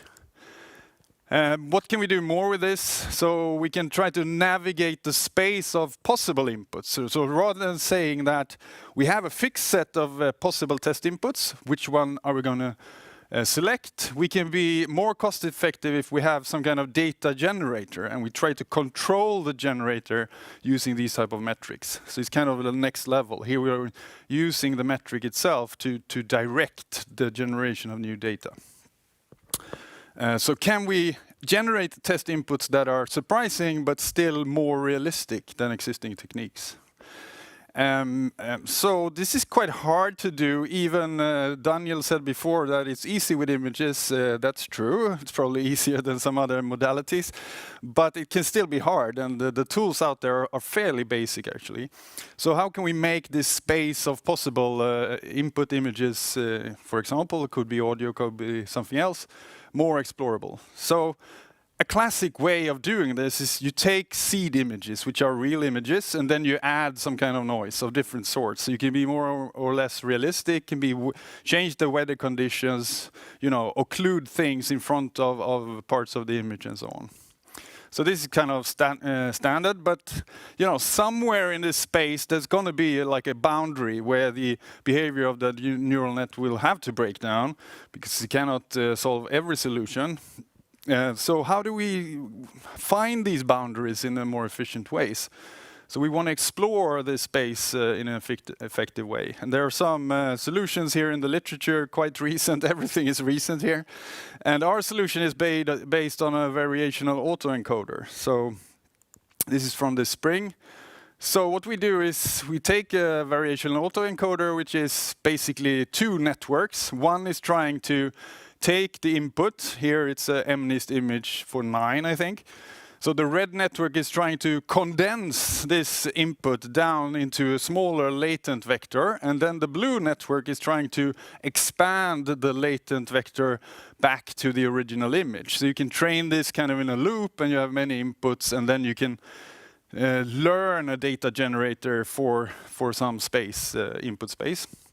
What we then do is when we have this variational autoencoder, we can use the SA metric and other metrics like that, to change the latent vector so that we go closer to, for example, another class, like class number 4 in MNIST. So we can now create examples that are more realistic than if we simply would add noise. So this is what we've shown quite recently. So it's the combination of having a way to quantify surprise here, then we can sort of play with how surprising do we want things to be. And it turns out that this gives more realistic inputs than other existing techniques, because most of them look more like adding noise of different sorts. So here you see some of FGSM and some of the other sort of adversarial test data generation methods for DNNs, and some of them basically add white noise at a certain point. And it's probably more interesting to create an input which is between a 4 and a 9, and with these techniques you can do this automatically. Okay, so trying to wrap up, you know, this is a fast-moving field. There are probably plenty of techniques nowadays, you know, a few months later that can do similar things. But the key idea here is if you can quantify how surprising a new input is to your machine learning model, you can use that to actually select more cost effectively which inputs you're going to use. And the evidence we have so far, they need probably to be lagom surprising. If they're not surprising at all, they are too close to your training. If they're too extreme, well, you know, you can only spend a few % of your effort out in the extreme, because there are so many possible input images there. Just think about maybe the goat, the man with the goat on his back is maybe something that could happen, but imagine there's also an airplane landing in the background behind the man. I mean, it's easy to come up with more extreme examples that can happen, but are not very likely. Yeah, and when we use this, we can sort of select where we want to focus our testing, and we can also direct the generation of new test data. So thank you very much. Thank you. Thank you. So let's go to the questions. Right. Right. So, I mean, your approach with SA reminds me a little bit of active learning, where you pick elements that should be close to the decision boundary. Yeah. Can you discuss the differences a little bit? Yeah. So that's. There's, of course, I mean, there's such a big literature also in this field, but this was exactly what we heard from some people at Zenuity when they checked out this result. That okay, it's interesting, but how does it relate to active learning? So we focused in the study. We've actually focused on comparing to existing test generation methods. So active learning is slightly different, but this work with Hyundai, they are using some kind of active learning today, and they still see some benefits in combining maybe these approaches. But you are right. It could be a component rather than an active learning scenario. And the last example I showed is a type of active learning where we can directly control the generation of a new example, right? Cool. Yep. So did I understand you correctly that SA is actually using the activations of the weights in the network? Yes, exactly. So I have a question about that. Yeah, yeah, sure. Because it seems to be, if you're using this in a production environment, it seems to be very difficult to actually have an idea of if that activation was unusual or not, because you sort of need to remember all the previous activations, which could be very difficult in a live scenario with a big network. Yes. So SA is like a family of metrics, and in the first paper we only have here's a straight vector comparison. In the new one used in the Hyundai work, MDSA is more like we're using a statistical summary of all the training sets. So basically you have two matrices in the end, and you can sort of approximate the exact distance by using these two matrices. So they are, once you have the idea of using these vectors, then you can do all kinds of plays with that to make it more efficient. Yeah. Okay, so you approximate. Yeah, exactly. You approximate the distance. They activate. Yeah, okay. And then so you can play with, how much do you want to save? Then you can have a better approximation as well. Okay, Cool. So you also mentioned the ML system surprise, which is this surprise that you don't have to all the time to spend on training models, but you're actually fixing the data and everything like that. Do you think that that's a temporary effect of the field being relatively new, and that expectations are wrong, or that prerequisites are wrong, or do you think that that will actually last as the field evolves? I think it will last. Of course, it's like all knowledge. It will be moved to a higher level, right? So I think when we have good tools and better understanding, then we will have a better understanding of how do we select a good training set, what do we say for testing and so on. So then we take away a lot of this. But of course, then you have more nuance in data, right? Because data is very rich, like the world is. So I think we will still need these type of tools on a higher level, right? For the biases and things we don't understand or missed and so on. So all the different issues of machine learning system will become more involved and difficult, and as we become better machine learning engineers. Okay, cool. So it's actually time for break. 10-minute break, but I will thank you first for the very interesting talk, and welcome Anna up with the flowers. Great, thanks. Thank you very much. Right, thank you. So it's time for a 10-minute break. So get off your chair and move around a little bit, get some fresh oxygen back in your systems, and afterwards we come back with a talk that I've been looking forward to the whole day. It's actually how we're using deep learning or machine learning in fundamental physics or theoretical physics by Christian. It will be very interesting to hear in about 10 minutes. Thank you.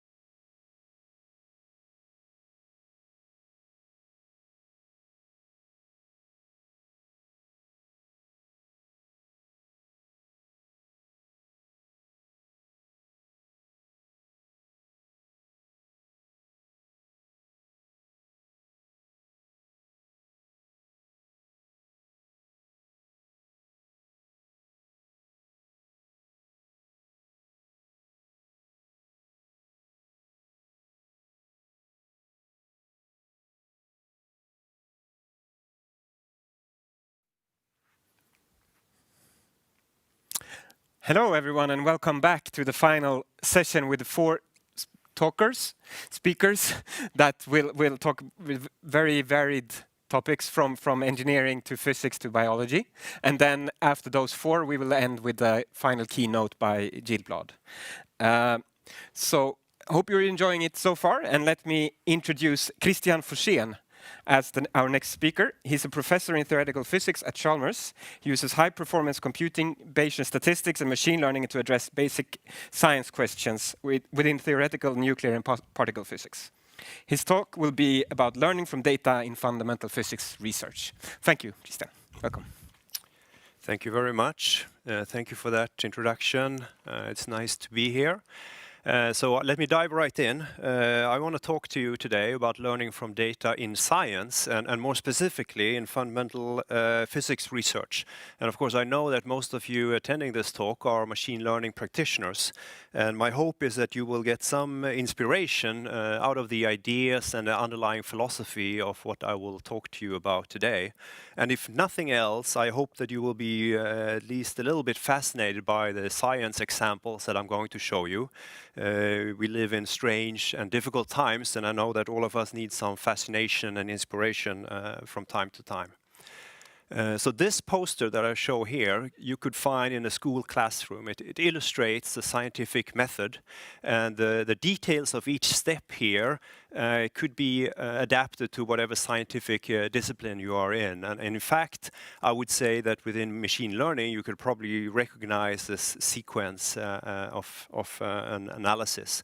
In fundamental physics, the hypothesis that stands at the center of the scientific method is usually framed as a scientific theory. And this scientific theory would usually have to be expressed in terms of a model. And very often we have to solve this model on a computer. And I will come back to the issue of actually solving the computer model later on in this presentation. A good scientific hypothesis should give falsifiable predictions that we can compare to data. And the analysis step involves linking the model prediction to the experiments. Of course, we want our model to describe reality, and we want our experiments to measure reality, and therefore we would like to connect the two of them. And this is a very interesting step in the analysis that I would like to spend a minute on. So we all understand and accept the fact that an experiment is an attempt to measure reality, and this is done with a finite precision. So we all accept that there are experimental error bars that we should take into account. Surprisingly, it's less accepted that a model also comes with uncertainties. We probably know when we set up the model that we have to do various approximations and that our model is not an exact description of reality. Furthermore, when we implement this model on a computer, we might have to do approximations, so our solution will not be an exact solution. And both of these things, of course, leads to errors or uncertainties. And one of my main messages in this presentation is that it's key to include both experimental uncertainties and theoretical uncertainties when you do the data analysis. And after all, having reliable errors is really what helps you to determine to what extent a disagreement points maybe to new physics, so that you have to revise your hypothesis, or if it's sort of within what you can expect. So I want to give you 2 examples that come from my own research and that are from very different scales of what we study in fundamental physics. So let me start at the microscopic scale. So the question of how we relate the inner building blocks of matter, quarks, and the theory that describes how quarks interact with each other. It's called quantum chromodynamics. And how do we link that to atomic nuclei and their constituents, protons and neutrons? And this, in fact, is a very difficult problem. And within our research, we use a fascinating theoretical framework called effective field theory. And obviously, I will not go into this subject here. But one of the really important outcomes of this theoretical framework is that it gives us a model prediction with a precision that gets better and better at each order that we go to in this effective field theory expansion. It's highlighted in the figure down in your left-hand corner, where the arrow bands show the uncertainty of our model prediction. And those kind of uncertainties will certainly carry forward to when we make predictions, and they do, and we need methods in order to carry these uncertainties with us. Just as an illustration here, I show a very recent work that we are doing where we are studying the most extreme isotope of oxygen that you can imagine. We all breathe oxygen. This is oxygen 16. And the question that we're trying to answer here, if it's possible to form an isotope of oxygen that contains 20 neutrons, so oxygen 28. And this is also being explored experimentally. The other example that I have comes from the other extreme of scales that the fundamental physics addresses. In this particular case, I'm showing you pictures or signals from gravitational wave observations. This is a fascinating discovery that was made a few years ago and also rendered a Nobel Prize. What you see here are gravitational wave signals coming out from two colliding massive objects, usually black holes. And the wave signal here is then being compared to predictions from the theory of general relativity. And that kind of theory, that kind of model prediction contains parameters such as what were the masses of these colliding objects. And you want to infer that knowledge from the data. So that's a so-called inference problem. I would also like to mention what particularly fascinates me, namely the discovery of colliding not only black holes but also neutron stars, which was done also very recently. And through the help of having not one or two but actually three observatories, you can actually, using trilateralization, figure out where on the sky these objects are, and then you can direct other instruments to measure on them. And there's a wealth of interesting information coming out of these measurements. And we hope to learn more about neutron stars, but also about the synthesis of heavy elements, etc.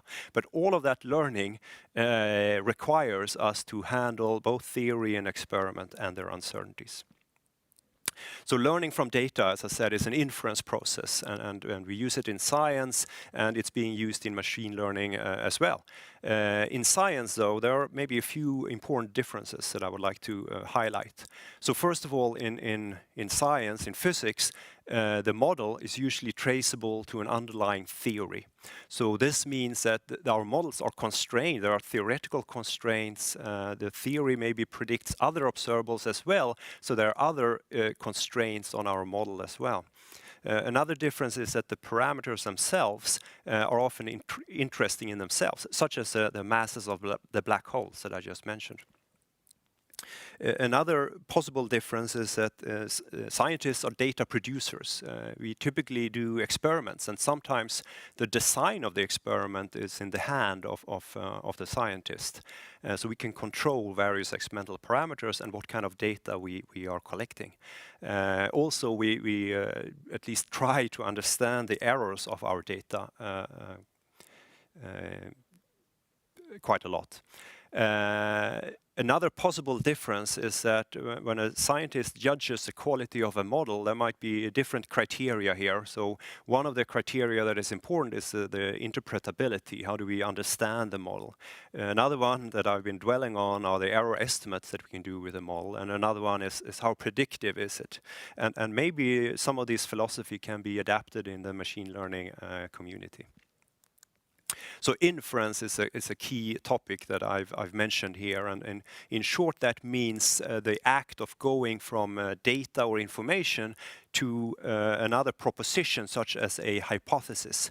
And what we are typically dealing with in natural science is so-called inductive inference, in which the data, the premises, they have bearing on if the hypothesis is true or false, but they don't allow us to make a definite determination.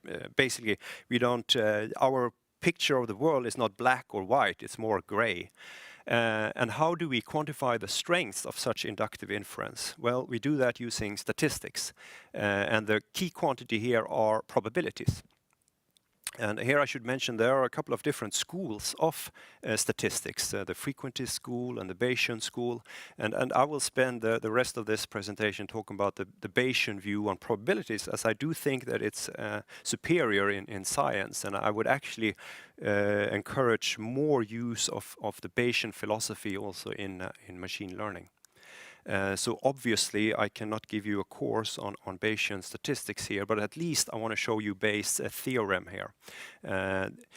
This is a theorem that actually comes directly from axioms of probability theory, and it connects probabilities to each other.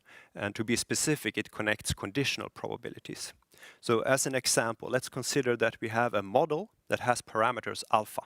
And this model describes some reality, and we have data from this reality. This is D in the equation here. And there might be other information that also constrains our model. So what we are after is what we call the posterior distribution. So these are probabilities of the parameters alpha given conditional on that we have observed the set of data. Now, in following Bayes' theorem, that posterior probability is given as a product. I'll focus on the nominator on the right-hand side of two objects. The prior describes our prior knowledge about the parameters before we saw the data itself.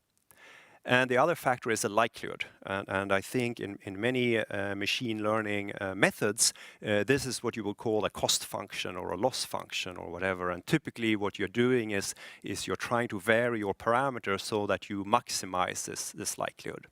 In following Bayesian philosophy, it's a little bit more involved.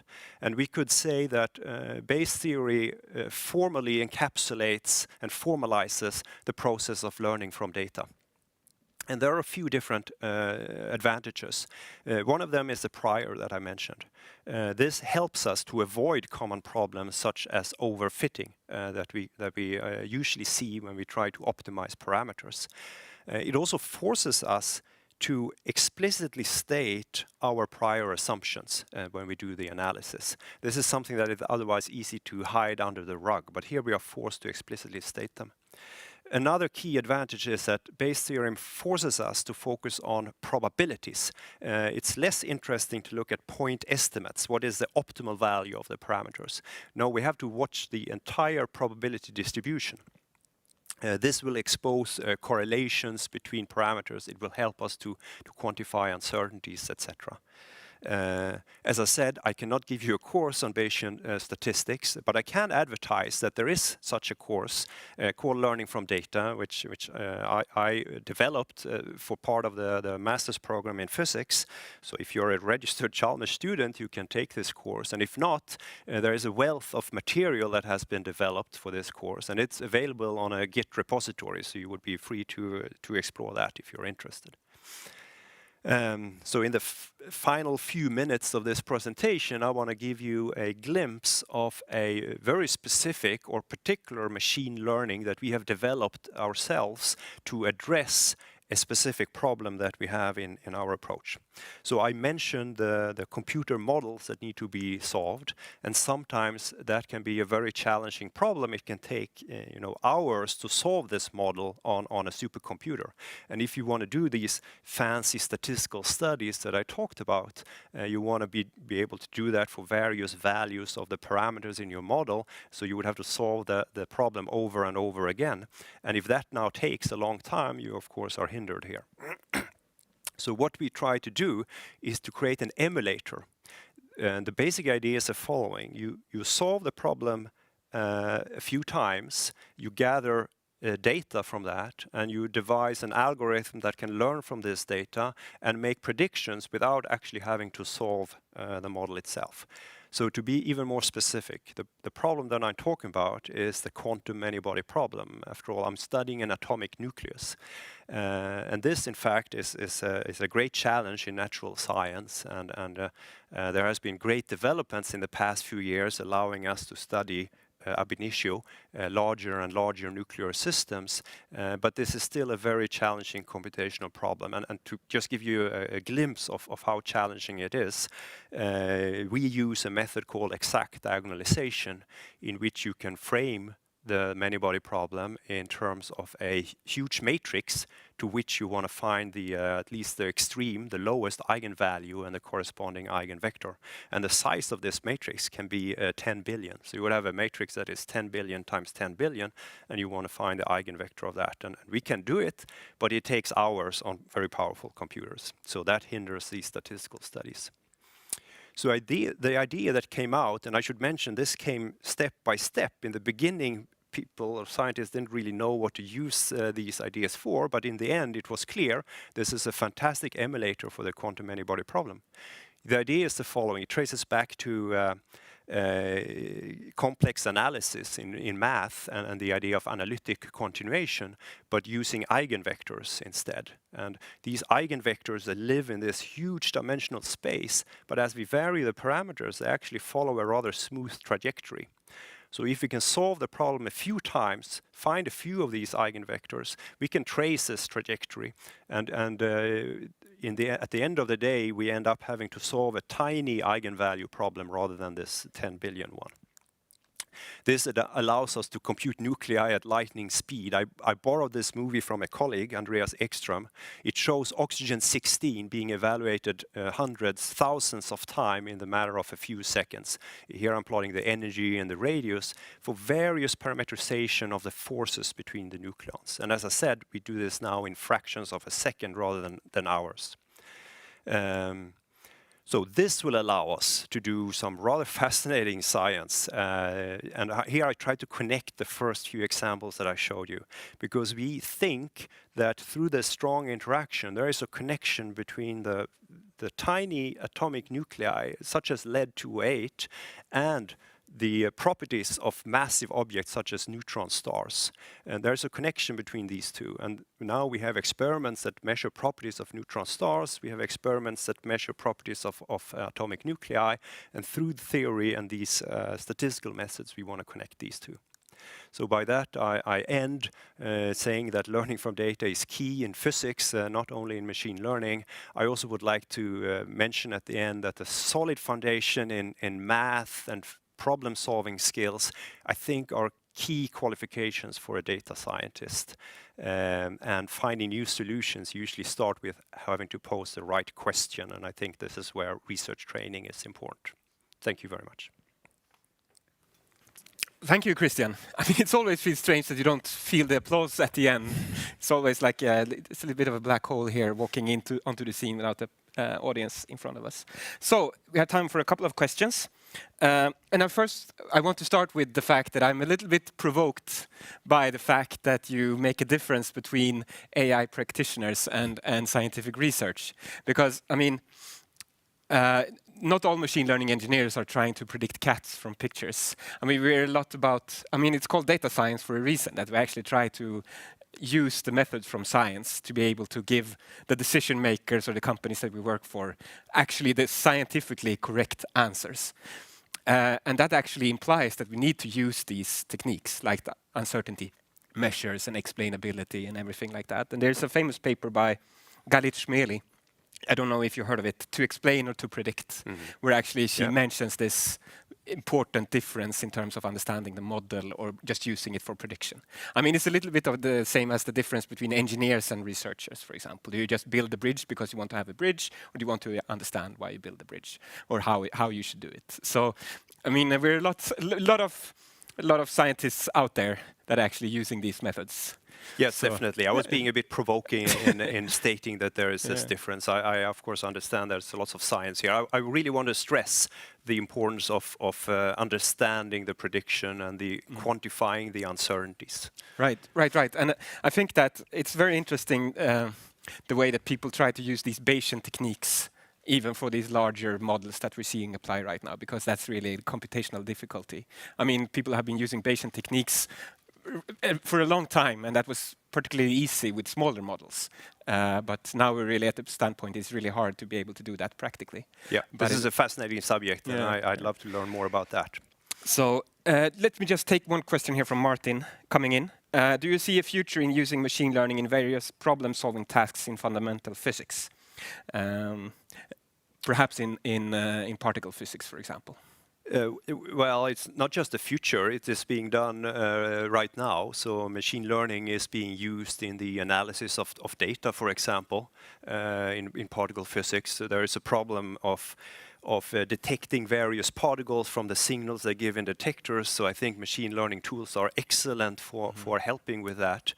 Yeah, it's actually the fact that CERN, they use the gradient boosting trees to be able to find the Higgs boson. Yes, no, exactly. So yes, it is fascinating. Okay, cool. Thank you for that. I think that's all the questions we had time for. And for the rest of the questions, you will have to answer them by email or Slack or something like that afterwards. Thank you. Thank you. And here comes Anna with no, it's not Anna. I mean, or did you cut your hair? Thank you very much. Thank you, Jakob. Our next speaker is Rocío Mercado. She's part of the molecular AI group at AstraZeneca. Her work focuses on using deep learning methods for graph-based molecular design. She will talk about molecular design using graph neural networks. Welcome. Thank you so much. Sorry, I just need the clicker. Okay, thank you so much. Thanks so much for the introduction, and thank you so much for to the organizers for, first of all, holding this event, and then also for giving me the opportunity to speak here. So I'm very excited today to tell you about some of the work that we've been doing in our group at AstraZeneca, and how we use deep learning for molecular design. So today I'm specifically going to be telling you about one of our recently published platforms for this, so it's called GraphInvent. So I'm going to get right into it and start by talking about how AI can actually help the drug development process. So I'm going to illustrate this with a bit of an oversimplified example first, but hopefully it gets my point across. So let's say that you know that a certain protein plays a crucial role in a given disease. And maybe perhaps to attempt to find a cure to this disease, you can try to inhibit the function that inhibit the function of this protein, excuse me. One of the ways in which you could do this is, let's say, you try to identify a molecule that can bind in this very well-defined binding pocket. So it's not as simple as it sounds. However, as there's a bunch of different criteria that you have to actually optimize in order to find the best molecule. So first, the first criteria is actually finding a molecule that binds to a known target. So this would eliminate a lot of molecules right off the bat.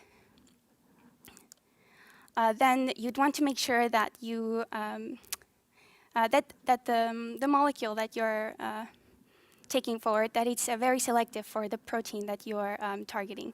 So you don't want it to bind to any other protein, just the one that you're interested in. So maybe you make some small modification to your candidate molecule. Then you also want your molecule to be novel. So here you would make maybe further modification in case the previous molecule you had has been previously patented. You want to definitely be moving forward with a new molecule. And then you can make further modifications related to the optimizing the physicochemical properties of the molecules that you're studying, and so on. You can continue to do this for the rest of the properties on your list. But this is a very difficult problem, not only because you have a very large number of interdependent properties that you're trying to optimize over, but also because you have a very large space of potential solutions. So the space of theoretically possible drug-like molecules is estimated to be between 10 to the 20 to 10 to the 60 number of molecules, which is quite enormous. So this makes it a very difficult problem to solve. And traditionally, the drug discovery process involves, screening large libraries of compounds. You have scientists who are proposing changes to these promising molecules. You have teams, communicating back and forth over many cycles, many iterations. And in the end, you realize that maybe you spend a few years in this initial drug discovery phase. But one of the things we're interested in is seeing if we could actually use deep learning to accelerate this drug discovery process. And here I mean that not only do we want to shorten the time that we spend in this initial drug discovery phase, but we would also like to be able to find better solutions, so increase the likelihood of success in any of the candidates that we take forward to the preclinical and in the clinical trials. So now I'm going to talk about the field I work in, which is deep molecular generative models. And deep molecular generative models are tools that we can use to speed up the drug discovery process by generating molecules only in these promising areas of chemical space. So here we have a pink box that represents our deep generative model in the center. And what this model does is it would take as input all the desired properties that we want our molecules to have. So here again is the physicochemical properties, the novelty, the desired target. And what the model will do is it will do some optimization in a latent space, and it will output to us only the molecules that have those desired properties.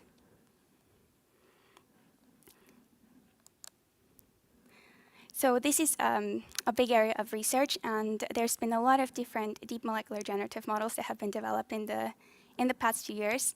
A lot of them have come from our group, and they can largely be classified into two classes. So we have string-based approaches, graph-based approaches.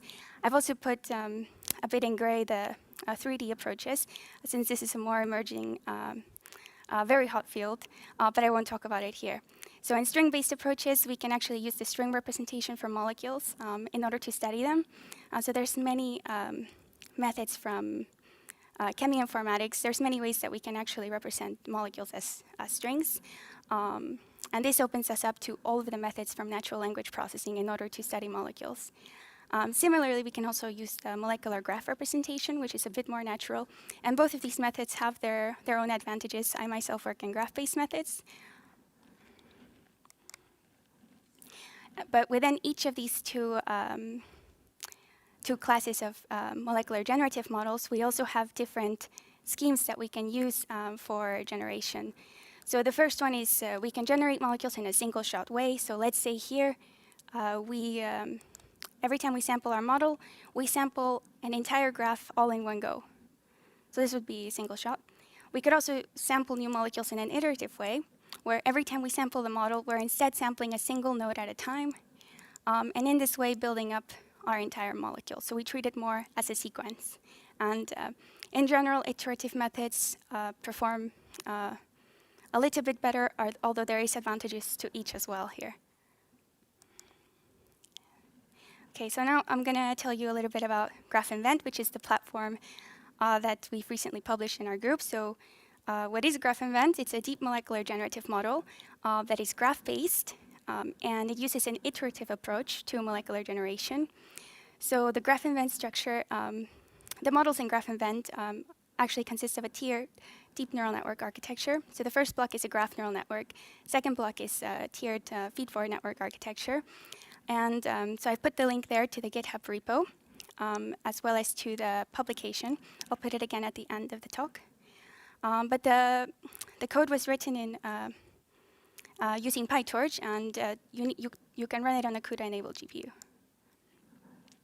But how does it actually generate new molecules? So if we focus on the figure on the left here, then we start from a given input graph. So here the graph has 3 nodes. We input it into our model, and what the model outputs to us is a vector that contains the probabilities for all the possible ways in which we could grow our input graph.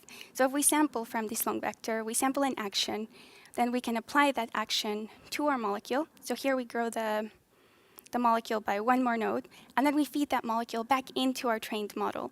And we repeat this process, feeding the molecule back into the model until the model says to stop. So we've, this is enough steps. And in general, GraphInvent generates structures probabilistically, one atom bond at a time. It can actually start generating new graphs either from empty or non-empty graphs. And the structures that are generated by models in GraphInvent tend to have a very high validity and diversity.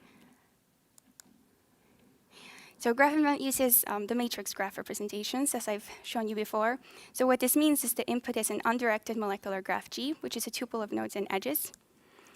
And what this practically means is that we can represent all of the molecules in our training set using these two different tensors. So we have a node features matrix X, which encodes the identity of all of the nodes in our molecules, and we have the adjacency tensor E, which encodes not only the way that the nodes are connected, but also the identity of all the edges that are linking the nodes. So how does it work? Again, we take our node and edge features tensor, the adjacency tensor, and we feed it as input to our generative model. And what the model outputs to us is the same tensors, but they are all augmented further by either one edge or one node, depending on the action that was sampled. Then we take our output and we feed it back into the model. So now our output is our input. What the model does is it gives us back the graphs further augmented by one node or one edge. And we repeat this process until the model is finished. So the first block of the models is a message passing neural network, or an MPNN. So here the input to the MPNN is the node features matrix and the adjacency tensor. What the MPNN outputs to us is these two items. So one is the node embeddings matrix, which is a matrix of stacked node embeddings for every single node in our input graph. And then we have a vector, which is our graph embedding. And this is a representation for our entire molecular graph. And there's some very nice properties that these embeddings have. So we can take these learned node and graph representations from the MPNN layer and feed this into the second block of our model. So this is the global readout phase. And what the global readout outputs is an APD.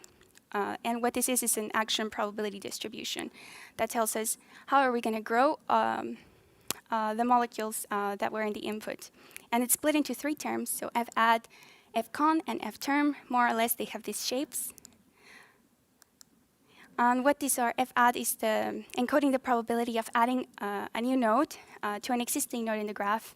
FCon is encoding the probability of connecting the last dependent node to another node in the graph. And FTerm is giving us the probability of terminating the graph generation.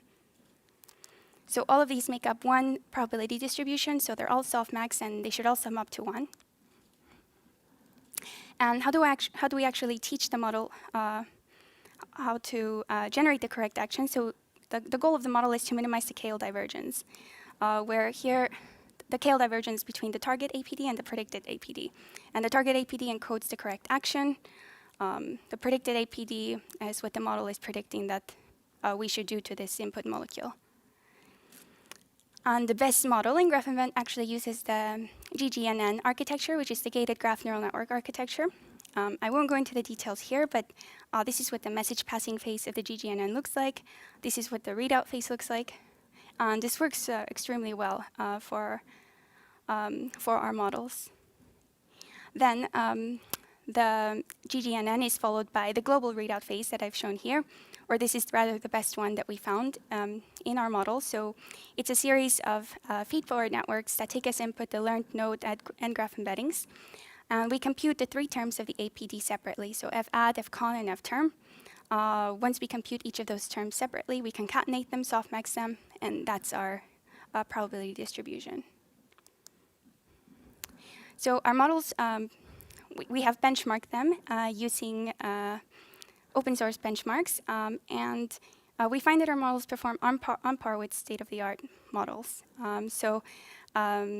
For details, I encourage you to see our publication. I've linked the GitHub repo, which contains links to the publication, as well as the repo to the benchmark that we use. It's called Moses. And in general, the structures that are generated by our models have a very high diversity and novelty. We also find that the models can learn from very few data points. There's a relatively low % validity in our models, so only 95%, which is not so low when you also consider the fact that we don't encode any expert knowledge into the models. There is no chemical rules information. The models learn the chemistry just from the training set, but this still gives us something to try to improve. We would also like to improve on the computational cost that is currently associated with the graph invent models. So they're generally a little bit more expensive than string-based methods, for example. Okay, so summary. So here's what I covered today. So AI can be used to accelerate molecular design and the drug development process. And I've shown you how there's two main classes of generative models. So we have string and graph-based. We also have single-shot and iterative approaches within each class. And Graph Invent specifically is a platform that uses graph neural networks for graph-based iterative molecular generation. And it performs on par with state-of-the-art molecular generative models. So hopefully you take away that graphs are very powerful molecular representations for these tasks. So now I'd like to thank you all, the audience, for your attention. I'd also like to thank the GAIA organizers, as well as all my colleagues who worked with me on this project, as well as the molecular AI team, who's fantastic. I've put up a link to the repo, which contains links to not only the code, but also tutorials on how to use the code, and links to the publications. And finally, I just want to advertise that we have master's and PhD thesis opportunities for autumn next year. So if you're interested in that, please contact Ulla Enquist. So thank you. Thank you. Very interesting to see this technique used actually in real world. In graph neural networks is sort of like a theoretical or academic research field in general, but it's really cool to see that you're able to use it. So we have a couple of questions from the audience. First of all, we have Elin, who's asking, how much time does this approach shave from the classical time frame of developing molecules? Well, that hasn't been measured yet because it's also not going to, you can't really switch completely to doing it all using these approaches, right? You'd have to start to slowly integrate it into your pipeline. So you might start to see some improvements slowly, but I can't answer that question. Maybe in a few years we'll see a publication from someone who has studied this, but I don't have an answer now. Okay.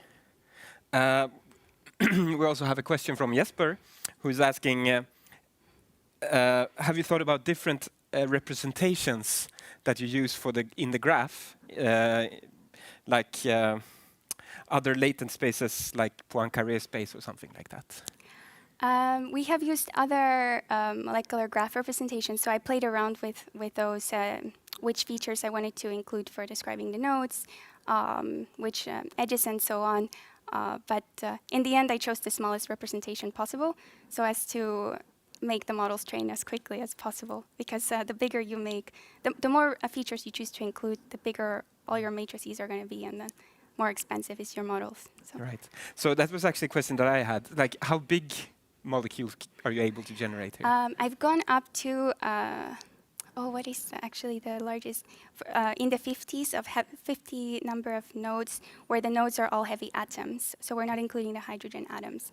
But there is other graph-based methods which have gone on to bigger molecular graphs, including thousands of nodes, but they used a different approach than what we have. So we're hoping also to be able to scale up. Okay, cool. So I also noted that this gated graph neural network paper is quite old, and people have been experimenting with a lot of different activation functions and so on. Have you tried changing that approach? Yes, we actually compared the GGNN to a few other MPNNs. But we did still find the GGNN was the best, and we're currently exploring different graph-based architectures as well in our models. So we'll see if there's any better performance. Okay. Cool, interesting. So it's also the fact that, I mean, you're predicting the next action, and that seems to be like a probability. So why don't you use like log loss or cross entropy loss, and why do you use this KL divergence? I wish I had a good answer for that. I found it to work the best, actually. I tried a few different loss functions, and this is what I saw was working the best in the model, so then I went with it. And I've seen a few other papers that use it, but I could explore different options if I see a good argument why I should be using one particular thing and not this. But it works. Okay, do you have any intuition to why that's the case? No. Okay. Sorry. Okay. So another question from Jesper. Is there some approximate method of estimating the quality of some novel APD? I'm not sure I understand the question. Perhaps you do. A novel No, I don't understand actually, because we wanted to match that which is we know is to be the ground truth, and we generate the ground truth in the pre-processing phase. So we pre-process all the training data and we generate all the ground truth APDs. So we wanted to match that. But I don't know exactly what's the question. Hopefully Jesper is happy with that one. Yeah, okay. Okay. Thank you, and welcome Anna with the flowers. Oh, thank you. All right, thanks so much. Okay, thank you. Our next speaker is Adam Andersson. He works as a radar systems engineer at Saab Surveillance. He's a mathematician with a research background in numerical analysis and probability theory, and he will be talking about removing computational bottlenecks with deep learning. Welcome, Adam. Thank you very much. So in this talk, I will speak about how to use deep learning to accelerate or enable white box models. And by white box models, I mean solvers of mathematically well-defined problems.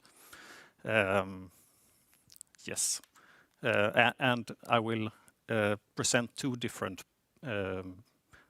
projects that were done by master thesis students in the last one in the spring and one about 2-3 years ago.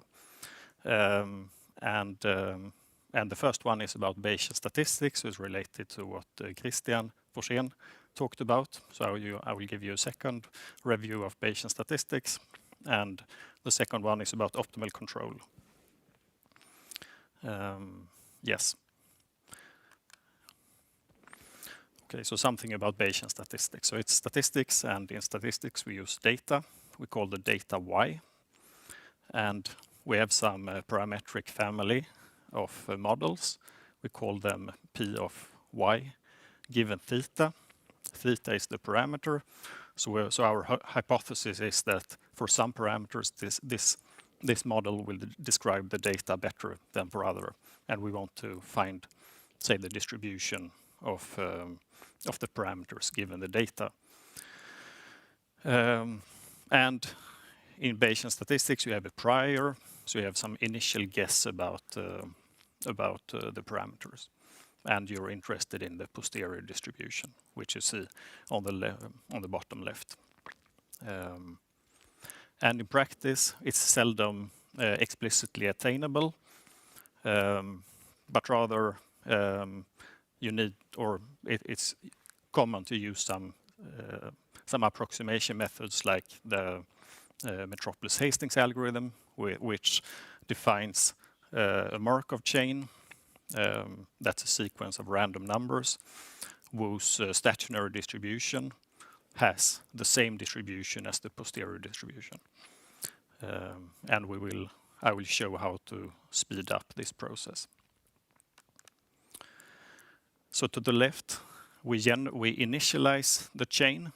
So we sample theta 0 from the prior, and then recall that we want to sample from a difficult posterior distribution that we know little about. We can't sample it directly, so therefore we sample a so-called proposal from some well-known simple distribution, and then we generate a so-called acceptance probability that tells us with what probability we should the next the chain should make a transition to that proposal or stay constant. But in the computation of the acceptance probability, you use a so-called likelihood, which is which you see in the middle, and there the data comes into play. And that is the bottleneck that we will attack with deep learning. So we run the chain for a while and collect proposals and train a neural network, a small, simple one, and replace, once it has been trained, we replace the log likelihood computation with the neural network. And we also check that if the likelihood value is outside, or the proposal is outside say the set that the training proposals spans, then we use the likelihood instead, so that we don't use the neural network unless we believe that it gives a good approximation. Okay, so here are two figures from the master thesis project. It's a very small toy problem, but it shows the principle. We start. I said that the Markov chain it approaches its stationary distribution is the posterior distribution. So in the beginning, if you start badly, it will not be close to that, and that you see to the left here. That it is so-called burn-in period, where you cannot use samples from the Markov chain in order to sample from the posterior distribution. But you see here that perhaps after 500 iterations, it has converged pretty fine, and then you can start to sample. But you see that it's constant during long periods because it doesn't accept all the proposals, and so therefore you cannot pick every sample, but you need to wait so that you get essentially independent samples from the Markov chain or from the posterior distribution. And to the right, we see the time it takes to generate a certain number of essentially independent samples from the posterior. So on the x-axis, you see the number of samples, and on the y-axis, you see the time it takes. Because of the burn-in period, it takes for this simple toy problem about 11 seconds to generate anything. And then just for a tiny short time, the method starts. We start computing posteriors or proposals, and after that we train a neural network that when the blue curve goes up, because it doesn't generate anything, it trains the neural network. But when it is trained, you see that it's so fast so that you hardly see the slope in the graph. And you see that if you want more than 150 points or sample more than 150 points, you should use this method. And the master thesis was done by Elias Hörlund and Oskar Holmstedt, and it was also supervised together with Umberto Piccini at Chalmers.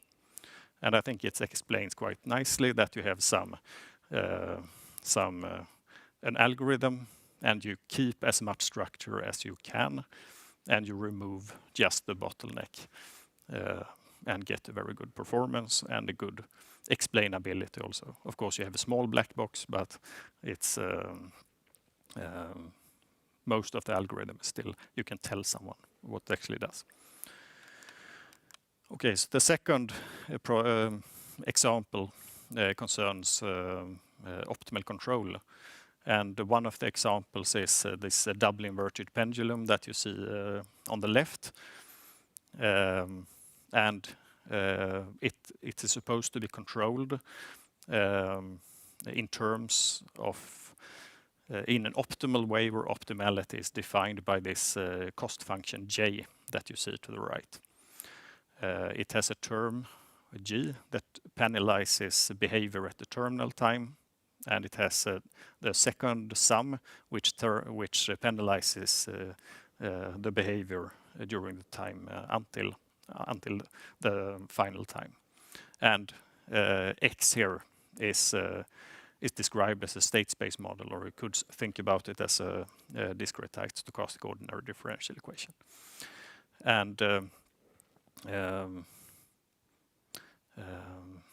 this problem, the previous problem was about acceleration, something that we could do something about before we could do faster. But this is more of an impossible problem if you do it without some kind of approximations.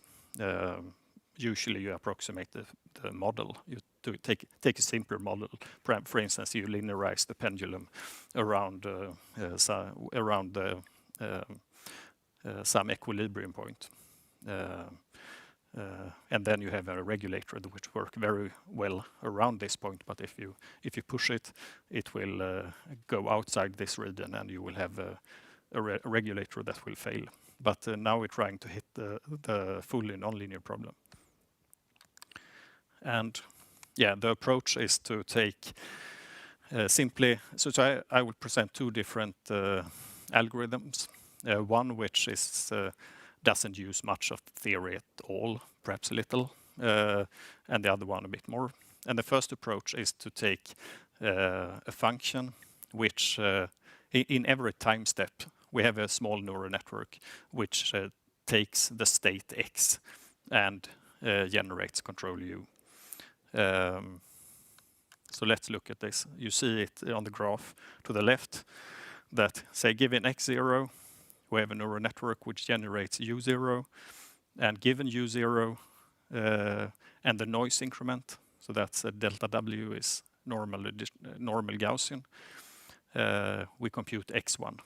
And then given x1, we have another small neural network with the same architecture that generates u1. And given u1 and the noise and x1, we have x2, and so on. And you could think about this as a big neural network which takes x0, that's the initial value, and the noise increments as input, and outputs the state x and the control u. And if in our case we had 3 hidden layers in the small neural networks, and you can think about computing the x1 and x2 and so on as a deterministic layer without without parameters. And then if you say, for instance, you have 100 time steps, then you will have a neural network with 400 layers. But it's still quite small, and it works well on a laptop. Yes. And to the right bottom, you see the loss function. We simply use the cost function of the control problem and replace and use this mapping from x to the control and try to fit the theta in a good way. So I think this would be a natural approach for someone that doesn't know control theory, that doesn't. It's quite natural. I will also say that it was done. This method is from a paper from 2016 from the NIPS conference.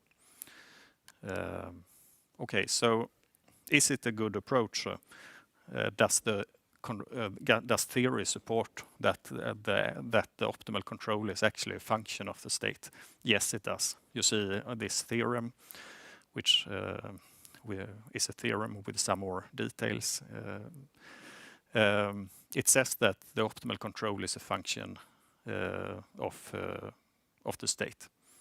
So this ansatz with taking a function from state to control makes sense. But the control or the theorem also says something more. It says that that this G function has some more structure. It's a function h of state and the gradient of some function v of time and state, where h is of this certain form that we see here. For your application, you have to compute it. For many applications, it's explicit. And you don't need to solve an optimization problem. And V here solves an Hamilton-Jacobi-Bellman equation, which is for the W-merge pendulum is a 6-dimensional PD, and there is no computer in the world that solves this equation when it's except in trivial cases. So it's a hard problem if you want to solve it exactly. So our second algorithm uses this function, this relation with a function h. So instead of generating the control u, it instead generates the gradient of v.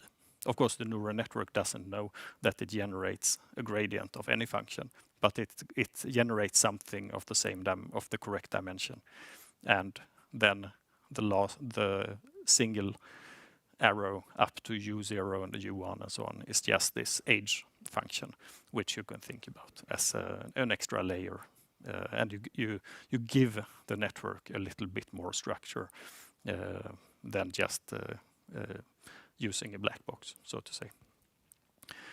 We also looked at algorithms that attacked the Hamilton-Jacobi-Bellman equation, but I will more about that soon. Yes, so these are some results. It's from a master thesis that I supervised 2018 by Kristoffer Andersson. He's now a PhD student at TU Delft, very competent. And you see to the left that this that algorithm 1, which is the green curve, performs really bad, and algorithm 2, which is the orange curve, performs much better. The blue one attacks the Hamilton-Jacobi-Bellman equation in terms of an equivalent formulation with the so-called forward-backward stochastic differential equation. But you see that it doesn't give anything extra. And it turns out also that this the algorithm 2 is also more stable in training, so it's easier and performs very well. But we also look at a simpler problem with a linear spring mass system, where we also have an exact control that's given by the black dotted line. And here, algorithm 1 trains best. All of them, it's such an easy problem that all of them learn what they should. But algorithm 1 learns faster. Yes, here's an example of this. Of the pendulum. And here's another. And the nice thing is that it works for many initial conditions. Yes, and the concluding remarks, I think using as much structure as possible increases transparency, modularity, and explainability. We don't use a black box for the whole problem. We try to isolate subproblems. And as you saw previously, for instance here, we had a neural network with where the input are normally distributed. So here x0 is uniformly distributed, and delta w is normally distributed. So when we train our neural network, we just need to sample from very well-known and simple distributions, and we don't need to think about the data quality or such issues. Yes. Thank you, Adam.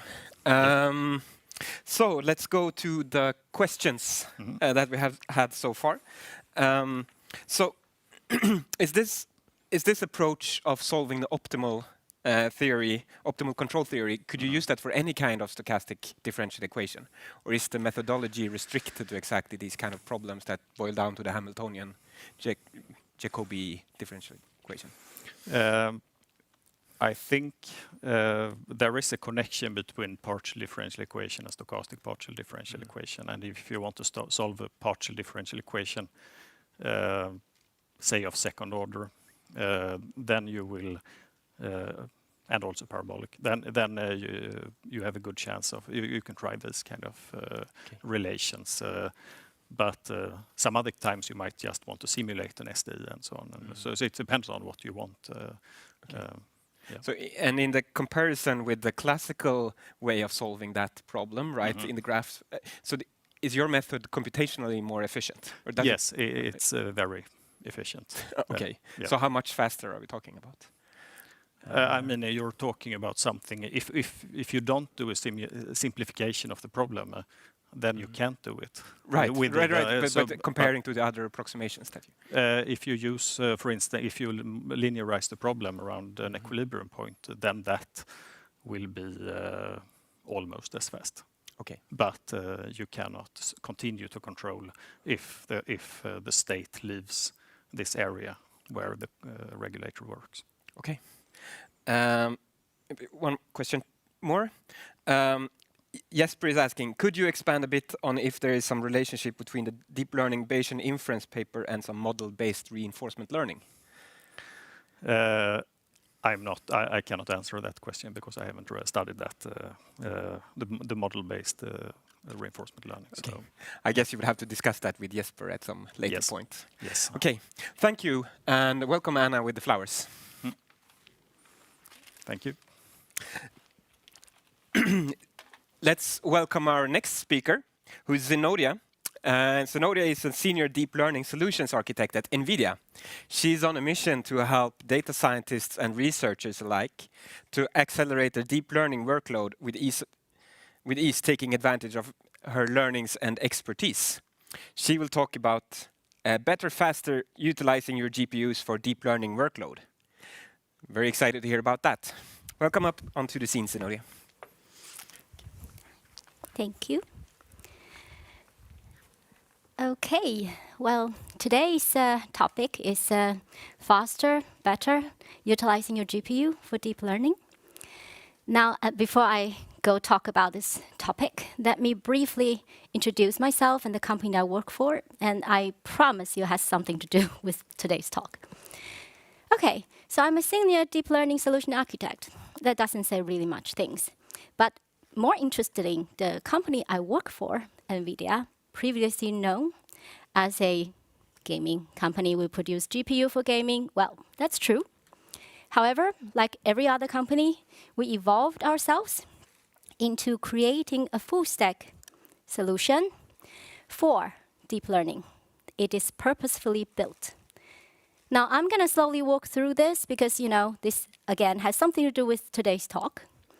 If we look at the bottom hardware layer, if you have NVIDIA's GPU in any of those hardware systems, whether it is virtualized or in a supercomputing cluster, one of our DGX family, in one of the OEM computer, such as Dell or HP, or in the cloud, it doesn't really matter what it is. As long as you install the correct CUDA driver, that will expose you to have access to the CUDA-enabled libraries. What do you supposed to do with those libraries? Well, look at the blue layer, that's the application layer. This is where we provide state-of-the-art, GPU purposefully built Docker images for you to use. You can simply put around it. These environments are reproducible, portable, and scalable. Well, you can actually just stop here if you think that these Docker images, if integrating into your workload is enough, because you can DIY yourself. However, we also want to transfer our learning from industry bundled in a Python SDK, end-to-end for you, so you can take advantage of that. Some example, like Jarvis for conversational AI, Clara for healthcare and genomics, DeepStream for smart cities, and so on. All right, so we're really going to talk about this topic, better, faster, utilizing GPUs for deep learning. Today's agenda is like this. I'm going to present a challenge. Then I'm going to tell you this challenge motivates us to create a tool to help you to address to this challenge. It's called DLProf, Deep Learning Profiler. Now, this deep learning profiler, I will tell you how to get it. And we will walk through one iteration of this workflow with a very simple user case. Then we're going to conclude by comparing before versus after optimization using this tool. Let's get started. Now, the challenge here is that if you look at this graph, it's called TensorBoard. It is very often used by deep learning practitioner, data scientists, data engineers of the sorts. They use it to check the model in a visualized way, as well as tracking the training performances. Now, this graph is great and all. It just does not give you information about GPU utilization at all. It doesn't tell you whether there's a difference between using the data type floating point 32 versus floating point 16 in a layer-wise level. It doesn't tell you why some of your operations are not using tensor cores, which allow you to access to GPUs. Now, we wanted to address to this challenge, so we created this specific tool called Deep Learning Profiler. As you can see, this is directly plugged into the existing tensor board to give you a unified user experience. It gave you all kinds of matrices with regard to GPU. For example, if we're going from the left to the right, it gave you information of whether your GPU is idling, if your operation is actually eligible to use tensor core but not using it. Also, the last two pie charts tells you whether your tensor core kernel is efficient or not. Now, there's a lot of information. It still doesn't really help you. So let's turn our focus on the middle bottom. It says recommendation. These sections is something we made specifically for you guys to take advantage of. So you can directly just clicking on one of those links and read those texts, and then it will give you a detailed explanation of what's being wrong and what you can do to correct it and optimize it. Now, remember I told you guys that, that particular slide has something to do with my talk today? This is about it. So we have already talked about whatever hardware with NVIDIA GPU in it, the bottom layer. We already talked about, you have to use compatible CUDA libraries, is the driver. Now, to enable for you to get this tool called DOPROF, you need to pull and run the NGC Docker image. For TensorFlow, it has to be bigger or equal to 2003. And for PyTorch, it's called PyProf. It has to be bigger or equal to 2007.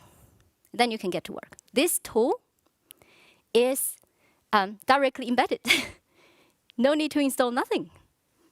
No pip install, no CMake, no build. It's directly inside of those Docker image. Now, let's look at the workflow. This is our simple workflow to help you to do optimization. You first run a profiling session like this, and then you visualize in the TensorBoard plugin DOPROF dashboard that we just seen. And then you take into the recommendation as well as analysis from this dashboard, and you take actions upon it. We are going to use a really simple user case to go through this one iteration due to time. So we're just going to run through one time. Before we do that, well, usually you cannot separate training the model with a data pipeline. So the data pipeline usually add a layer of complexity to things because you need to know what kind of decoder you're using if you're dealing with image. You need to know what kind of algorithm you're using in order to do augmentation and so on. Now, to simplify things for profiling, we're going to take away our data pipeline to piping real data and replace it with synthetic data. This allows us to focus only on the model training as in forward and backward propagation. That's all.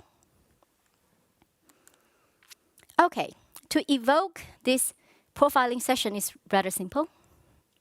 The only thing you need to do is to select a few options. Those options like what kind of reports you want, the detail or the summary, or all of them. Where you're going to store it, how long it's supposed to be running, do you want to tag something, and so on. Once you decide on those options, you run DOPROF with these decorations, followed by your own Python script. That's simple. One command line, simple, and it's done. Then you can call out your TensorBoard, and then you will see the DOPROF dashboard as we're going to see in the next slide. So this is a naive run without any optimization at all. So obviously, it's going to suck.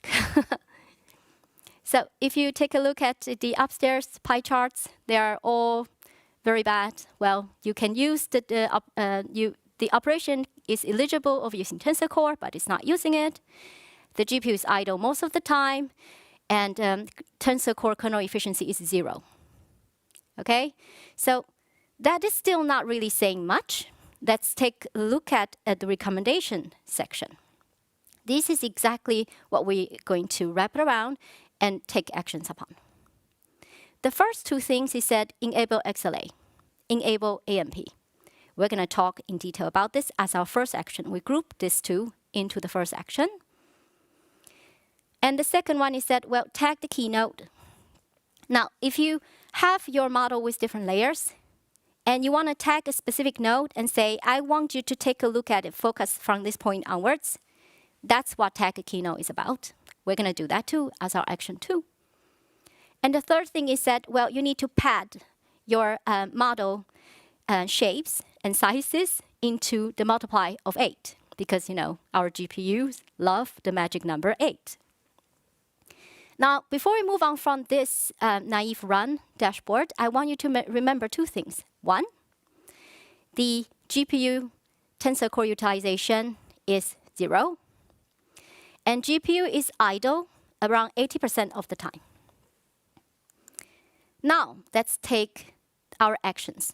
Based on the recommendation from the dashboard that we have seen previously, the first actions we took is enable AMP. AMP stands for Automatic Mixed Precision. As you can see, there's just 2 lines of code you need to add into your Python script. Then you enable AMP. So what does it mean? Look at the graph over there. You have your model layers. It will automatically take your model layers and cast the type from floating point 32 to floating point 16. This will allow you to actually access to the GPU Tensor Core and compute there. Those operations will directly have access to the Tensor Core on the GPU. So this will give you performance boost. Then we're going to enable XLA. Again, 2 lines of code. Then you will, XLA is a native library from TensorFlow. It's a native linear algebra acceleration library. This library would take a look at the graph definition and we'll look at the operation and say, okay, I know this operation, I'm going to cluster them, then I'm going to compile them against the target hardware, which is the GPU in the selected hardware that you have in your home or in your office. Remember these first 2 layers. So these are the target hardware. Now, it would execute those operations, the cluster one, in that target hardware. So this will give you further performance boost. Now, after XLA, all of your operation, will, since it's cluster, will be renamed into XLA 01 and so on and so forth. So that's what we're going to do the next, because we're going to tag those after clustered operation. So here we go. We're going to tag one of the first node, 01, after XLA renamed, so that, you know, the iteration will go focus on this clustered operation onwards. The third action we took is a little bit drastic. So what do? We take the convolutional 2D functions over there, and we say we're going to increase the stride from 1 to 2. These kind of mimic the behavior of max pooling. So we're going to take away max pooling. And we're also going to replace the reshape, mat move add, and we're going to remove the ReLU, and now we're going to use reduce mean instead. So that's summarize what kind of actions we took based on the DO-Prof dashboard recommendation. First things, the first action, enable AMP, automatic mixed precision, which allow you to access Tensor Core. 2, we enable XLA. Then we take the Keynote. Then we reconstructed our deep learning neural networks in order to fit to the magic numbers of 8 and the padding and all that, so that it can utilize the tensor core further. Ready to look at the result? Well, remember that number 0 that we got from the naive run? Now that, we have 52% of utilization, just one single optimization iteration, taking advices from the recommendation from the SteelProf dashboard. The GPU were idle 82% of the time before. Now, it is down to 30-something%. Just one iteration. Now, before we look at before and after comparison, let's summarize what we have done so far. We present you with a challenge. That is, you have TensorBoard, but don't have any GPU information. So we created a tool that's directly plug-inable into your TensorBoard called DealProf. Then we run through one iteration of this DealProf optimization, taking 3 actions from the recommendation from the naive run of the DealProf. Then here we go. This is our before versus after. Did you remember we said that it's better and faster? The faster part is here. One iteration, 12 minutes, 25 seconds before optimization. After optimization, now it's down to 1 minute, 30 seconds. One iteration. So, use it, please. I want to take the opportunity to thank GAIA for having me here, and thank you all for listening in. I will now take questions. Yes, thank you. Yeah. So let's start with my own question. Oh, cool. So for all the PyTorch users out there, do you have PyTorch support? Yeah, it's called PyProf. PyProf. Yes, it's exactly the same workflow, but you just replace DealProf to PyProf.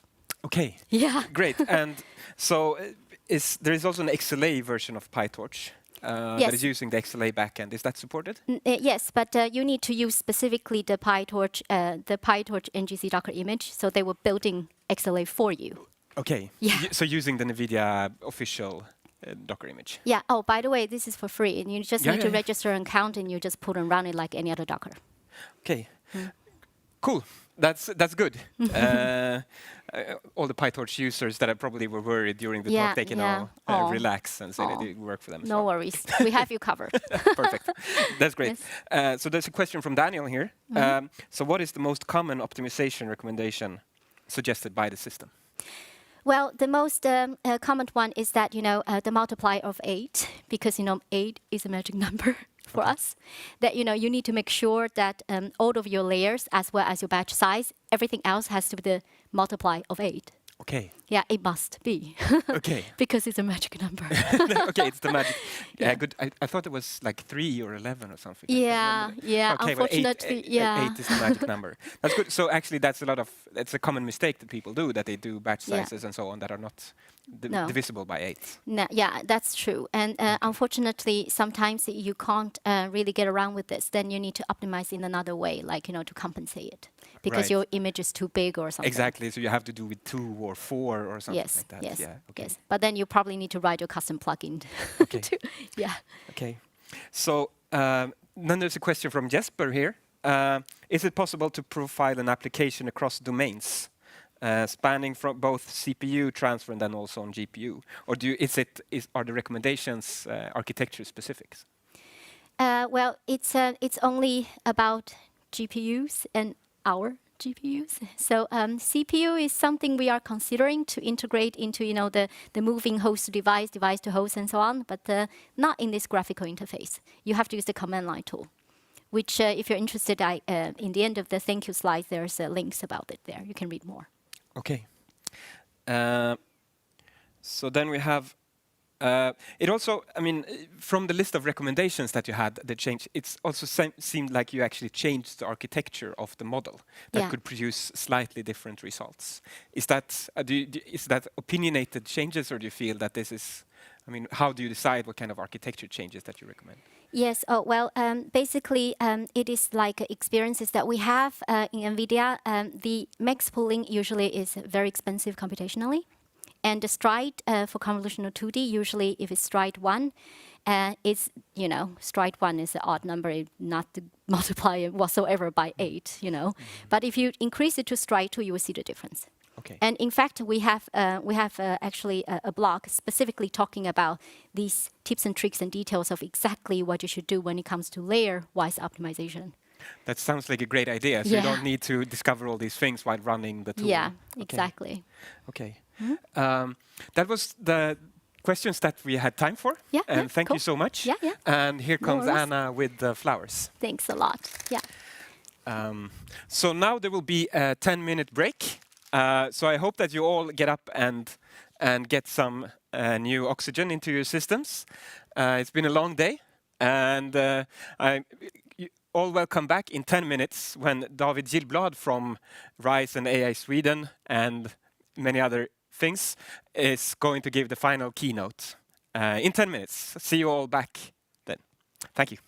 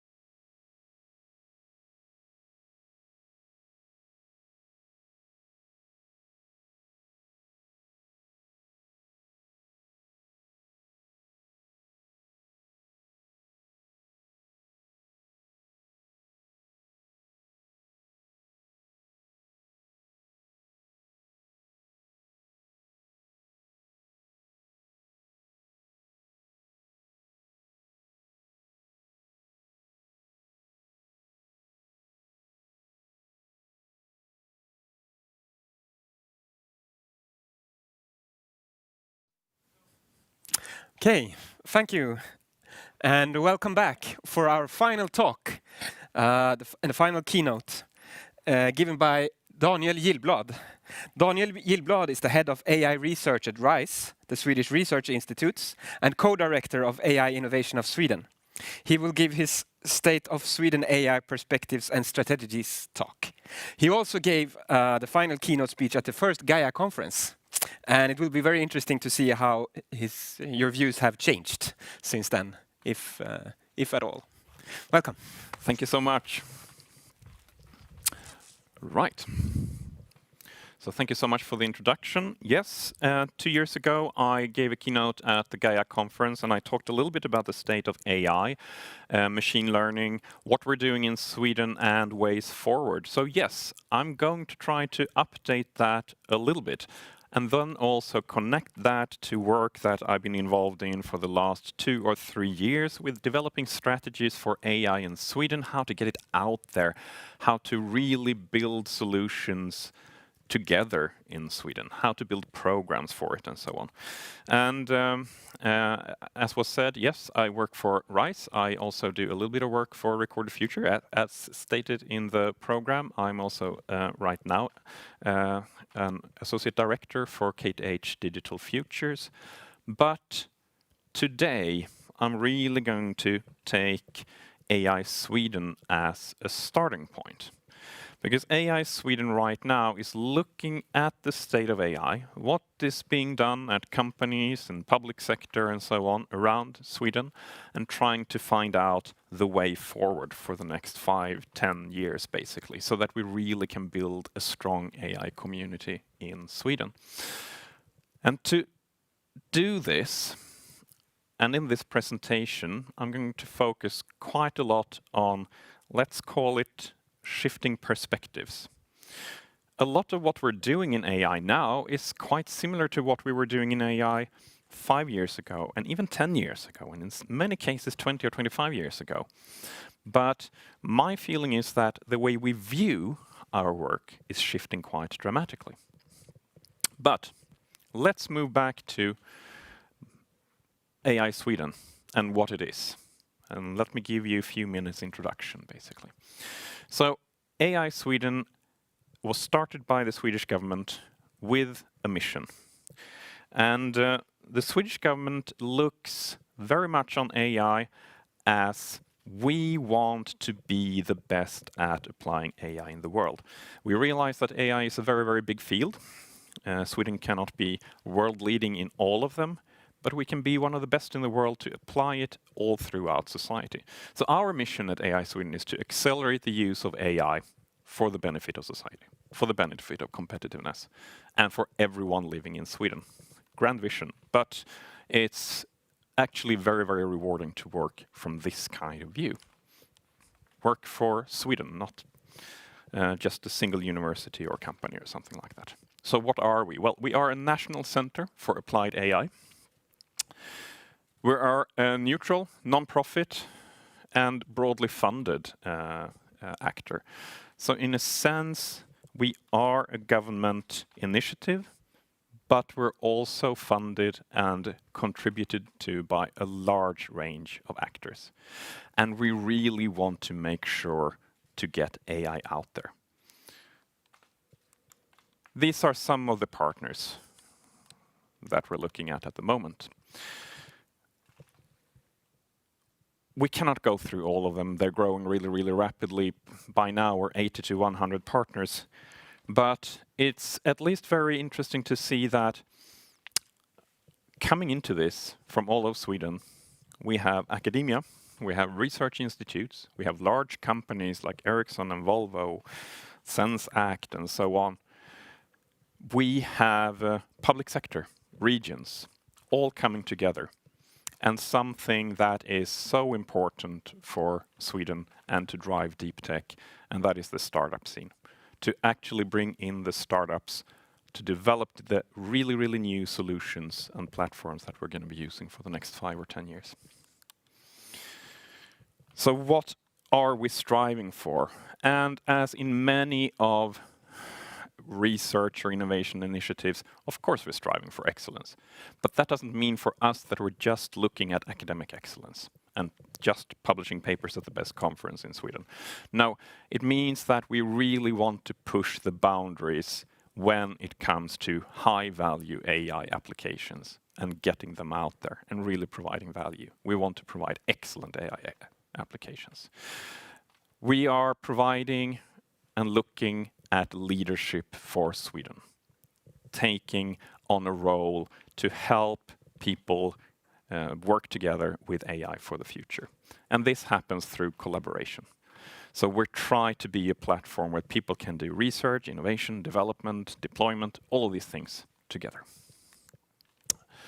A few of the things that we're working with is we have a strategic partner program, we have a small training program, we have networking events and things like that, but perhaps the most interesting things for this kind of audience is we're running a rather large project portfolio with applications and more basic research with an applied flavor in our large project portfolio.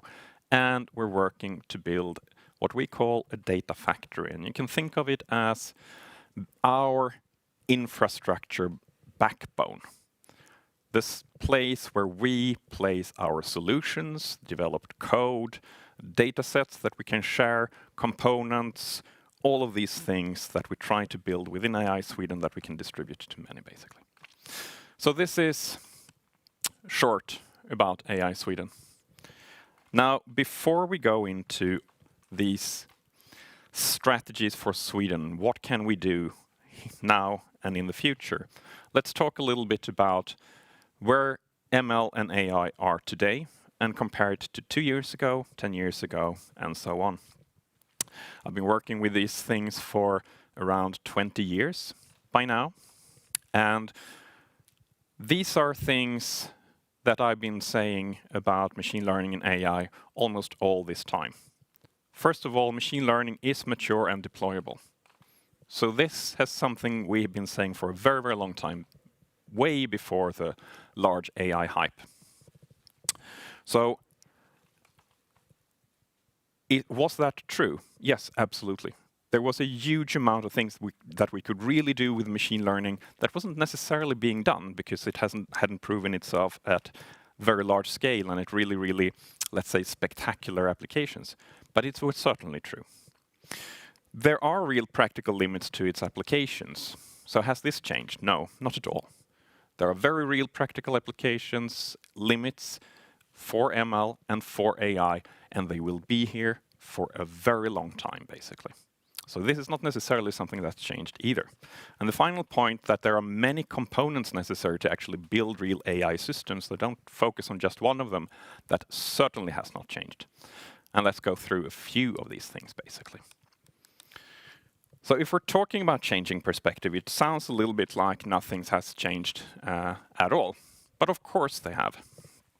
If we go back 10 years ago, just doing this simple kind of object detection and things like that in images was basically, well, it was almost impossible. It was very, very difficult. Today, we know that this is more or less a standard component that we can build upon and rely upon. And this is something that I think is extremely important for the evolution of AI. We are getting more and more standardized, tried out solutions, components that we can build upon. Some things we do not need to reinvent. This goes for implementations, it goes for network structures, trained models, and so on. But we build more and more of a component library that we can build new applications on. I really think this is a most important way forward, basically. If you go back 20 years, what did we rely on? Well, we relied on basically the basic numerical libraries and so on, hoping that they were correct and so on. Now we're taking a step further. We're really more relying on good implementation of neural networks or boosting or whatever you're looking at, basically. So this has really changed. And while we have a development of, yes, so many methods, so many approaches, so many publications, and so on. We are also finding good ways forward. Sometimes it feels like it would basically have been easier to get into, from a personal perspective, getting into AI today and not having all of this legacy. Many times, perhaps just saying that reloose and in a neural network and using Adam for optimization, that's good enough. And this is a very standard approach. If you go back 5, 10, 15 years, we really didn't know that these were really powerful basic structures that could be reused again and again, and the choice was, in a sense, a little bit wider. So we're getting much, much further. It might feel like it's taking time, but it's actually really not. Things are moving very quickly right now. Something we discussed 2 years ago was basically, so yes, deep learning has proven itself to a degree. It really has shown what it can do on a certain type of structured data, like images, sound, and so on, where you have a certain kind of dependency structure that typically falls, it's localized, and it falls relatively quickly. With convolutional networks and things like that, you could do a lot with these things. With recurrent neural networks, you could do a lot. But to really prove itself, perhaps AI need to show some really, really good result on something slightly different with other long-term dependencies and things like that, like language. So what's been happening during the last couple of years? Well, we can really see that machine learning has proven itself within natural language processing. Today, the biggest models that are being built, the most advanced and largest computations are basically being done on language models, such as GPT-3 and so on. And if you look at the results of such a model like GPT-3, which can basically do, well, close to at least zero-shot learning and so on, where you can actually, by training it on lots and lots of text data, ask many types and more general types of questions, and it will provide answers. This is absolutely fantastic. It's really, really great. It's, I think it's a super capability, and we need to take care of that in a responsible way. Because what is actually happening? Well, of course, we haven't necessarily created real intelligence or anything close to that. We have basically, in a sense, at least I subscribe to the idea that we have learned a very efficient representation of a lot of the training data, and we can provide a very, very efficient search function through that to find snippets and construct snippets that correspond to the queries that we put in. But that's quite different from more general AI and true cognition. So what's led to this change? Well, part of it is architectural, and perhaps attention is all you need. So when I spoke 2 years ago, this paper, attention, attention is all you need, was pretty recent. This has led to a huge shift, basically, in the field of neural networks.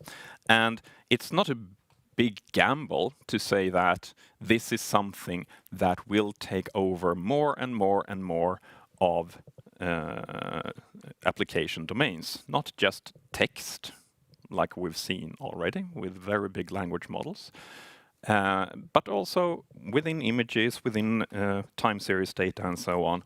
It's not a bold prediction to say that this is going to encroach on everything. So why is that? Well, attention is a super efficient way of dealing with long-term and complex dependencies and so on. Finding a way for models to focus in data on what is most important is an absolutely fantastic skill. So architecturally, transformers and attention has changed a lot of the game, basically.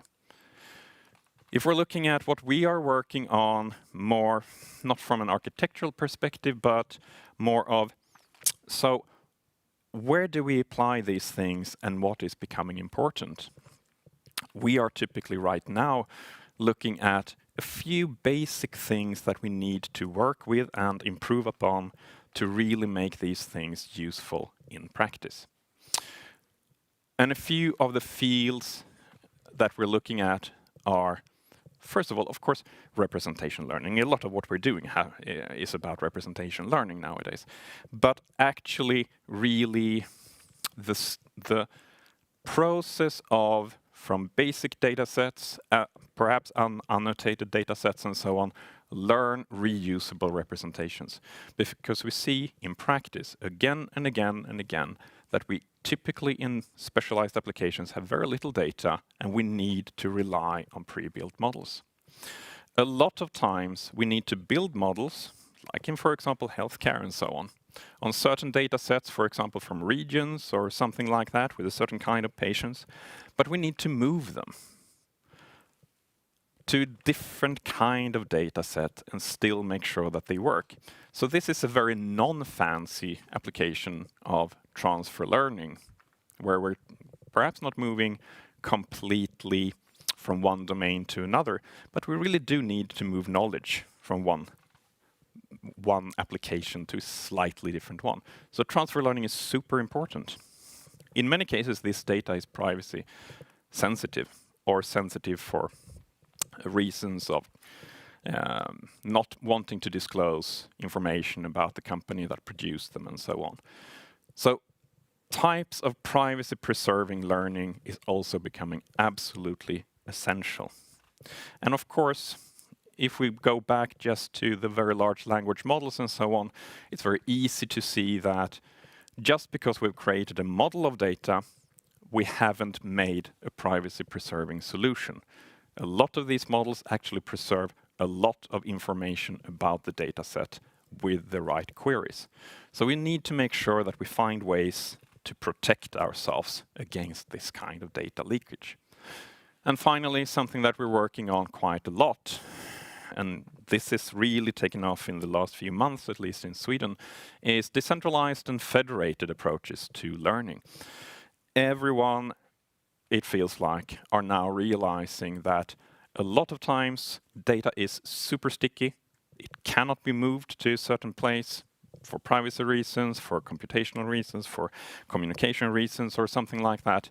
So we need to move learning out to devices or different hospitals or whatever it might be.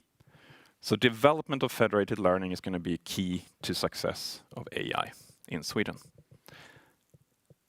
These are practical issues that we can work upon. A lot of them are sort of addressing some of the very fundamental issues within AI and machine learning. I showed this already 2 years ago in a slightly different form, but fundamental limits of learning, explainable AI, scalable AI, looking at multimodality, causality, ethical aspects, how to make things robust. These are things that are not going away. These are not issues that we're just going to solve and move on. These are issues that we're going to nudge upon, create better solutions, and better applications. But we're not just going to solve them. So if we get back again to the question, has everything changed? Well, in a way it hasn't, because a lot of stuff is very similar to what we were doing a long time ago.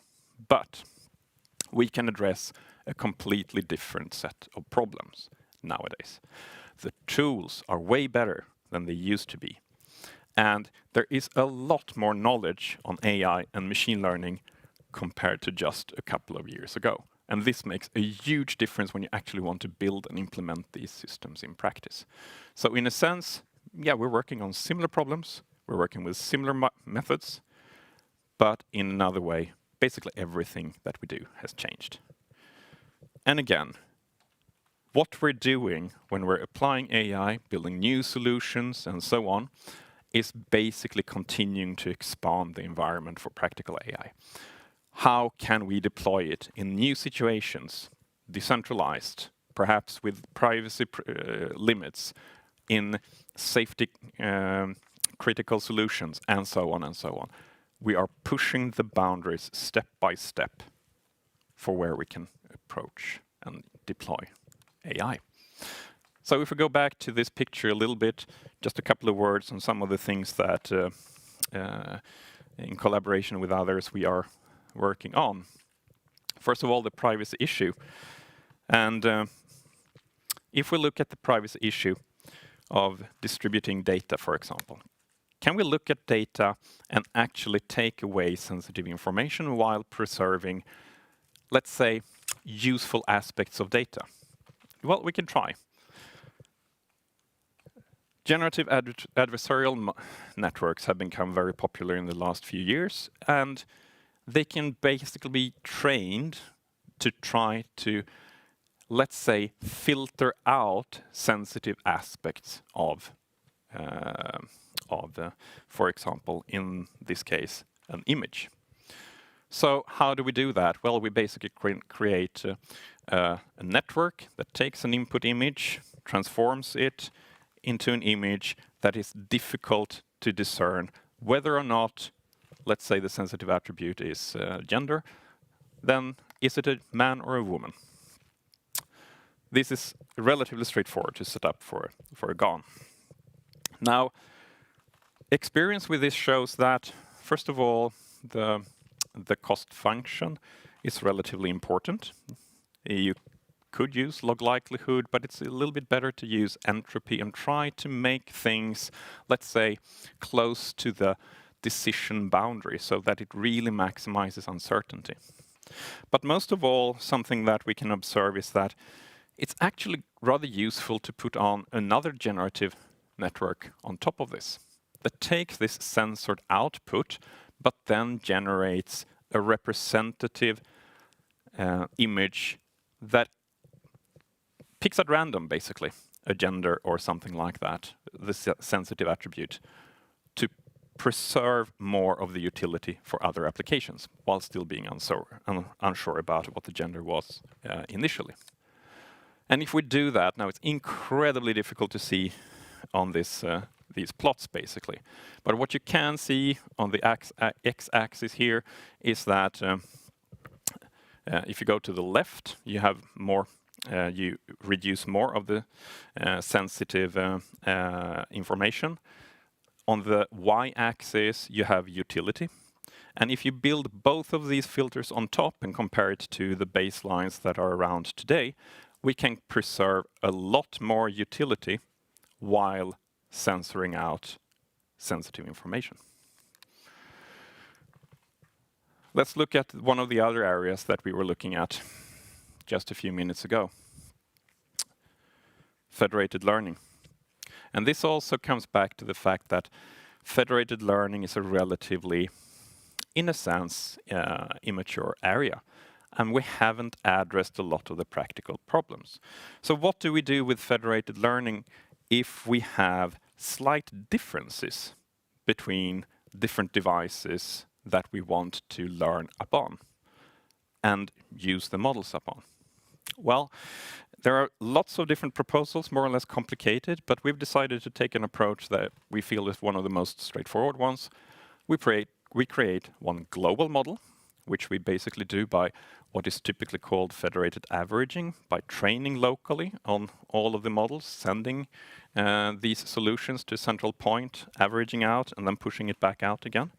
But at the same time, we create a local model, and then we create a switching model that looks at input data and switches between the local model or the global model, and we learn both. So what happens? Well, if you have skewed data, now the blue line is on top here with a mixture of expert solution. The green line on the bottom is basic federated averaging. And going to the right in the image, you have more and more skewed solutions. We can provide better solutions because actually the problem becomes easier as data becomes more skewed than federated averaging. And more importantly, we can be relatively sure that we, in both situations where we have data that is representative from all devices, but also in situations where data actually differs a bit, we can come up with a good solution.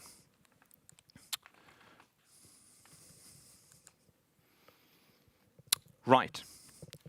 But these things are relatively small things, right? It's not addressing the greater problem of real changes in capacity of AI. And I talked about this already 2 years ago, that we know what we can do more or less today in a more general sense. We do very well with pattern recognition and direct function approximation, but perhaps not with cognition. And this is really starting to shine through in the talk about AI and how to use it and so on. This is just an article from Wired at the end of last year, where they actually wrote about the fact that AI is sort of pushing the limits of what we can do with the methods that we have right now. And this is still true. We're really pushing the limits of what we can do. And if we do a comparison to biology, what we can do right now is a lot of the basic things that we do in our brain. This is a very good picture from a colleague of mine called Martin Nilsson that is just one way of viewing, for example, what the brain might do. We have a biological substrate. On top of that, we do mostly unsupervised learning. On top of that, we do a little bit of supervised learning. But the difficult boundary to cross is more towards the old AI side. How do we perform step-by-step logic and reasoning with true concepts and so on?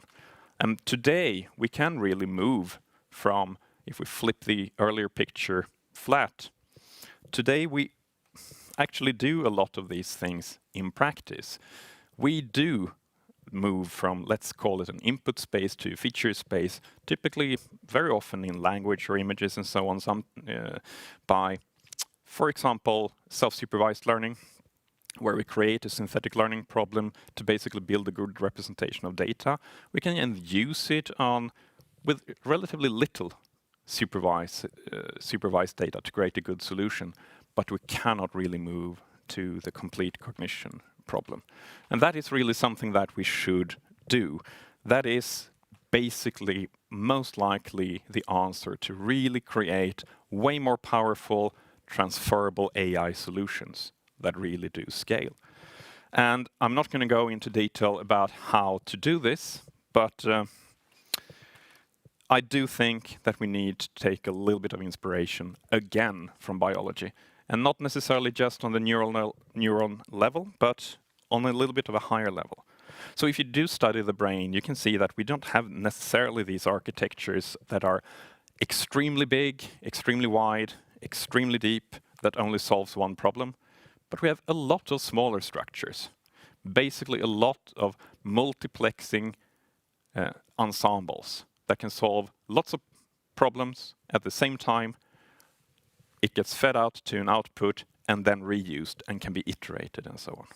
I really do think we need to start looking at these solutions. And by doing that, we can perhaps create the missing link, basically.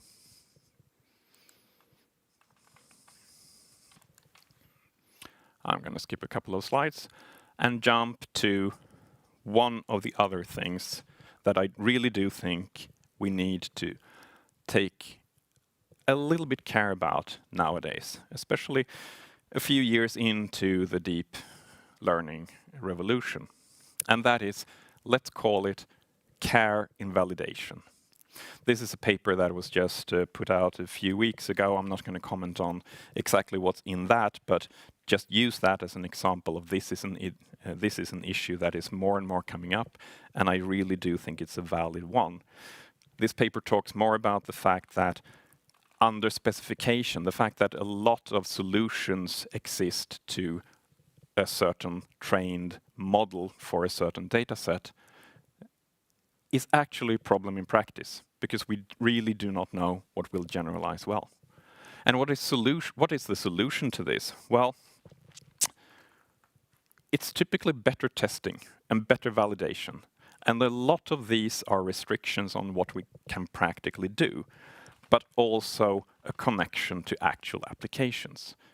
We need to move a little bit beyond just sitting in the lab with training sets, test validation sets, and stuff like that, and develop what's best, and then reiterating that while building new models and new models and new models on benchmarks and stuff like that, focusing in on very, very specific solutions that might just not generalize that well. So let's talk a little bit about the very broad perspective then. about AI. And these are just some things that I've seen during the last couple of years. First of all, we're talking less about machine learning and more about machine reasoning.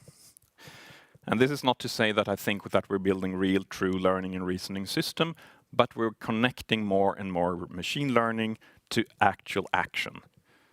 Basically, or typically, you use machine learning solutions to provide inputs to automated decisions, scheduling, optimization, and so on, creating more of an actual reasoning system.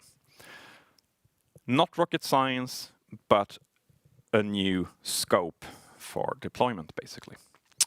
We are moving on from bolt-on AI to integrated AI, at least we're talking way more about it.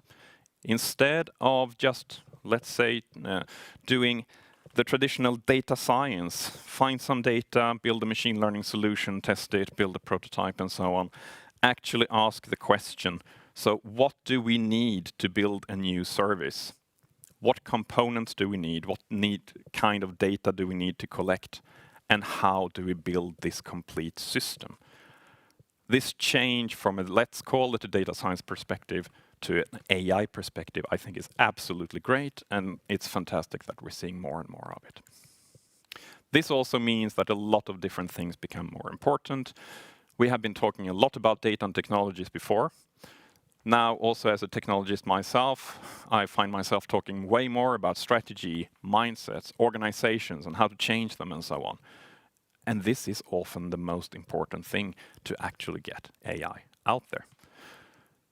And it's important to get AI out there, because we see that if we start to use it in public sector, in companies, and so on, when we build new infrastructures, when we build new models and learn more about it, basically, in many cases, AI adoption within these organizations improve almost exponentially.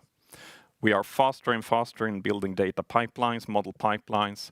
We build more and more applications, and everything accelerates, basically. So it's really important to try and work with AI on an integrated level. So let's spend the last few minutes on connecting some of these things to what we are doing with building strategies for AI in Sweden. So what we see right now is that we do have large basic research programs like WASP and so on. We do have lots of investment in private sector, typically, but we have relatively still few people and few groups excelling. The general knowledge is relatively low, which means that it's difficult for people to get started, and sometimes they're basically almost afraid to get started with AI. We see that there are relatively few applied AI research groups, and in many cases, AI-focused SMEs and startups and so on need to a little bit take their place. And we're really limited by the fact that there isn't that much knowledge of AI in politics and public discussion and so on and so on. So what we see needs to be done to get AI out there, to accelerate AI in Sweden, is, again, we need to come together. We have very limited resources. We have scattered resources. We need to make sure that all of these ones collaborate together. So what we at AI in Sweden are doing right now is to create these arenas for collaboration with academia, industry, public sector partners, and so on. And we do that in two different parts, so to speak. We talk about strategic research and innovation areas, and we talk about major impact initiatives. Let's go through a little bit about what we mean by that. But first of all, what are the key issues for getting AI out there? Well, we at AI Sweden talk about basically industrialization and operationalization of AI. It might not sound super exciting talking about industrialization, but it's really a matter of taking these kinds of methods that we've been developing and using for a very long time, make them robust enough, fast enough to develop, and good enough to be able to maintain over a long time to be used in practice. So we define a number of actual research and strategic areas where we can collaborate that are solving key issues for a lot of players in Sweden, and potentially also contribute a little bit to the Swedish AI independence so that we're not too reliant on other countries and ecosystems and so on. And of course, we can see a few of these areas come back. As we talked about before, decentralized AI is being absolutely key to developing AI within Sweden. We're now building a strategic program for the next few years that will start to address this with lots of partners. We are hoping that this will grow. We see that reusable models for Sweden, such as more specifically Swedish language models that can be used again and again, and that does not have to be trained by every organization that needs to use a Swedish language model, is really important for accelerating AI. So we're building that as well in a strategic program. We know that being able to create robust models that we can rely upon in cars, in healthcare, and so on, is super important. So we're building platforms around that, and privacy-preserving solutions, and so on. So we can actually pick up the major trends, some fundamentals for developing AI, and translate them to areas where lots of companies, public sector, academia can collaborate in Sweden and build solutions. And finally, let's talk a little bit about what we call major impact initiatives. So a lot of these strategic programs and so on come from solving key issues for a lot of players, but they might not necessarily create the kind of inspiration and motivation of higher level goals that you might see to actually collaborate again around something. And we see the need for that. We need to collect people around higher goals. People want that, people need that. And we're not done with finding our Swedish moonshot projects, what we should build the next 10 years and put lots and lots of effort in. But we know that industry, public sector are willing to contribute to them, are willing to collaborate against them. And a lot of ideas circulate around healthcare. And we're running some projects already around information-driven healthcare. And then we can try to build the new smart healthcare system of the future. And a lot of things around climate change, media and AI and democracy, but also mobility and logistics. And with that, I would also just like to connect to the final point. If we look at major impact initiatives, one of the things that we're really missing in Sweden is a debate of how we want to use AI. What do we want to use AI for? Because when it comes to AI and ethics, when it comes to building larger systems, for example, AI in healthcare or transportation, we need to know where we're going. What are we building things for? Do we want to optimize for as much and easy transportation as possible, or do we want to minimize carbon dioxide emissions? Do we want to provide healthcare for everyone, or do we want to provide the best solution to very specific cases? We need to make these decisions, and we need to have a debate about them in Sweden. And if we, all of us working on AI, can contribute to this debate, I think it would be a very, very good push for deploying AI in the future. And with that, I'll stop. Thank you, Daniel. Thank you. So let's take the last minutes for a couple of questions. Absolutely. Cool. So for your last point, in terms of what we should actually do with AI, do you think that's a partly political issue? Mm-hmm. Okay.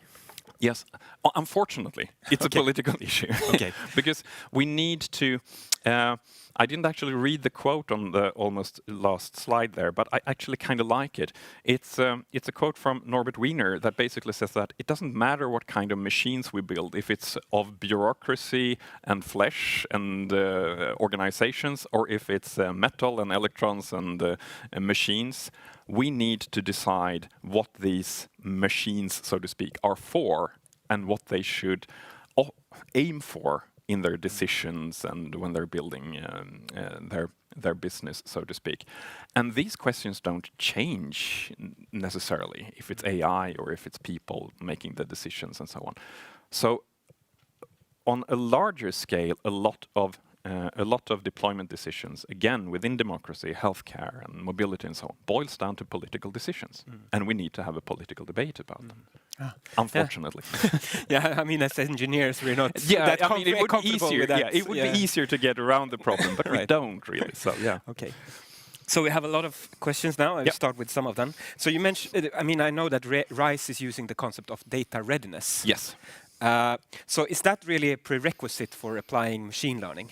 Could companies out there sort of leapfrog data readiness and be able to use machine learning anyway? Yeah, if they're lucky.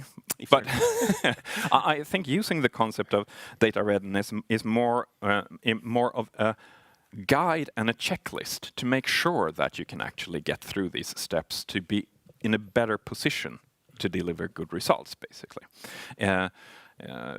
I think it's really, really good to spell these things out, things that practitioners like us have had in the back of our heads for a very, very long time, basically, but are not necessarily put into practice and best practices and so on. So I think it's a very, very good idea to use data readiness. But should companies, I mean, do this data lake building or advanced analytics? Yeah, that's a different. Yeah. I've seen a lot of data swamps.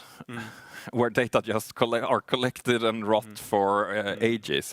So I know that's true. I really do believe in sometimes just collecting data and saying that we're going to build solutions later. It's just organizations being, let's call it scared of actually trying to answer the difficult questions. What are we going to use it for? And what is the actual solutions that we want to build? And I always want to start with, so what are we going to build? What do we need? And then you can spread out to what data do we need? What data do we have? What data do we need to collect? And so on. Yeah, I think that's an important point. So you don't end up in this big data lake project. Exactly. That leads nowhere with perhaps not the data that was useful anyway, basically. Exactly. Yeah. So we have a question from Jesper here, and he's mentioning that isn't GPT-3 the kind of example of a model that is not specialized on one thing? I think you mentioned. Yes. Yeah. In a sense, yes. It's not specialized on one thing, but it's relatively difficult to move GPT-3 to control the factory. It's not what it does. It can't drive a car. Right. It can't answer a certain type of legal questions and stuff like that, even though it's seen a lot of text. So, in a sense, I would still argue that we should call it narrow AI and narrow machine learning. Yeah. No, and I mean, there are not many people out there having a different view, I think. Yeah. So we have a little bit of a Friday out there question now from Jakob. Sure. So, do you think graph neural networks and connected data will be important in advancing reasoning capabilities of AI? Yes, I actually do think so. Yeah. Okay. Yeah. Why? I do think so, because so much data that we also already have is being structured in that way. And I would really, really like to connect the things that we're doing today with structured knowledge graphs and that kind of thing, because it's so much quicker learning process, right? If you don't have to, if you can learn relations and things like that, it's a way quicker way than just, if we go back to GPT-3 again, just predicting the next word is good and well. But if you have the knowledge that Barack Obama is married to Michelle Obama, then let's state that directly, basically. So I think that's a very strong learning signal, and there are so many other uses for graph neural networks. So yes, I think it's super important. Right, but it also seems like the field is not actively researched in the way or sufficiently researched. No, I don't think so. There are lots of. I think there are lots of subfields in machine learning and AI today that are not researched well enough, basically, which is unfortunate, because a lot of these fields are the ones that can potentially provide, at a later stage, this kind of, let's call it, not quite a quantum leap, but at least a leap in capabilities, basically. Okay. Yeah.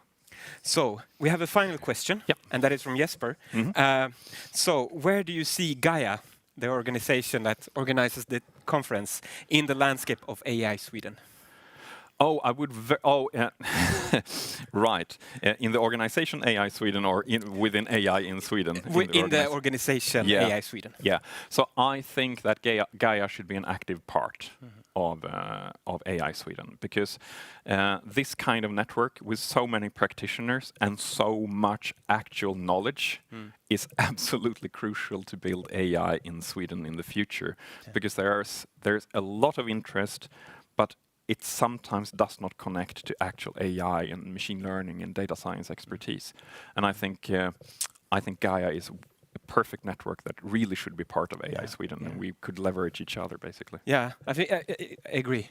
And I think there's a big disconnect between actually, people talking about AI and us out there actually building and so on. Exactly. So let's hope that AI Sweden can be the bridge between them. I hope so. I hope so. Let's see. It's a huge challenge, but I hope so. Definitely. Yeah. Okay. Thank you. And Anna, welcome up with flowers. Okay. Thank you so much. So we have more questions on the list, and perhaps we'll send them over email and see sure. if you can Absolutely. answer. Yeah. Okay. Thank you so much. Thank you so much. Okay.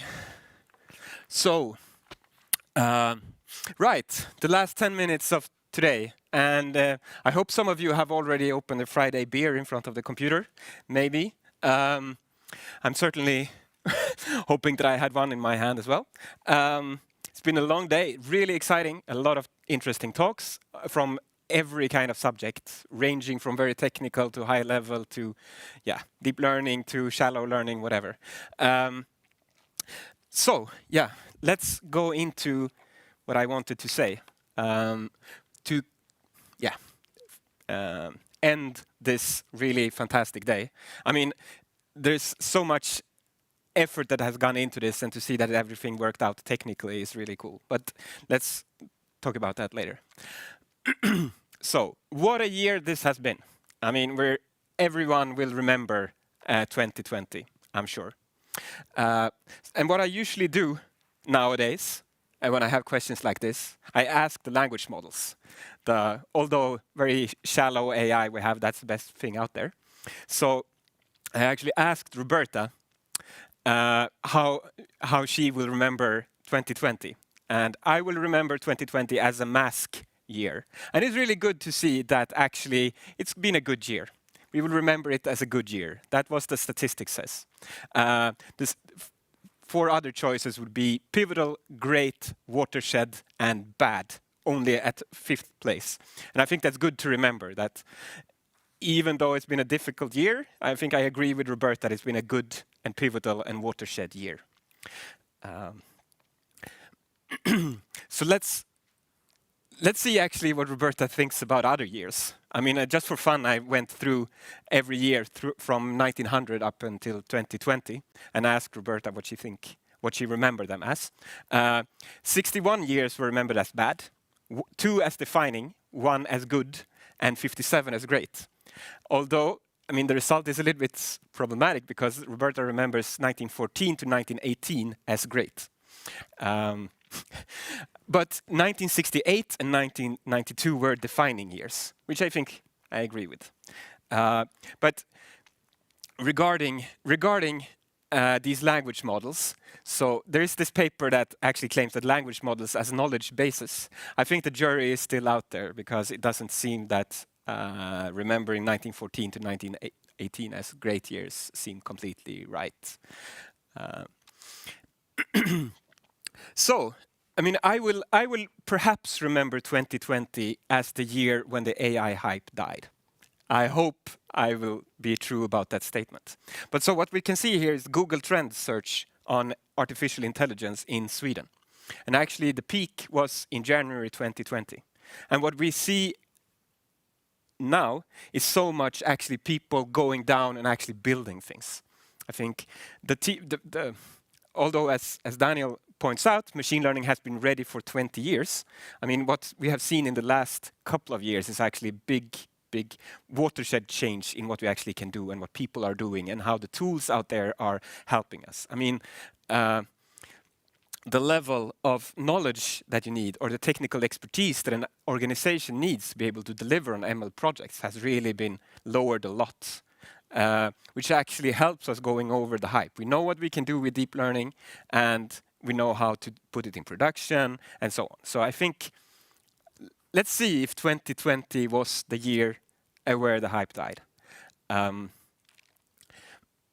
Especially here, I mean, in Gothenburg or locally in Sweden, I think that's, let's actually see if 2021 will be the year when value is created. And I think that it's, to some extent, I mean, people have been creating value with machine learning or AI for a long time. And as I mentioned already earlier today, that Gosset already used data science to brew better beer 100 years ago. I think that it's still the fact that we still have so much left to do in terms of the value creation that we can do with machine learning. And if we're over the hype, maybe we will be able to, and this is across organizations.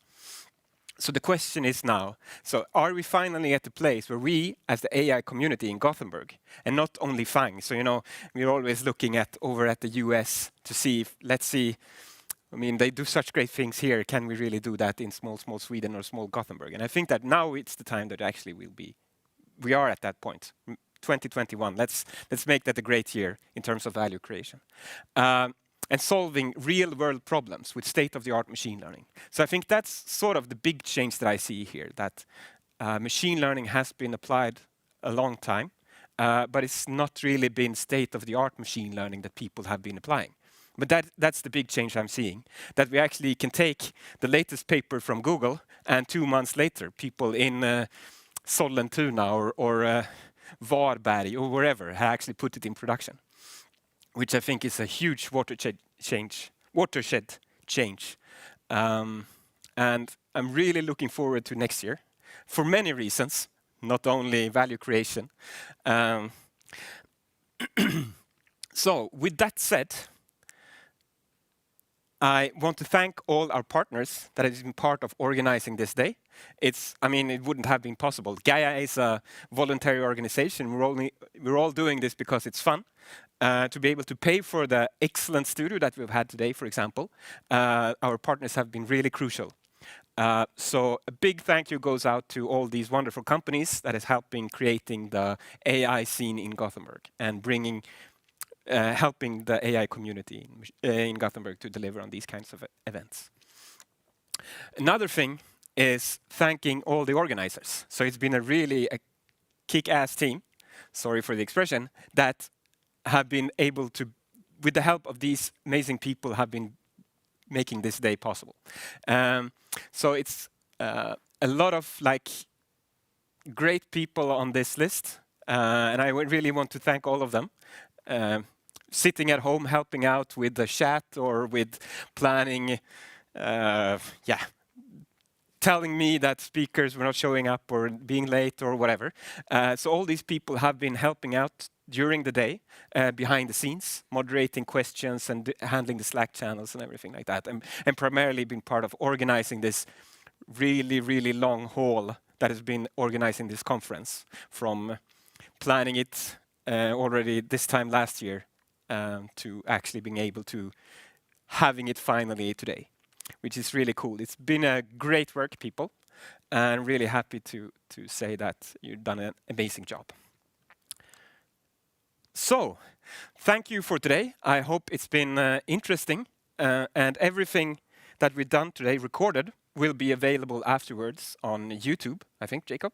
Yeah. So you can all go and listen to the talks that you didn't have time to do because you had this meeting that you were part of or emails that you were writing or whatever. So everything will be available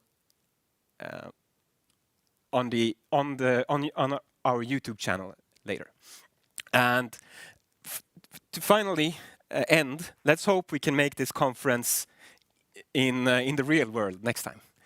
I think we're all hoping that this will be over by the time we'll have time to organize the GAIA Conference next year. And I also want to thank all the amazing people in the studio that has been clicking around and fixing all the technical issues here with the cameras and everything like that. Awesome job, and thank you so much for your work. And enjoy your Friday, everyone, and see you out there creating value with machine learning and AI in Sweden and Gothenburg. Okay, bye.